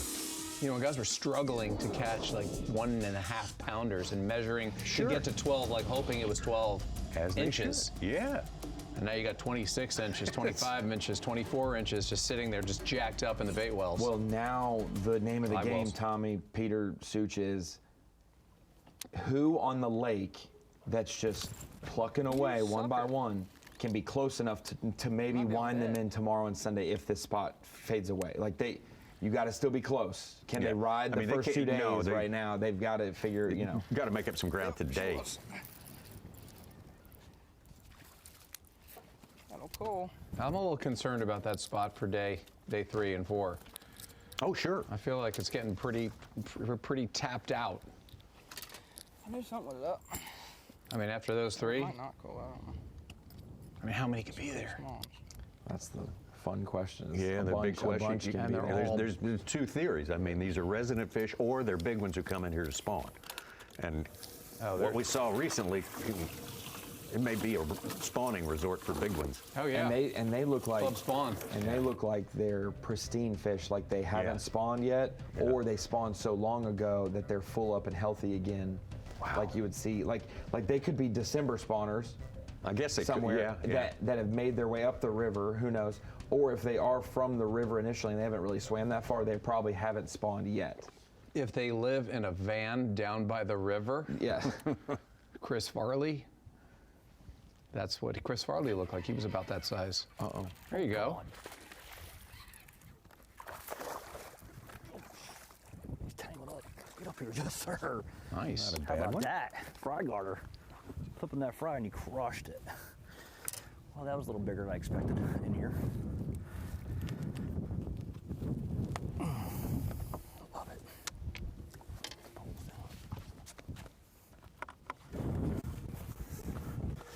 I'm out of your way because I ain't worried about it. Got it. It's going to be fish 3 for Greg DePalma, so. Crazy to think how tough his day's been, Tommy, and he's still second. Yeah. So, like, the gap between first and second is huge, but. There's Cody Meyer. That'll coal. I mean, it's not big, but here's what they're eating. Dude, there is fish. They're right behind him. Look at these little things they're eating. Yeah, I just saw that. Can you see that? Yep. Hold on. Oh, yeah, in the back of the mouth. What is it? I don't know. Little fry, like little bluegill. Don't take them out.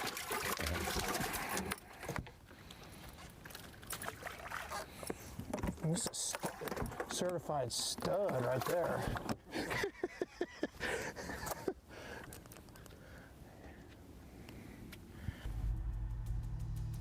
Been a while between catches for Cody Meyer.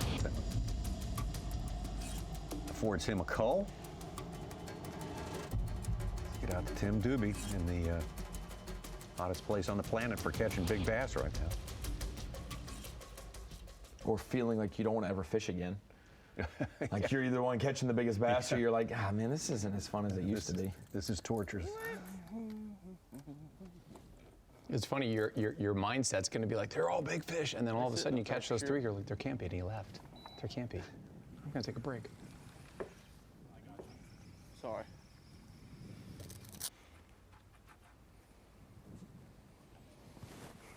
Some tangled lines. Happens when you're fishing this close.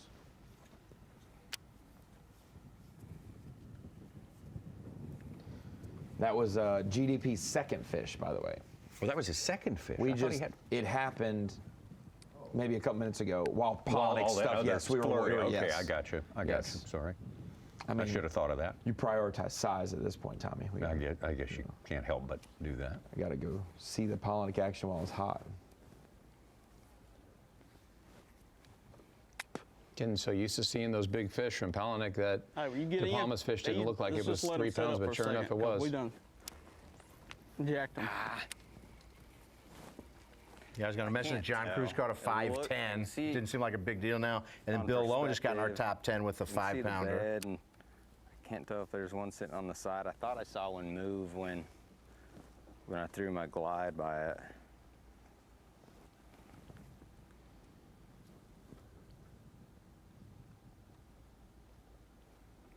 And with being 9th, Bill Lowen has taken over the AOY lead on Bass Track, unofficial. John Garrett, who's 2 spots ahead of him, is second in the points if it were to finish right now.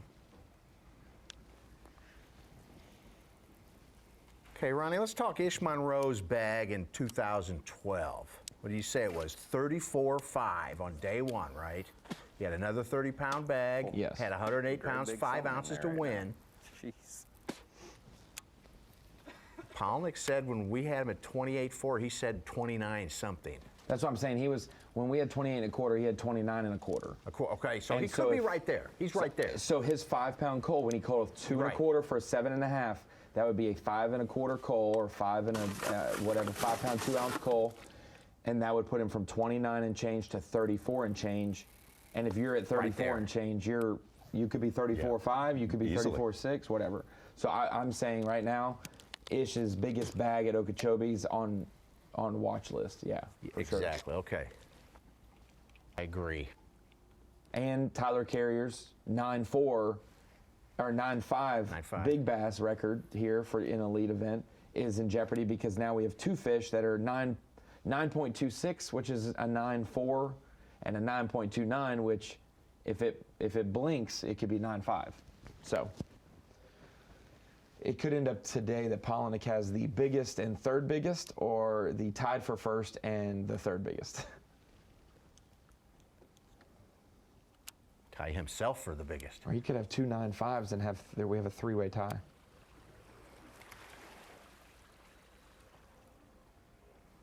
Wind slacked up, probably get back out here, you know it?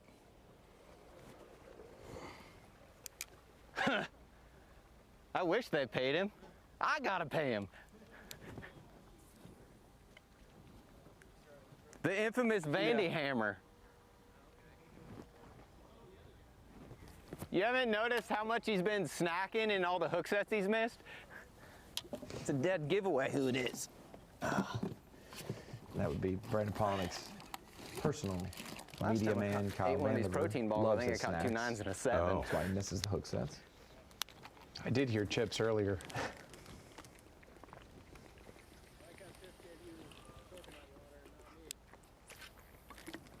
She is my wife. What do you expect?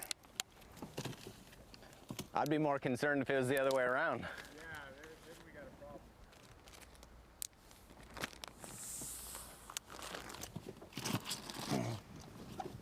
I'll share with you.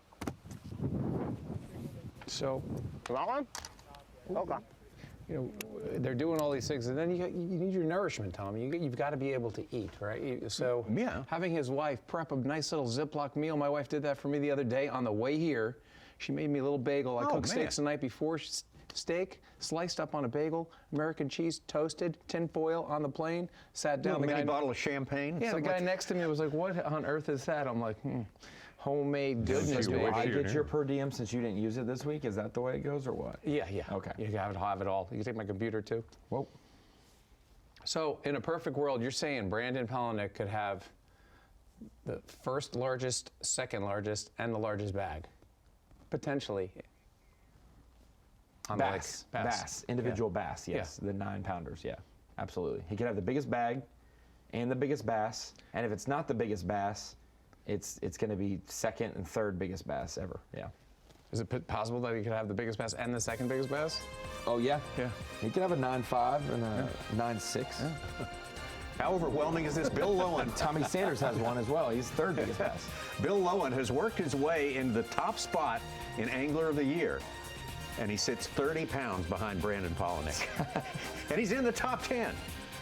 That is a weird setup right there. That is wild, wonderful, and exciting, and we've got more on the way. Let's take a look at the leaderboard before we dip out for a moment here. Brandon Palnick with 56 pounds and 12 ounces. Greg DePalma started the day, had a huge, almost 30-pound bag. Trey McKinney, Bo Browning up there, Will Davis, holding his ground there, doing the best he can. Tyler Williams, John Garrett, Wes Logan, Bill Lowen there. Doing the best they can. That's right, Tom. That's play. They're trying. They're trying. Mom, That's all you can tried. do at this point. This is the champion power equipment. Bassmaster Elite coming to you from Lake Okeechobee in Florida. Second stop on the Progressive Bassmaster Series 4 this year. Our live coverage sponsored by Yamaha all week long. We're not even halfway through it yet, and we have seen enough eye-popping sights to last you, sustain you for a month. I'm not kidding. Wait till you see some of the stuff we inevitably will be rerunning through the rest of this broadcast. Hope you're getting ready for the weekend. Hope your Friday's going okay.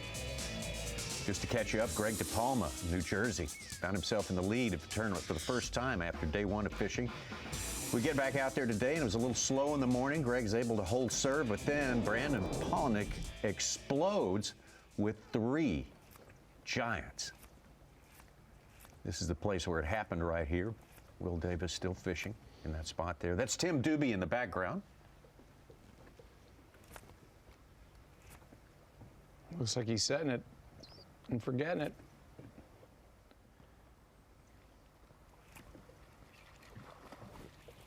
Got him.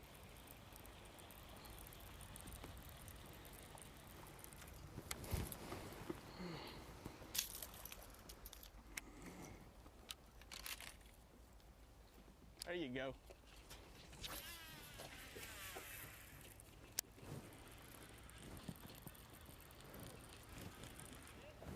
Tim Doobie starting his day in 10th place. He fished here yesterday as well. So shout out to Brandon Palaniuk with that finger in the sky pointing to him. Mm-hmm. Thanks for the assist. That's what you do in basketball. You run Yeah, down the court, exactly. you point to the guy who Point passed to the you guy ball. who. Email that was a male. Greg DePalma. Oh, he's got it. Something just chased it. He's got it. Big one, dude. Big one. Jersey in the house. Stay on, baby.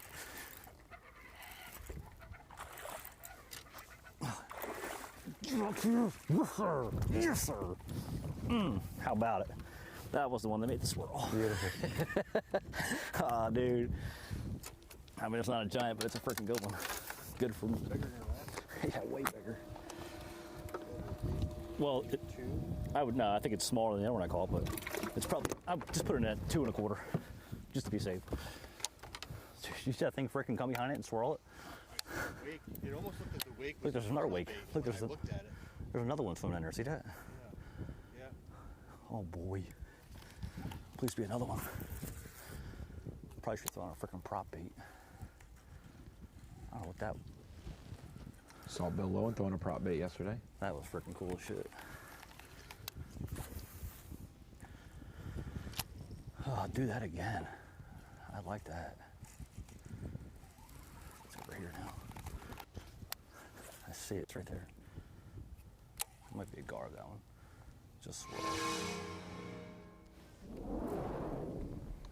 All right, Greg, a little jacked up there. That's good.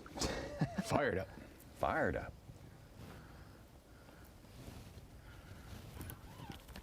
Cody Meyer.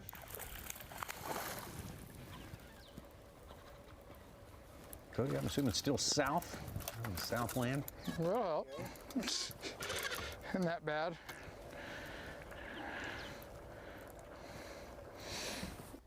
We'll definitely be able to call one out with that one. Yeah.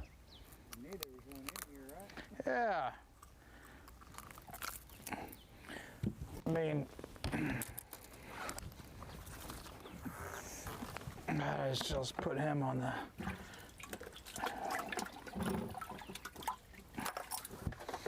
I wish I had my scale today, but we don't. Let's just, I mean, heck, dude, let's just try to cull all these fish. Good. Meyer, nothing over 1.5 pounds. That's that one was. Talking about Kyle double punching the record button, missing the shots on the big ones. You didn't do that. Shame. It's hard to find a good professional these days.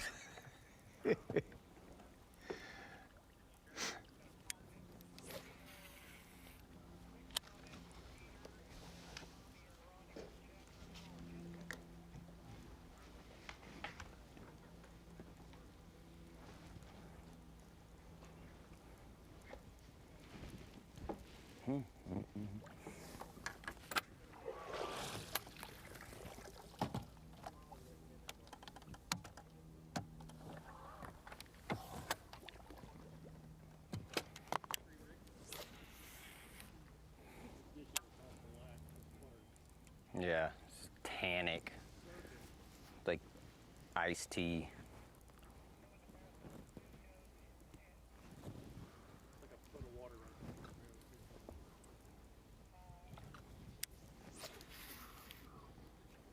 And this is the best looking water in the world. Welcome back to the Bassmaster Studio, sponsored by Marathon. Peter Miller, Brandon Polnick recited one of the primary rules of television fishing, which you're very familiar with. Don't double punch when you're catching a couple of giants. I'll tell you what. Do not do that. I think we've all done it. I've done it. I remember saying to my buddy, I've got it on camera. I've got it for sure. It's a white marlin jumping in the boat. I got all the jumps. And I go, I forgot to press record. And I looked down. I truly had hit it twice, and it was not recording. And I put the camera down. I said, I got it, no problem. But anyway, he's got a 9.5 pounder, another 9.5, then he follows it up with a 7.5. So now he's got a bag that is gigantic. It's one of the biggest bags he's ever gotten. It's one of the biggest bags possibly they've seen on Lake Okeechobee in an elite event. He may be getting 3 titles here of 2 biggest bass ever in this elite event, and possibly the biggest bag. This is exciting, and he's sharing his lures. He's sharing what he's doing with the other guys that are coming and saying, hey, I'm trying to get my limit. And that is sharing is caring. That's right. It's easy to grin when your ship comes in, right? But yeah, but it's easy to grin. But what has to go? I was going to say, it's even one of the biggest bags that we've ever seen on Bass Live, Tommy. It's going to rival the Forks, the Santee Coopers. There's very few lakes that can produce what we're seeing here at Lake Okeechobee. Absolutely. It's easy to grin when your ships come in. And you've got the market. Stark at beat. Yeah, but a man who's worthwhile is a man who can smile when his shorts are too tight in his seat. That's very good. Very good. All right, extra points for that, Peter Miller. Let's get out on location right now. Let's go to talk to Kyle Jesse. Kyle Jesse, we enjoyed very much the halftime show and appreciate it. I know we've all been enjoying what we just witnessed with Brandon Polnick out there. I mean, absolutely mind-boggling what he's been able to do in that short period, that magic sequence right there. And it kind of brings up the question, I asked Ronnie about it. I mean, there's 2 schools of thought. It seems like these fish, these big fish that are living there right now, they're either residents or they're coming here to spawn. If they're coming in to spawn, that changes the look of this tournament. Which mind are you? That's a great question, Tommy. You know, you'd think that there's a lot of fish that are staging up in that area. You know, we just saw Brandon Polnick go to the bank after the other 2 anglers put him in timeout and said that he couldn't fish anymore. Said he saw a fish up on bed, you know, very, very, very, very close to where he was catching those fish off the bank. So could certainly be the case. Obviously, warm temperatures here certainly going to be a possibility throughout the rest of the tournament that those fish do continue to push up, and maybe that area will get better. It's hard to imagine based on what we saw this afternoon from Brandon Polnick, but I guess it's possible. It's possible.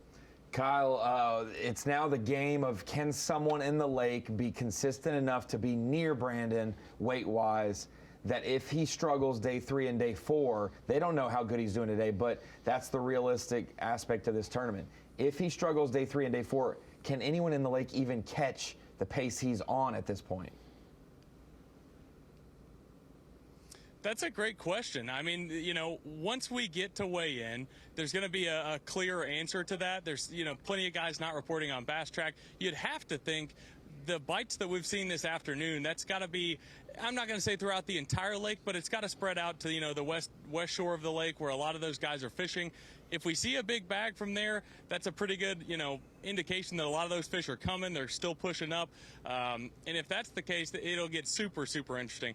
And I will say what Greg DePalma's doing right now might seem insignificant because, you know, leaving that area, you know, he might come to weigh in and see what Polnick has and think, wow, I really should have stayed. But he's able to get bites right now doing something completely different. So let's just say that spot does, you know, fizzle out throughout the rest of the tournament. It's a big deal that Greg DePalma's getting some keeper bites and some decent bites doing something a little bit different, because you'd have to think he'll start in there tomorrow, but it's always good to have a backup game plan. Kyle, give us the odds on someone getting a century, or multiple someone's getting a century belt this week. I'm always negative on this because I want to see it happen. So it's like kind of a reverse psychology thing. So I'm going to say we're not going to see one, but underneath my sunglasses, I'm winking at you because I really hope we do see one. And if Polnick keeps doing what he's doing, I don't think anybody's going to bet against him. All right, using the old reverse psychology ploy. Kyle, Jesse, thank you very much for all that good stuff from on location there in Okeechobee. Do appreciate it here. We get back out on the water here momentarily. I think we're going out on the water. Yes, there we go. Back to Brandon Polinick. It's a peacock. Oh. Kind of opens up look like at his catches there. today. It's kind of beautiful. Interesting. It looks like a 494s. Amazing. A really cool light fixture or something. Wow. Yeah, there's a couple extra 9s in there, but at this point, if he came in with 5 9s, I wouldn't be. I would actually believe it. What happens is when you see 9 4s, you go a little cross-eyed, and then it becomes 4 9 4s from 2. It's a whole thing. Yeah, I got you. Got to cover one eye. Cover one eye. Look at it again. It is incredible. What a day when you put it in perspective of 20 pounds. There were only 6 anglers who did that yesterday, Tommy, and he has 2 bass that are 18.5 pounds. He's right there with a top 10 weight with just 2 bass. So adding in those other 3 and then being 7+ pounds and 4+ pounds, huge for him. How about another big fish from somebody else? Bob Downey, 8.5 pounder. Wow. Just came in from 51st. He's up to 18th. He's only got 5 for 13 and change right now. All his other fish are under 1.5 pounds. I bet you he caught it and said, I just got big bass money for day 2 with an 8.5 pounder. No, you might not even be the 3rd biggest bass, you know?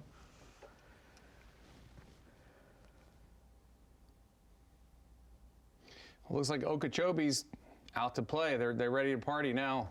Fish are starting to light up. It just goes to show, Tommy, people will be like, I didn't tune in to Okeechobee to watch them fish in the river or to watch them fish deeper or whatever.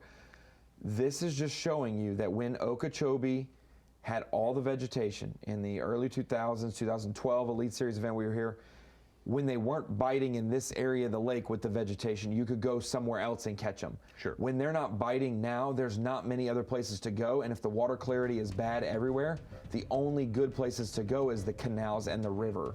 We are now seeing a different version of the lake open up, where if we get vegetation back and the water clarity remains consistent in places, when we have future tournaments, you now have an expanded playing field because the river will not be ever counted out again, and the lake will be back in play again. And you have to adapt to be able to win, to be able to be consistent, to be able to win. And that's what these guys are doing, you know, whether it's inside, you know, the big lake or down the canals, down in the marshes. I mean, this is what it's all about. No, get in the boat. Come on. There we go. Very important fish for Trey McKinney, who has spent his whole limit in the lake. Yeah. No, he's not. If his smallest fish is a 1.5, he's already culled out that 1.10 from the canal. That one might help him right there. Yeah, the other thing, we're coming from the North Shore here. We're coming from Okeechobee, and there's a lot more access to river and that's going to happen more up here than like down in Clewiston when we are at other times. You're fully committed. This is a 5-minute run, not a 40-minute run. New guy in top 10, Jake Whitaker. Jacob Fouts has snuck back in there as well. Whitaker might be fighting for AOY lead then too. Yeah, still it's all Brandon Polinick right now, and he may not be done yet. We'll be right back. Barely an hour's time left for the first flighters here. Progressive Bassmaster Elite Series stop number 2 for 2025, the Champion Power Equipment Elite here at Lake Okeechobee. All important day number 2 with live coverage sponsored by Yamaha. 103 anglers trying to nail the top 50 spots. That'll happen in an hour's time when our weigh-in starts right here on Bassmaster.com. Tommy, we were talking about it at the St. Johns River. As I bring it into the Dakota Lithium Screen of Knowledge, we were talking about the Deep Dive app and how at the St. Johns River it helped us with the tidal situation, knowing the tide times and how, you know, when high tide, low tide were, and how it factors in wind. Well, we also can look at Lake Okeechobee and check out the wind because it is such a natural big bowl. Wind is affected there. Well, let's get into the Deep Dive app to show you another aspect of the app that you can count on, especially when there's flooded lakes. Maybe you have flash floods and some runoffs in places, or you have natural creeks and rivers that flow in. So this is the stream flow. You can see in the top right, stream flow. That is one of the drop-down options. You have water inflow, stream flow, wind effects, and if your body of water has the tidal option, that is there as well. So we're on the stream flow portion overlay, and I was investigating a little bit of the Kissimmee River and up by our leaders, and you can see at the bottom of our screen it's got lighter blue colors, and it gets to green, yellow, and orange. Orange obviously being the highest flow rate. So you can look at a given body of water and see all of these different greens and yellows and blues to see where water is flowing into Lake Okeechobee or out of Lake Okeechobee. Some of it could probably be determined by wind on some days. A strong north or south wind will blow water out of some of these flows. But when we look over here, the Kissimmee River is the one that runs down here with the strongest flow of consistent water out of all of these inflows. But this arm that branches off, where we're seeing a couple of our leaders and Brandon Polinick, this is it's a branch off the Kissimmee River, but it's not the actual Kissimmee River. This is coming out of Lake Istapoga, up here, a couple 100 miles away, however much. It flows out of there, and it eventually gets here through that spillway, and that is where the high spot is. So you can see, based on the color blue or the color yellow, how quick that stream flow is, and they have different rates. You can dive in there and see, oh, it's running at 5,000 or it's running at 10,000. Places like the Coosa River, it'll be really important to see those flows in future events. But I was interested to see, what is that current flow? Are these residential fish? Are they just pulling up in here from the main river? Tommy, this is deep enough, good enough water clarity, and plenty of bait fish that they're probably going to stay, and these are fish that live here all year long. This is their ecosystem. They're not maybe lake fish. And using the deep dive app, it kind of showed us that they do have consistent flow. It's not like the Tennessee River or other things where there's times a day that we know it's going to happen, but it does get the flow, and it does keep bait fish and other things ready to go in that region. If you get the red line, it's going out. It's going away from the lake. If you get the red signal there, no. That's all the colors were based on how much flow, and there's little arrows that's showing you the direction it's flowing. Oh, okay. Yes. Okay, I got you. Greg And DePalma. interrupt this description to notice De Palma has another one. Chipping away at it. That was the goal. He had been 19 pounds back of Polinick, 16, and he'll cut that even more. Bo Browning, 5'11" and a 4'10". He's up to 25 pounds, 3 ounces, third place. Oof, man. From 44th. Yeah. Second best bag on Bass Track.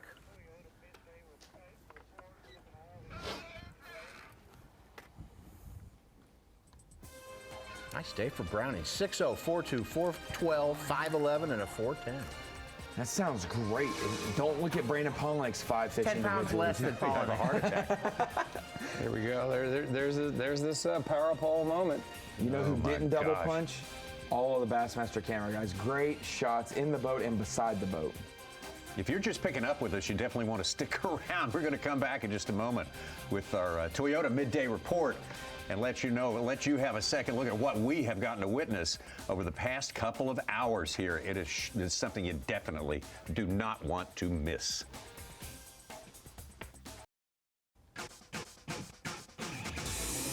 Magnificent Lake Okeechobee. What this thing is capable of is incredible. Its size is vast, it is complex, and it has a lot of opportunities for these anglers who are trying to make the top 50 at the end of the day. Pretty soon it'll be time for them to do this. Just beat feet, get out of here, get back to Okeechobee City for the weigh-in. We're so happy you're with us here. We're going to do our last hour of Bassmaster Live here at 3 o'clock right here on Bassmaster.com. We begin the weigh-in, but right now let's get you all caught up on everything that's gone down during the course of this day as we take a look at our Toyota Midday Report.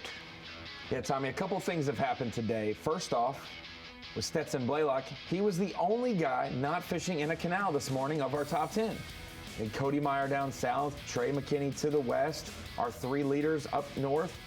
Fishing ultra shallow water, using a spinnerbait early when they was still somewhat low light, even though we lost an hour and a half of our morning to a fog delay. Then Stetson started flipping reeds, really shallow water, got stuck a few times with his boat. But these fish will continuously stay shallow until they realize I don't have enough water above my head before they start to move out. And with this water slightly falling each week, These fish are living there, kind of renting that space because they're going to have to move out soon if it keeps falling. Absolutely. So Stetson Blaylock had a 20-pound, 12-ounce limit after day number 1, and he's up to, well, as you can see, 26 pounds and 12 ounces. So it's been pretty slow and small, the catch for him today. Also starting the day in our top 10, Cody Meyer, first-year Bassmaster Elite Series member, but far too overqualified to be a legal rookie here. He's just done so well in other circuits throughout his career. He's a very well-traveled pro angler. Took off for the Southland when he left there, and as far as I know, he's remained there all day long. Hasn't had any giants come up today. 20 pounds and 3 ounces on day number 1. And right now, he's got about the same amount put in the boat today as Stetson Blaylock. He is the only reason that we've got to see both ends of Lake Okeechobee. We have so many people as far north as you can go, and he is as far south as you can go down there in the South Bay region. But Cody Meyer, so excited. I mean, it's very cool to see a guy who's been out here for 10, 15, almost 20 years professionally, enduring something like the Opens to go make a change in his life as drastic as fishing leagues and now fishing with Bassmaster, but having the excitement like it is honestly his first year fishing professionally, because it's a new fresh wind for his career. Just missed the cut down at up at St. John's last week by one point, 51st place. Will Davis Jr., what an impact he has had in his short 3 years, actually less than 3 years on the Bassmaster Elite Series. He has really caught him everywhere. Man who owns 2 Bass Nation National Championships and also an Elite Series Blue Trophy from Lake. If you built a bass fisherman from scratch, Tommy, you probably have some ingredients of Will Davis. Grew up in a fishing family, one that's been in the bait industry forever, went to one of the most prestigious college fishing programs, Bethel University, grew up in fishes on the Coosa River, which has formed so many great fishermen over the years, and has gone through every level of competition through the Grassroots Nation. He's thrived on the Opens as well, and now doing well in the Elite Series. Will Davis, he's seen it all and done it all, and he's done it at a high level. Had a double doctorate before he even got here, so you could say that. Trey McKinney, what an incredible season as Rookie of the Year he had in 2024. Had a tough start up at the St. Johns River, but a great day yesterday. I'll say he's so much older and wiser than he was last year, Tom. He's 1 year older, but he has learned quite a bit about what he should do as a professional. There was a chance, talking to him on the phone, he said, I'm going to go fish a community hole tomorrow morning because I'm boat 1, because yesterday I was the last boat and I could not go do it. That community hole he referenced is where Brandon Polinick, Will Davis, and Tim Doobie and Greg DePalma were. It would have made for a tough situation this morning, probably a confrontation or 2. But when we saw him leave the dock, he took a left, Tommy, and went to his game plan, and he has made the lake work for him. Better than anyone else in the lake, it seems, out of our top 10. Even though it's only 12 pounds or so today, he definitely has held his own and not fallen off the pace. We've not seen anyone do that yet. Yes. He's the sole owner of only a one 2-day fish record like that. Yeah. Only 1 fish from his canal. Yeah. If that fires up tomorrow, he's back in business. Absolutely. 21 pounds yesterday and currently hanging in there inside the top 5 in 4th place. Greg DePalma, 7th year out here with the Bassmaster Elite Series, the angler from New Jersey. For the first time ever, he found himself this morning with the lead in the tournament. At a very special place mapped out here, and some special company along with him. We'll get into that. And with the biggest bag, and the biggest bag of his life was caught yesterday. He was leading the event from New Jersey. Yeah, he's got a great situation going. He's feeling really good about it. He was really reaching for that dirty 30, as they say. He was just under it, but today he's got 4 fish. You know, started a little slow, but with a 5-pounder. But then he got a 2.5, or 2.15 to 3, and a 1 and a 1 1/4. So he's working his way, he's chipping his way up there, and he's doing great. He's in a great spot. I like what Kyle said. He has been able to carve out a limit. He took 1 fish from his main spot, been able to catch fish other ways. And if he could survive today and still mix in that other spot, which he has full rights to, GDP's not out of this tournament. No. That's a good omen that he's able to do that. And Peter, the man of the hour, there he is right there. Brandon Palnick, he's doing his thing. You know, we've seen him do a lot of different things, and he stuck it out. Everybody else left, and he said, you know what, I know the fish are here. I'm marking them all. They're just not eating. They're not competing for the bait. And he waited. Everyone left, and all of a sudden, it's a 9.5 pounder. A 9.5 pounder. I've never seen that before. And then he catches a 7+ pounder back to back to back. I mean, his wells are brimming with giant bass right now, to the point where he doesn't even, they're just belly to belly, just going, hey, where are you from? One thing for Brandon Palnick that's really key, we talked to Will Davis, his top lures, nothing but slow dragging baits. Drop shots, shaky heads, football wobble heads. Brandon Palnick, nothing but treble hooks. Caught one on jerkbait this morning, the Katana. Caught one on a prototype, looked like more of like a 6 to 10 foot diver, and then he caught a couple of these big ones on the Big M. And so for Brandon, he's catching them all on moving, aggressive baits. These are aggressive action baits. You either need to slow down and get more finesse when they're pressured, or go the opposite, and Palnick's going the opposite. He did take the different end of the spectrum there, and man, oh man, what a result. It was just incredible to sit and watch this. You couldn't believe this was actually unfolding before our eyes. And then he becomes a tackle shop, and he says, you know, guys, here, you take one, you take one, I'm going to take the time out. The baits you with talk the two about guys. Camaraderie. I've never seen anything quite like this. Good stuff. There she is. Another giant. Come on. Oh, she might be 8. Oh my gosh. You're right now. The bass is perfection. What is happening? Got a mark on it. Look at that. I mean, that's not as good of a coal as the other one, but. He said, I've never had a day like this. Understandably, Brandon Palnick on top. Huge lead over Greg DePalma. Got about 30 pounds on 10th place. It's just off the charts. What a day. He started the day with that first keeper, Tommy, and said, well, at least I'm fishing tomorrow now, and that's my whole goal, was to make it to tomorrow, as if they weren't going to catch. And he stuck it out, and he's not only fishing tomorrow, he's going to be in the driver's seat by more than he ever thought he probably would be when he started the day. So mentally, he was there. With that 4-pound fish, he's like, I've already got it. Take a deep breath and let me just try to focus. And that's why he stayed and he continued to rack and stack. Do you go flee to the lake, Tommy, where you had a terrible practice and you're not really sure and not confident, or do you just stay where you know fish are and wait them out? And he waited them out. Hard to believe. Just before noon today, we were wondering if anybody's going to catch much of anything in that place. Now the day can turn around. Let's get back out to Will Davis. And then he caught him right between the chase boat, the camera boat, in between the reeds and the chase. He's ripping it through, banging it off the side of the fiberglass. Unbelievable. That's when you stay. When you can catch fish like that, you got to stay.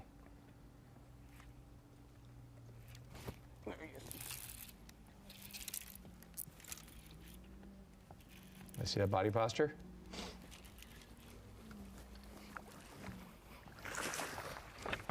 Good fish.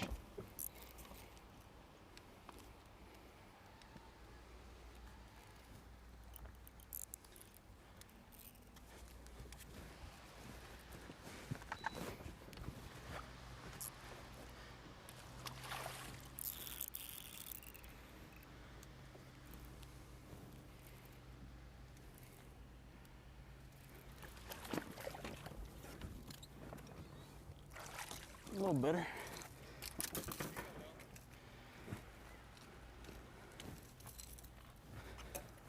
A little bit better.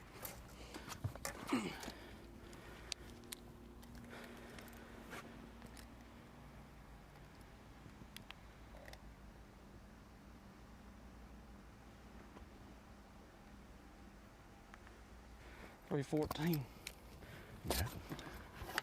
Nothing wrong with that.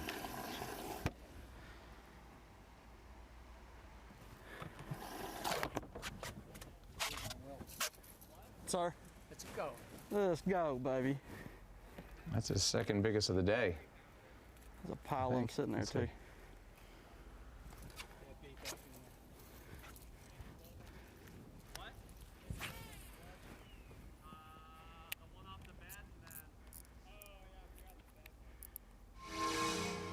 They are.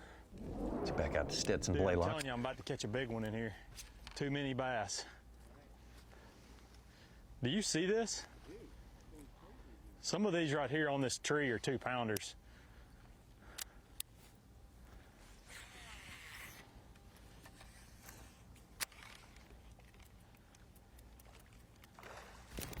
Dude, they're everywhere. That's a better one too. You see a great blue heron flew over it. That's a nice fish. This that was is my fish. incredible. He's gonna have to call quick and Popping get back frog, in they there. are smoking it.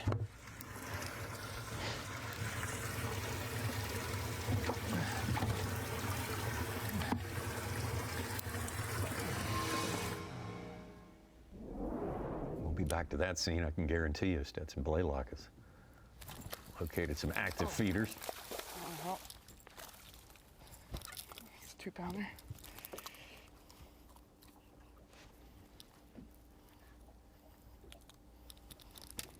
He does have a 1.6 and a 110 that he could call if that is a 2-pounder, huh?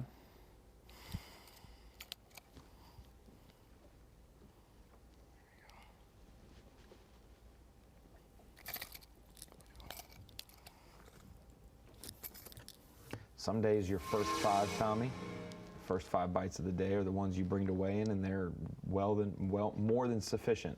And some days you're like Trey McKinney today, where you got to catch 13, 14, and cull up ounces each time just to get a decent bag. And it's the same lake, conditions basically the same. And that's why fishing is so unique as a sport. Is you didn't walk into the gym today and they flipped the goal upside down, Peter, and you're shooting differently. No, it's the same game for everybody else most times. Fishing is just the fish just change. They have their own little brain. It's a different ballpark every day. Didn't know there's going to be geometry on this test. Yeah, I was trying to picture this goal upside down. Yeah. Yeah. I didn't think there was going to be any It's math. hanging from the rafters. That's what it is. It's hanging from the rafters. Oh. Yeah. So you is it have on to block shoot and it really- tackle? Did they bring I'm it up with tired of block and tackle? 14. I think all of them. 114, 114, 114. 114. Oh boy, garlic. We about gotta go, so. Remember, he's first boat in. Polnick is in the second flight, and then the other, De Palma, Doobie are in the third flight. Interesting note With right Will there. Davis. He just bit the tip of that soft plastic off after he garlicked it.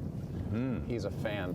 Yeah. He and the bass, they're feeding as one. Good chef always tastes his food. That's right. There you Dip a finger in it and Where he take a serves little- it up. Exactly.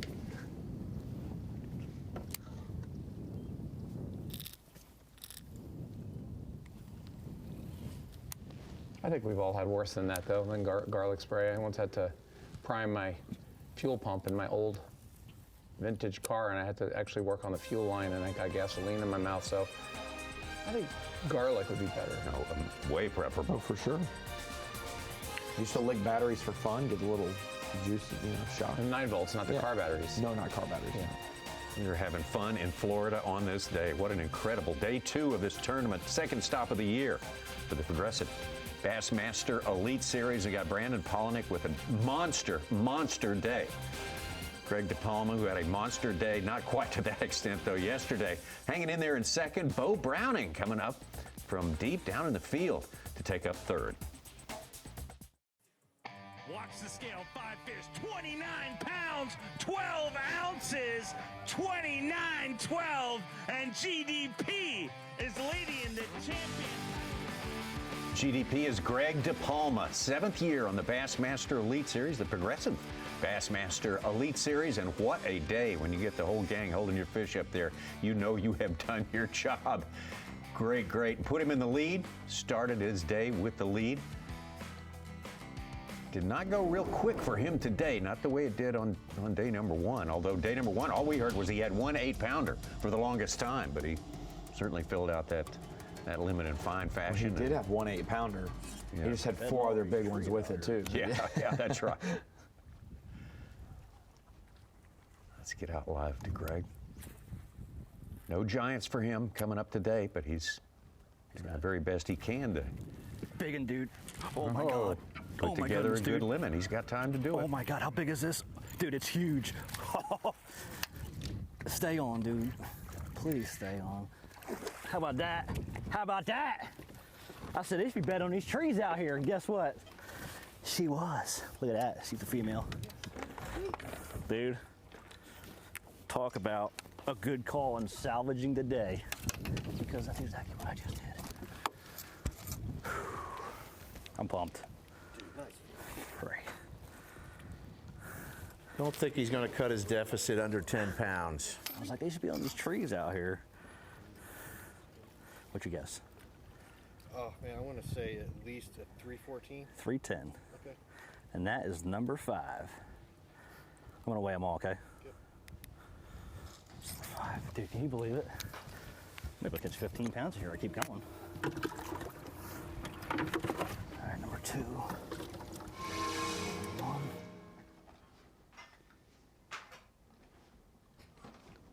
Greg DePalma keeping himself in the ball game. This is not the end of day 3. We're only halfway, not even halfway through this tournament yet.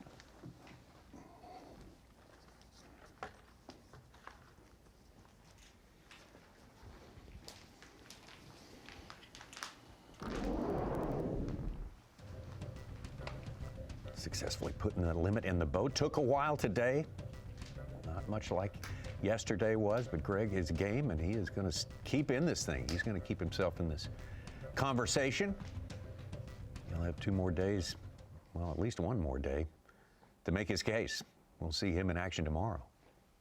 Palaniuk with a couple 9-pounders plus is 33 pounds, 5 ounces on Bass Track, 56.12 total. Such, if he has around 35 at weigh-in, don't yell at him, okay? 33 and change, anything from 33 and change to 35 is acceptable. That's a, you know what I'm saying, like for inaccuracy wise. If you have 12 pounds and you come up with 18, I want to say me yell at him. But if he has 33 on Bass Track, it's 35. We'll let him slide. I think he's going to be near the record of Ish Monroe, 34.5 on day 1 back in 2012. A little story. He had the at the time, it's the largest day 1 lead, and guess it was over Davey Height, 8-12. Day 2 lead was 13-11 over Chris Lane. We're gonna have a bigger lead than that today, probably. Yeah. Ish fell down on day 3 though, and Chris Lane got within 10 ounces of him before Ish Monroe caught 30 pounds on the final day to win by 12. It's possibility is what I'm saying. Yeah, there was 4 30-pound bags in that 2012 event. 2 of them by Ish Monroe, his day 1 and day 4, and the other 2 came on day 3 when Ish only had 18 pounds. So they made up 12 pounds on Ish that single day of day 3. 13-1 they made closer, up. Yeah. Or Lane did.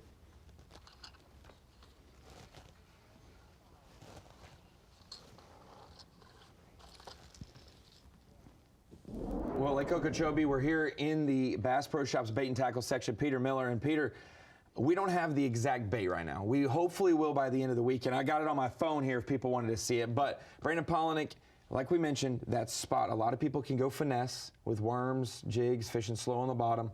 He went aggressive with jerk baits and a couple different crankbaits. Great decision for him. But I've got different brands. He's throwing a Mega Bass. There are a couple. He's throwing a prototype 6 to 10 foot diver. He's throwing a Katana jerk bait. He's also throwing a Big M, which is a different type of crankbait. But it's basically, if you took all of these baits and merged them into one, it's the profile of a jerk bait lengthwise, but it's got the width of a bigger crankbait body-wise, yet it's one thing that he can still reel and instead of jerking it. So it's very interesting how he's doing it, but if you had to think of it, it is a jerk bait profile, but wider like a crankbait.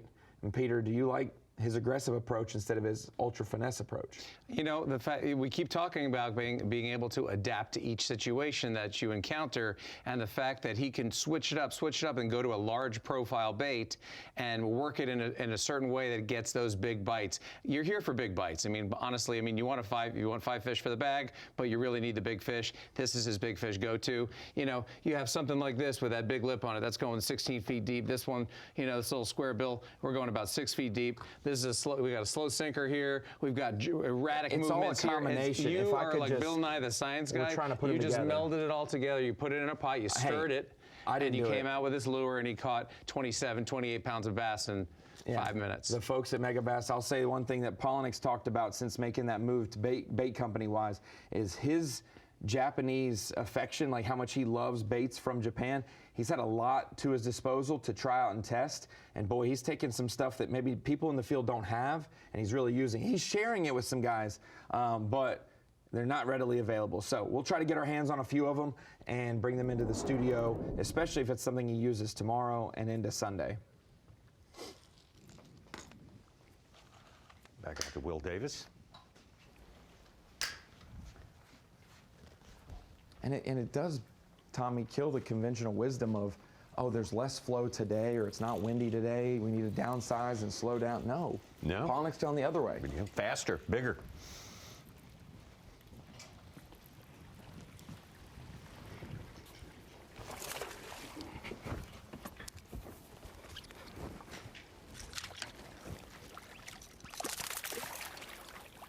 Come here, you little turd. Man, I thought he was a big one when he had his mouth open.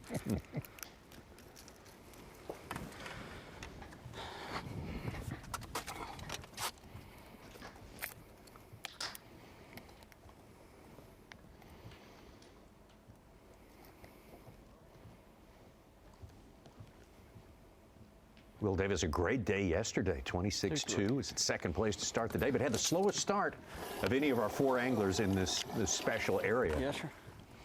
Today, so he's been playing catch up. I ain't even close to being done. No, I'm just aggravating. Such, what do you think? Is that going to bump him up, Such? I thought it was one of them Well, fifth fish is always appreciated. He'd get close to third place. Yep. He sure is happy about it. Yeah, you got to be happy when your ship comes in, Tommy. Yeah, that's right. Yes, sir.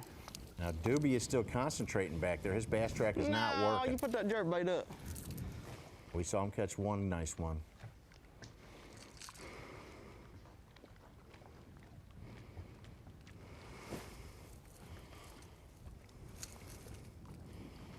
I'll get Will up into double digits there, I imagine.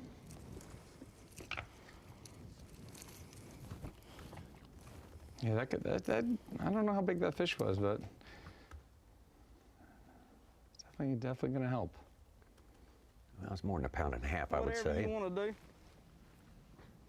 Yeah, a little more than 2 pounds. Put him up to 10 pounds, 11 ounces. Yeah.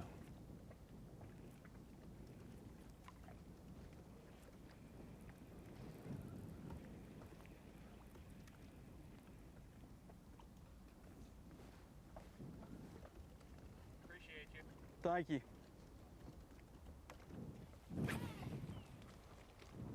Back tomorrow? Might make tomorrow? No. No, if I don't catch 18 and 20, I won't be here. Okay.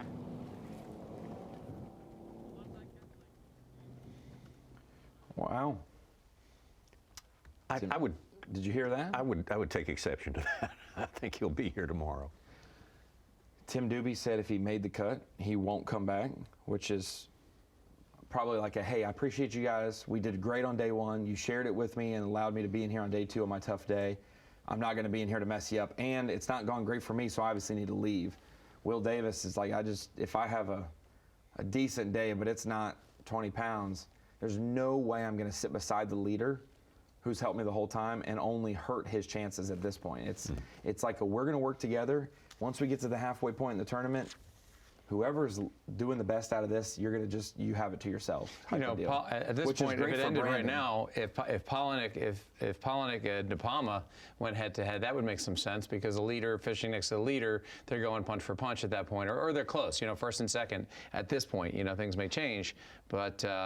You know, typically that's what we would do if we're fishing in a big tournament offshore. When you're winning on the last day, you're going to follow those top boats. You're not going to make any erratic movements and go way this way, the way that way. You don't want to miss out on anything. I want to remind you now, we got in 30 minutes the weigh-in starting here on Bassmaster.com.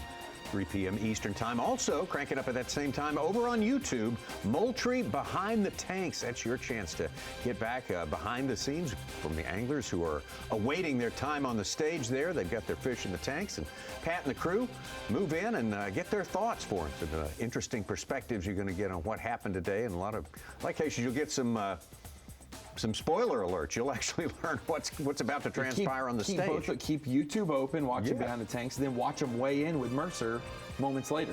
Perfect plan. Absolutely. Again, that's all coming up at 3 Eastern right here. The champion power equipment Bassmaster Elite. This is stop number 2 on the Progressive Bassmaster Elite Series for 2025. Our Dakota Lithium Bassmaster Rookie of the Year race. Oh, we're fully into it right now for sure. Evan Kung, who was an early leader last year in the Opens in the Tackle Warehouse EQ competitions. To make it to the Bassmaster Elite Series, the Canadian Evan Kung is still hanging in there in first place. This year is hanging in there in first place after 1.5 events right here.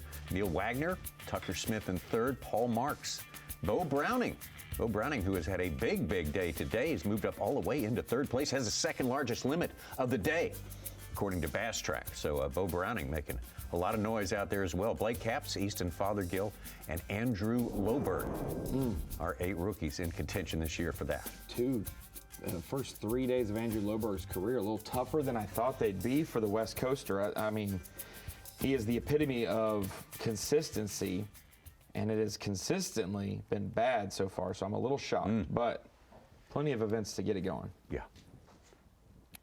Back to Greg DePalma. Now he's got a limit in the boat.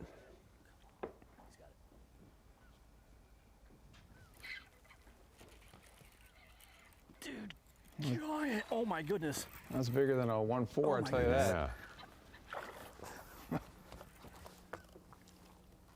Oh, please stay on there. Get up here. How about it, dude? That was nice. His weights are going up. We're getting out of here. It's giant, not only size for his day, but decision making. He's caught most. I don't think he's going back up there, Tommy. Yeah. I think he's figured out what he wants to do going Females, dude, forward. they're all females. We're pulling up. Dude, we're about to call a 1-pounder out. We're leaving. I have a 1.6, number 4. We just got us a bag. It's a 311. Before we have 18.5. We roll one.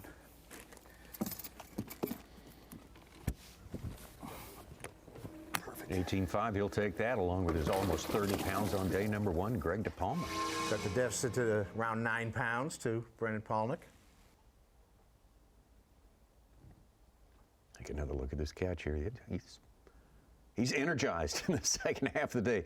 He was energized in his perfect spot yesterday, and he's energized to be away from it right now. And if you really think about it, Tommy and Ronnie, I mean, this is the moment where you leave fish at the end of the day where they haven't been battered, and you get to the dock, you do your weigh in, and then you go back to that spot, and it's all yours. Yeah. I do think it might not be the peak performance or the Mercury move of the day, power pole replay day. He's not going to get any accolades today. Well, what Greg DePalma has done with what he was given today, given in terms of just didn't go as great as you'd hope it would, the picture storybook deal. It hadn't gone great, but he has adjusted correctly and is still going to be in the mix instead of dying on that. You just never want to die on history, even if it was yesterday's history. And you've got something to fish to tomorrow morning, and you feel good about it. Absolutely. I mean, he says they're stacked. The females are stacking up on the shoreline. And I guarantee you, if he did start there in the morning with Brandon would be A-okay with it, but I wouldn't expect him to stay more than 2 hours,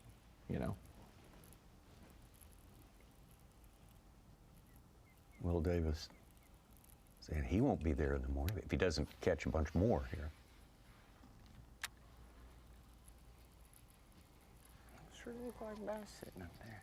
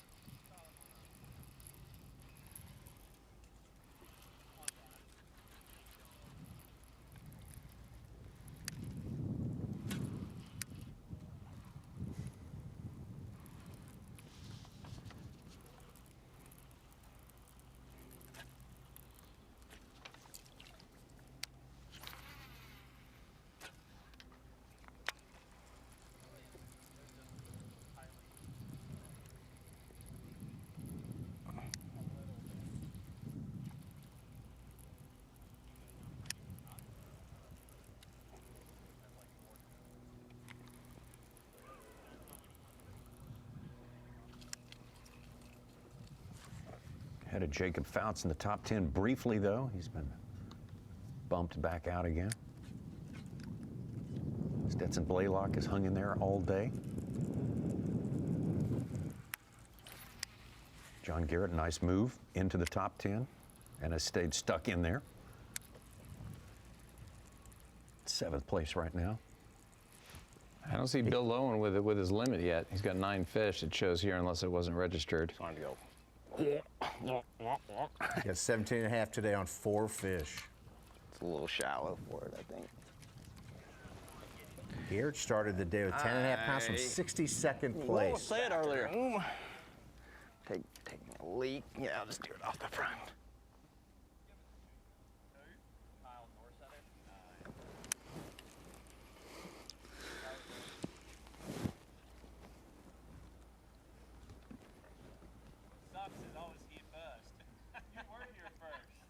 You damn sure was.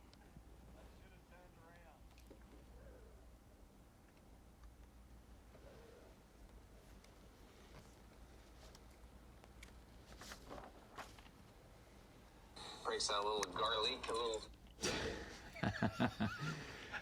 And a secret message being Peter Miller did what we've done. You were on Bass Live long enough. I You'll actually have said a desk that. pot. I said I think he should break out some garlic. Carl or Will?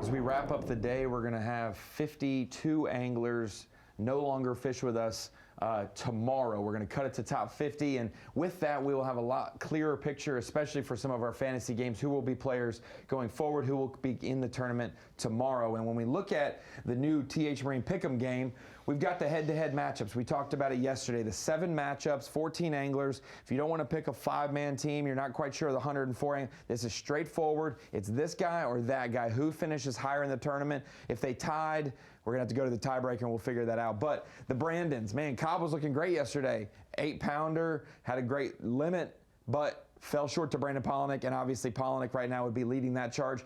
Gussie and Cooper, obviously Cooper yesterday was leading. Today, a little bit slower as of this morning. We had talked to him about one fish for 1 pound. He's leading that matchup. Swindle and Jordan Lee. Jordan Lee's winning that. Christie and Hagney both not doing where we'd expect them to, but yesterday's charge by Christie at the end of the day allowed him to be inside the cut, so he is winning that matchup. Zaldane and Kennedy, by far the closest matchup. I think both of them were in the 60s in the tournament, so just below the cut, one of them may jump up. Tucker Smith had the advantage over Bill Lowen after yesterday, but Bill Lowen's 4 fish today so far has him elevated. He could be winning that matchup. And then Matt Robertson, Seth Feider. Robertson just inside the cut, Seth Feider down the leaderboard. 40 anglers or so are not on Bass Track today, so you'll have to watch the weigh-in with Dave Mercer to see where things finalize out, especially for your Drain the Lake team, because this is the last day that you'll be able to use them before you lose them if you've picked them for Okeechobee. Yeah, the Brandon battle, there's the story of that right there in front of your eyes. 2 9s and a 7. Hey, the Brandons are carrying the show. We got an 8-10 from Cobb yesterday, 2 9s and a 7.5 from Polinick. We'll just get all the Lester and Card need to get on camera too. Big Fish Brandon Week, that and more. We got some more fishing left, a little bit before we get to weigh-in time. Bring that to you momentarily. Champion Power Equipment Bassmaster Elite is sponsored by Ranger Boats, by Rapala, and by Yamaha. Well, Flight 1 due to check in here inside of 10, or just a little more than 10 minutes from right now. Brandon Polinick, the man on top. Greg DePalma was our leader to start the day. Greg has done a good job. I mean, what Brandon has done was just unbelievable. Stretches the credibility of what your own eyes are telling you. And Bo Branning in 3rd place. And Brandon Polinick is going to be our marathon peak performance. I mean, a huge day, 2 huge fish. Now, before noon, 4-pounder, a 3-pound 5-ouncer. Had him in his live well. They remain in his live well, but the minute after noon, 1 tick of the clock afternoon, he caught the 9-pound 4-ouncer, another one shortly thereafter, and then immediately after that, the 7.5-pounder to make an incredible. Call him DJ Khaled. How many times he kept saying another one? Oh my God. Marathon peak performance. Yeah, this is a special day for Brandon. One of the most special days for somebody like Brandon Palaniuk, who's caught so many big fish, won so many big trophies, Peter, to see this and to see it on live. Back in the day, you'd see this, and it would be 2 weeks after the event. To see it live in the moment, his reactions, absolutely incredible, and to see his adjustments. And when you go to grab a fish like that, you'll do anything to get that fish. We talk about trying to get it so you're not going to miss it. I would have taken 2 hooks to the bicep to get to land that fish, and that's what he was doing. He's like, this is not getting away. But then he saw it hooked with multi-hooks, and he felt good about it, and it came back, and it was meant to be. If a fish leaves you and it comes back, it was meant to be. We've seen Brandon Palaniuk go on flurries in the past, but this was 26 pounds in about an hour and 10 minutes. It was slow for everyone in that hole that had produced so magnificently on day number 1 till finally, well, just about everybody decided to leave except for Brandon Palaniuk. I think you're right, Ronnie. It's a move of experience, a move of having been there, done that kept him glued to that spot, and then resulted in what we're taking a look at right now. Yeah, nothing like it. 2 things. It's either like there's nothing else better on this lake right now because the top 3 were here. This is the spot to be at. I don't have anything else anywhere worth running to, and or I still see them, and I just need to stay here until they bite and get that window. Until they congregate and compete. If I go down with the ship, I go down with the ship. But when he fired them up and got the cast, the angle, the lineup, and time of day, man, it was magic. Isn't it funny how that angle of the actual lure, where they started their day and where they ended their day casting is totally different, but. And yesterday they might have cast from where they were this morning, and it worked. Stay on their fish. Stay on their fish. Stay on their fish. Yeah, that's a little better.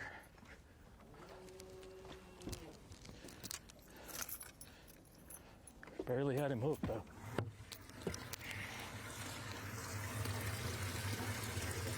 Stetson Blaylock started the day in 5th place. He's fallen out of the top 10. He has not given up. We're getting down. Labored very, very hard, getting these smaller fish in, one after the other, slowly. He's like 2 ounces. We do a little bit for him. Actually, yeah, absolutely. 9 ounces would really help. Bob Downey would like to cull again. Remember, he had an 8.5-pounder, about 138. He caught a 6'4". See, I told you, man, there's some 230. He's better over ones in 40 there. It's pounds. just hard to get them 20 to pounds, I mean. 32 total.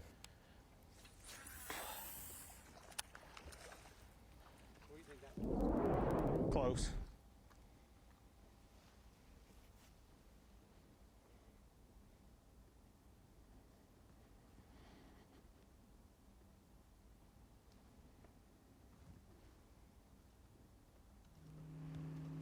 You can see Trey's made his way back to the river, just short of where the bridge is, where takeoff is, or he's just on this side of it, across from takeoff. Mm-hmm.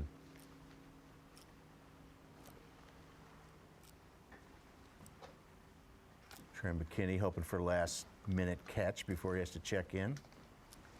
Yeah, he was the first man out, be the first man back in today, or the first flight back in today. I just mentioned Bob Downey. He has till 4:30.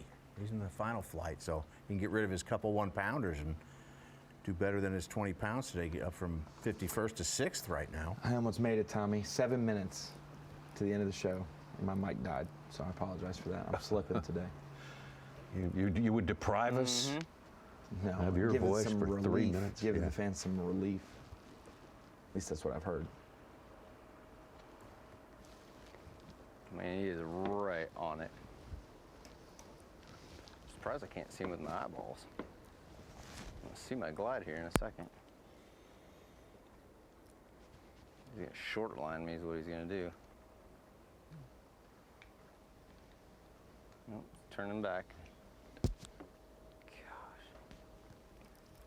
Followed it for a while.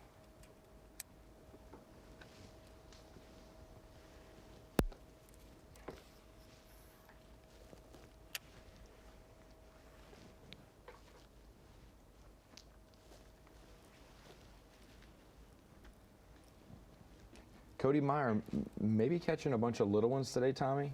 He's had a lot of numbers down south. He's done his own deal, but he's kept pace for as best as he could for making, probably for what the hanging in there in the providing. top 10 is not an easy thing to do today. It's hats off to him. When it's not going your way and it's a big bass fishery, your next prayer is don't fall so far. How far will I fall? That's what Tim Doobie's saying is he's already counting himself as missing the cut just by losing a fish. And so you don't want to fall too far, and Cody Meyer has not fallen too far. He's doing his job. I'm sure he's resolved to make the cut here. I believe he will make the cut, but he just missed it by 1 position last week at the St. John's. So. I was just looking at the big bass of the day, and he got Brandon in first, second, and third. Fourth. First, second, and fourth. Bob Downey sitting in third. That's not a bad place to be sitting at the end of day 2. Company with yourself. St. John's winner Bill Lowen just filled his limit. He's at 9th place with 20 pounds even. Wow. He had a 6.8 earlier and a 5.0. Nice. Looks like a great big one sitting up there. He knocked Cody Meyer out of our top 10.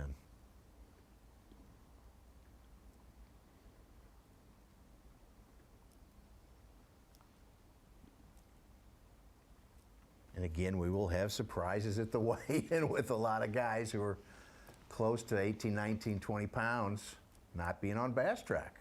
Heck, a nice 23, 4-pound day.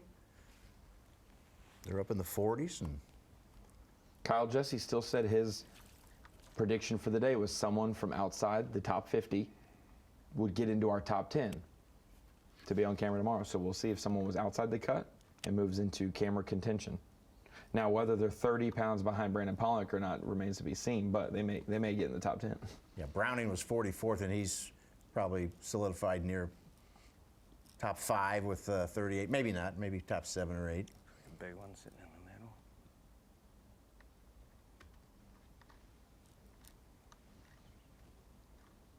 And they got another day to get into the top 10, Ronnie. Yeah, tomorrow there's no relief. You don't want to fall from 9th to 34th and lose 25 points. Slow. Never. Never.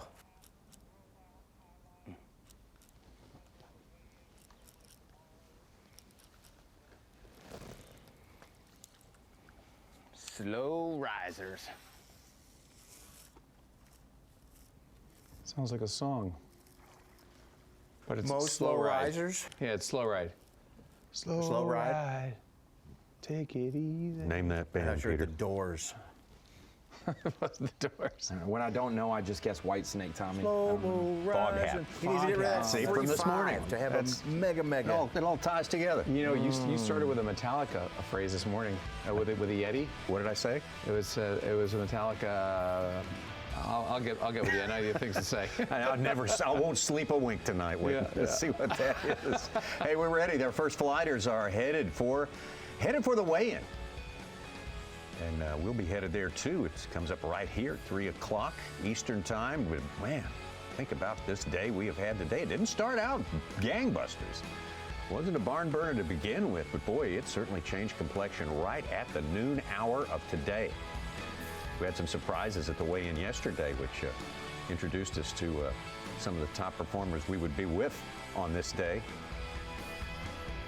3 of the 4 who were fishing that special spot in that canal. You're never out of it.